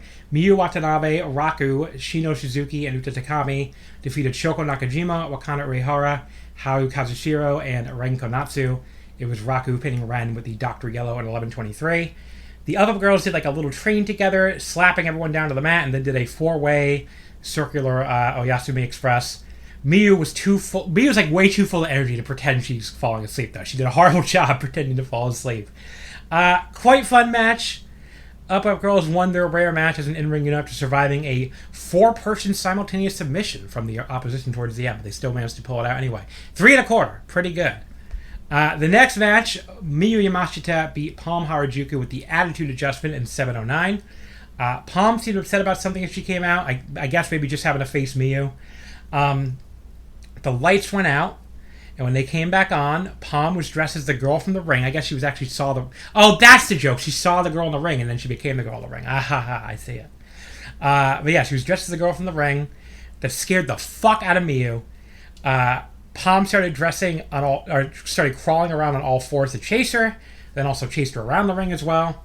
Miyu finally just leaves the building entirely. So Ghost Palm or whatever grabbed Shion at ringside and put her in another wig and then threw her in the ring. So Miyu beats the count at 18 when she comes back, overcame her fear to start kicking and stomping the wrong girl, of course. Now she was doing it to Shion. Palm's wig briefly came off when she attacked Miyu from behind, then came off again when she did a spinning head scissors, but she kept getting it back on. Palm then had something connected to a string. I don't know what it was, honestly, but it freaked poor Miyu out even more. And Miyu finally kicks the wig clean off Palm's head once and for all, puts her down with the Attitude Adjustment soon after. This was something all right. I don't really feel like I need to star rate it, but it was something interesting and something to watch, that is for sure. We had the Yuki trio, Yuki Arai, Yuki Kamifuku, and Yuki Aino, defeating Hyper Misao, Alisu Endo, and Sakura Hattori. Kamiyu pinned Totori with the Famouser in 10-19. Yuki Trio, very cute, posing together towards the match. Just cuteness overload, honestly. Fun little back and forth match here. One kind of amusing sequence I thought was like when Sakura Hattori started avoiding the much larger Kamiyu with her ninja agility, just putting up the little hand signals. She kept moving out of the way. Kamiyu finally went for finger pokes instead. Sakura held both her hands back. The other two Yukis came over and each poked one of her eyes with one finger. So apparently the Yukis are evil, all three of them. Then they just sent Kamiyu flying upward into this launch in this enormous downward stomp. That was pretty awesome. It looked like she was stomping her from 50 feet in the air. All that happened right for the 10-minute call. Kamiyu followed up with a chop to the chest and then the Famouser for the win. Fun little match. Nothing life-changing or anything, but pretty good. 3.25 stars. Semi-main event was the first of two Princess Cup semifinals. Rika Tatsumi defeated Toga with the missile hip in 14-23. Thought this was a very good match. Didn't quite get to 4-star level for me, but I thought it was a very good match. I mean, where the touch below notebook comes in is like there was a lot of legwork in it, and Toga, it didn't go anywhere, and Toga just forgot about it completely. Like, she didn't really do anything with the legwork towards the end, and she's not the best seller anyway, as I talked about in other episodes. Like, I thought her selling actually slowly got better during this match. She did make sure to run at a slower speed than usual. She was making her comeback at one point. But, like, yeah, it's really her facial expressions during her selling that I think are a little off. Just like, I don't know, she doesn't feel like she's quite committed to it, or she can't quite figure out how to do it properly. But, you know, not a big deal. The bigger deal is that they just ditched it completely. But everything, like, the actual action in this match is really good. You know, Toga was doing her Toga bottoms, and she was really planting Rika Tatsumi with it. She got one right towards the end before she put Rika in a stretch muffler. And the end was really, really dramatic, I thought, especially not being unspoiled, thankfully. Well, I think I watched it. I can't remember. Did I watch it live? Oh, I watched the start of this live and then turned it off for Stardom, but then came back to it. Rika rolled out of the hold, ran Toga down another hip attack where she could stand back up, which got her a 2 count. And she hit 4 more hip attacks when they both stood up, where Toga was like shaking them all off and not going down. Rika switched to an enzigiri, but Toga no-sold that and bounced off the ropes behind her, hit a big running forearm to Rika's chest. That led into another forearm exchange. Rika Tatsumi hit a twist of fate, and she went up top and hit the big diving hip attack off there for the pin. 3 3/4. Very good match. The main event, just a touch better. Suzume beat Himawari with the Ring of Bell in 12:35. I'm very biased. These are two of my favorite wrestlers in the entire company. Now, I love Rika too. She's another one of my favorites. Toga's like just below that level for me. But Suzume and Himawari, two of my favorites here. Very torn. I had to be BFC, but I would not have been upset if Himawari won. She did not get the upset, though. Suzume got the win here. Some fun exchanges early. There was like this nice arm drag and jumping head scissors takedown thing that Suzume likes to do. She has so much really pretty looking offense. Hima had to like kick her way to the ropes just to escape the head scissors. It's funny, like I saw someone make this point. I think it might. I want to get the actual Discord user correct because I feel like I don't want to like take credit for somebody else's point. God, who the fuck was it? This episode's already long enough, and I think Rob Hutton on the Discord, I think, was the one who said, you know, in response to the Oiwa and Yuya match getting so much attention, like Tokyo Joshi in general, their wrestling style can be kind of a throwback. I mean, that is kind of, they'll do like a head scissors that takes a while to get out of and stuff like that. And they don't, you know, they have hard hitting action too when it calls for it. But like, yeah, their wrestling style can also be kind of a throwback in a really good way, right? In a way I really enjoy. And, you know, it's another reminder that, like, you know, there's lots of different wrestling out there. I think people overhype how much everything is the same style because Tokyo Joshi's not really anything like the rest of wrestling, right? And there's other wrestling promotions that do more striking. There's wrestling promotions that are like have bigger head. Obviously, this is just Japan. Wow, could not get that out. But All Japan has more of a heavyweight focus. You know, they have bigger people. I don't know what the fuck Noah's style is these days. But yeah, you know, there's different things for different people, that kind of thing. Suzume, let me see where I'm trying to get through these notes here. Went back to her head scissors actually quite a bit later in the match, and she like held onto the arm at the same time. I guess a modified version, almost closer to a triangle. and she was able to roll Himawari away from the ropes when she had her in that, but Hima was able to turn it into a cover, so Sume had to let go to kick out. Really good sequence there. This is the other interesting thing. It took Himawari a really long time to finally use her hair whip for the first time in this match. I don't know exactly how many minutes, definitely past 5 minutes, so a really long time for her especially, maybe like 7 or 8. But she used it to cut Suzume off on the top rope. But Suzume got a hold of the braids and like kind of twist them together. But Himawari, who's like, this powerhouse of a wrestler now, she was able to pull in the other direction and just yank Suzume all the way off the top rope. Very inventive spot, very cool spot. Suzume sidestepped a top rope braid attack and did this neat little arm drag into a schoolgirl for a 2 count. Then she hit her step-up bulldog out of the corner. She went for the ring-a-bell, but Himawari blocked. I think that was her second time trying that, too. I think Himawari had countered or blocked it earlier. She went for the ring-a-bell, but Himawari blocked it and countered to basically the crossroads just before the 10-minute call. They went to a forearm exchange. I kind of wish the Osaka crowd had been a little bit louder. They were getting a really great match here. Tokyo Joshi, that can be a flaw. They can sometimes not have the hottest crowds in general. But they did react big by their standards on the show, especially for Hima catching Suzume, running in and hitting this big release backdrop suplex. So they were behind the underdog here. Suzume countered, though, with a gory special. Then went up top and hit the running bulldog along the ropes, followed by the ring-a-bell for the pin. And that was that. Yeah, Rika, I thought this was a great match. 4 stars, just not quite as great as Suzume Soko for the quarterfinals, which is still my match of the tournament.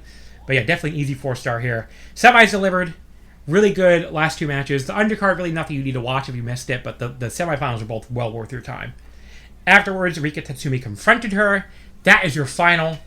And I was able to understand everything they were saying. This was the thing I think I talked about earlier with Velkej, but they were speaking pretty basic Japanese, so that makes sense. I can understand it. But Rika was basically just like, "I'm looking forward to facing you," and Suzume agreed with her. She's like, "Watashi mo," but she says, "Makenai," said, "I will not lose." So she's looking forward to it, but she will not lose. I mean, obviously, I'm going off of memory there, so they said other things too.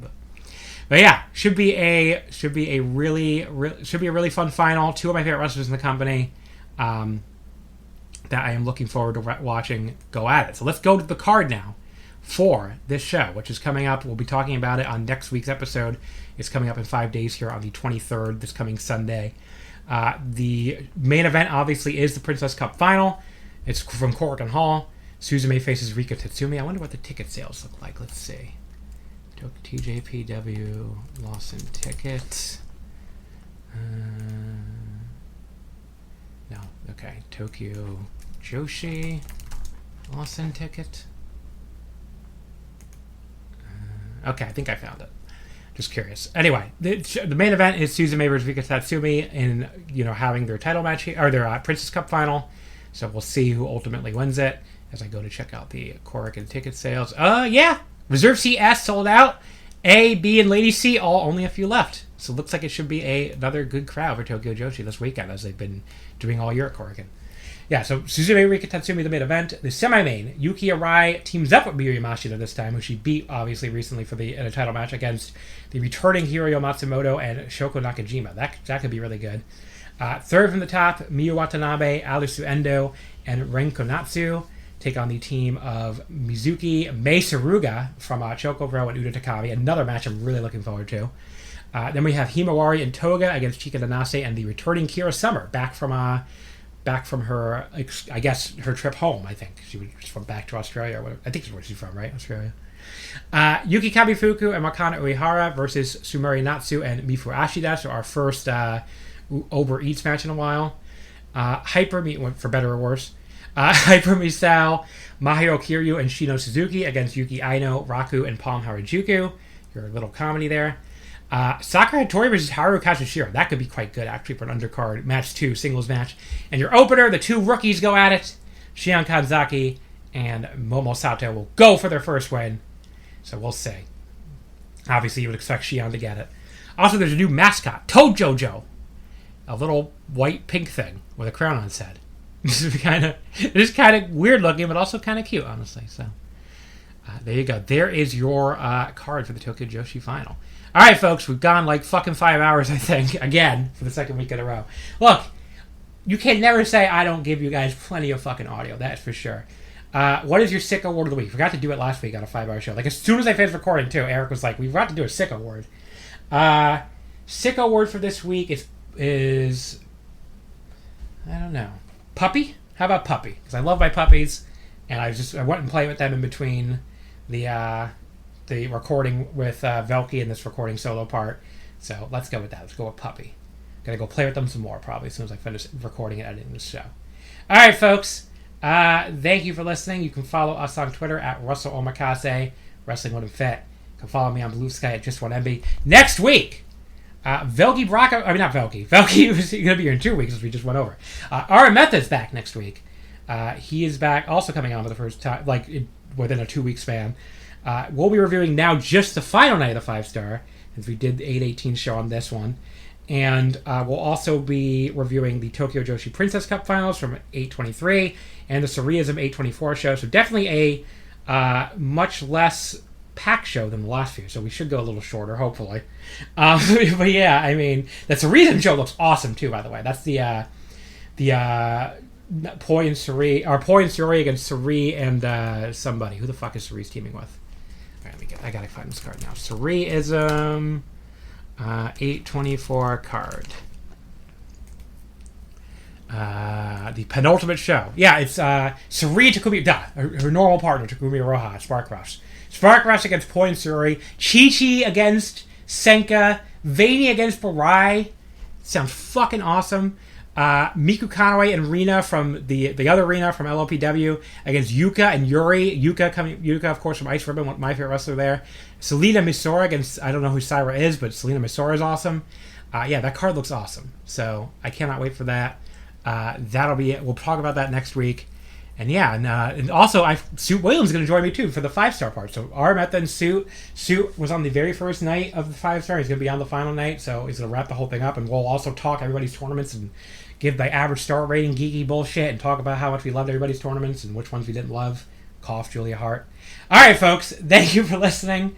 I already did all that other stuff, so I'll see you next week. Goodbye. Hi, I'm Case Lowe, co-host of the Open the Voice Gate podcast. The one question I'm constantly asked when it comes to Dragon Gate is how do I get into the promotion? Well, stop asking and start listening to the Open the Voice Gate podcast, released every Wednesday on the Voices of Wrestling podcasting network. For exclusive news and show reviews, look no further than the leader in Dragon Gate coverage, Open the Voice Gate.